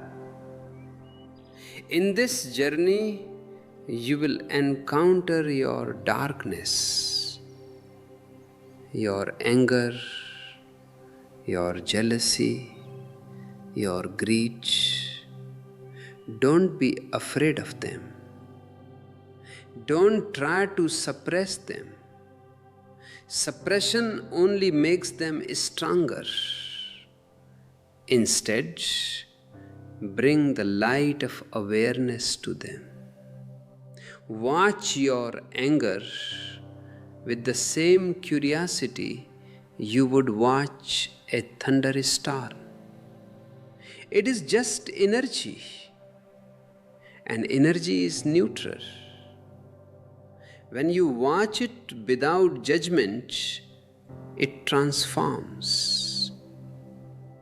The energy of anger becomes the energy of compassion. The energy of greed becomes the energy of inquiry. This is the secret of the inner alchemy. You don't need to change yourself. You only need to wake up. The new man will be a rebel creator. He will not rebel against anything. He will rebel for his own creativity. He will not be a part of any mob, any party, or any church. He will stand alone. But his aloneness will be so full of light that it will act as a magnet. People will be drawn to him, not to follow him, but to find their own light. This is the only way to save humanity. We have had enough leaders. Now we need more lights. We have had enough followers. Now we need more individuals. I want you to live with a sense of Leela, play. Don't take even your enlightenment seriously. If you are serious about it, you have already missed the point. Enlightenment is the ultimate laughter. It is the realization that you were searching for something that you never lost. It is the aha moment when the whole cosmic joke is revealed. So be playful. Play with your work. Play with your relationships. Play with your meditation. Let your life be a song and a dance. As we reach this point in our talk, feel the silence around you. This silence is the Buddha. And feel the blood in your veins, the breath in your lungs. That is the Zorba. Let them meet right here in this moment. There is no tomorrow and there is no yesterday. There is only this now. In this now, you are rich. In this now, you are whole. In this now, you are free. If you have stayed with me this far, it is because your soul is hungry for this truth. I invite you to make this truth a living reality in your life.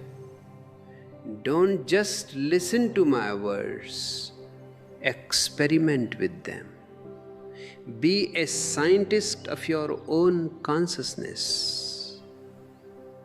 And if you want to support this laboratory of the spirit, remember the join and super thanks options. Every bit of support helps us bring this message to the millions who are still trapped in the old divisions. Our ebooks are also there to guide you when the world gets loud. The morning is beautiful and the journey is infinite. Don't be in a hurry to reach a destination. There is no destination. The journey itself is the goal. Every step is a destination. Every breath is a fulfillment. Live so totally that when death comes, you can say, "Welcome. I have lived so well that I am ready for the ultimate relaxation." A man who has lived as Zorba the Buddha has no fear of death because he has found that which is deathless within him. Thank you for being here with me. Thank you for your silence, your love, and your presence. We are one in this great adventure. Go now and let your light shine. Let your laughter echo in the streets. Let your love touch everyone you meet. Be the new man. Be Zorba the Buddha. And before you go, don't forget to subscribe and turn on the notifications. Let's keep this conversation going. Your likes and comments are the fuel for this movement. Let us create a world that is rich inside and out, together. I'll leave you in the hands of existence. Be blissful, be whole, be you. This is the alchemy I have been preparing you for. The transition from a world of shadows to a world of substance. The old man was a shadow catcher. He spent his life chasing things that disappear the moment the sun of death rises. But the new man, the Zorba the Buddha, is a sun catcher. He carries the sun within his own heart. And because he is full of light, he doesn't need to grab, he doesn't need to fight, and he doesn't need to prove anything. His very existence is a proof of the divine. If you have stayed with me through this long journey of words, it is a sign that your soul is ready to drop the old skin. It is a sign that you are tired of being a fragment and you are ready to be a whole.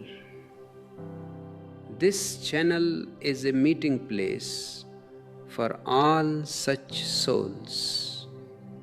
I invite you once more to subscribe and join this global movement of consciousness. Your support, whether through super things or by joining our inner circle as a member, is what allows this vision of Zorba the Buddha to reach every thirsty heart on this planet. Every like, every comment, and every purchase of our ebooks is a brick in the foundation of a new humanity. We are not just making videos, we are creating a new world together. The new man will have a new kind of sanity. The old sanity was just a form of adjusted madness. You were considered sane if you were as mad as everyone else. If you were as greedy, as competitive, and as fearful as the crowd, you were normal. But the new man's sanity is based on bliss.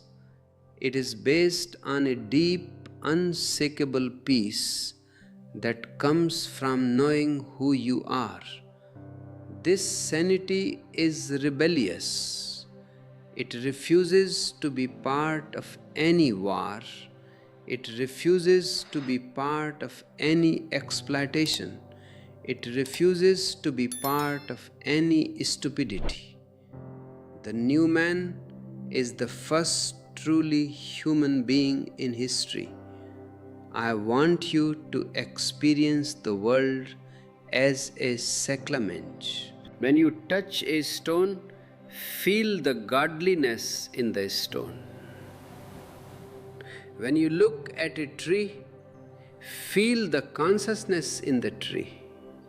When you look at a person, see the Buddha that is waiting to be born within them. This sacramental vision is the ultimate richness. It means you are never alone and you are never poor.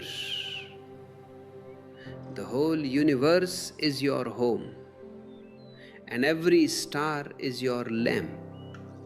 You are the guest of existence and the banquet is infinite. The old humanity was obsessed with success, but success is an ego trip. The new man is interested in flowering. Success is about reaching a destination. Flowering is about the beauty of the process. A rose is not successful. It is just a rose. It blooms, it shares its fragrance, and it dies. That is its glory. I want you to be like a rose. Don't worry about being successful in the eyes of the world. Just be total in your flowering. Let your fragrance reach as far as it can, and if no one notices, it doesn't matter. The joy is in the blooming itself. In your life, let there be a new quality of grace. Move with grace, speak with grace, and live with grace. Grace is the outward expression of an inner silence. It is the sign that the Zorba and the Buddha have embraced within you. When they are in harmony, your life becomes a dance. It becomes a song. It becomes a celebration. And this celebration is the only way to say thank you to existence. No words, no prayers, no rituals can match the beauty of a life lived in total celebration. We are coming to the end of this particular talk, but the journey of the heart never ends. It is an eternal exploration. I leave you with this vision: a world where every human being is a Zorba the Buddha, a world where science and meditation have joined hands, a world where love is the only law and freedom is the only religion. This is the only future worth having, and you are the ones who must create it. You are the seeds. You are the pioneers. Take this silence into your nights and this dance into your days. Be whole, be rich, and above all, be yourself. This is the ultimate gift you can give to the world. Don't try to be anyone else. The world doesn't need another Jesus or another Buddha. It needs you in your totality. It needs your unique color, your unique sound, your unique presence. If you have found value in these words, remember to share this video with those who are seeking. Let the vibration spread. Check the ebooks to deepen your inquiry. And if you feel to support us, the join and super thanks buttons are there for you. This is our shared work, our shared joy. I see the sun setting on the horizon, but within you, the sun is just beginning to rise. Greet the new day with a smile. Greet the new life with open arms. The universe loves you, it supports you, and it celebrates you. Just be. And in that being, you will find everything you have ever dreamed of. Goodbye, my beloved ones. I leave you in the heart of the divine. Stay blissful, stay watchful, and stay whole. We are one.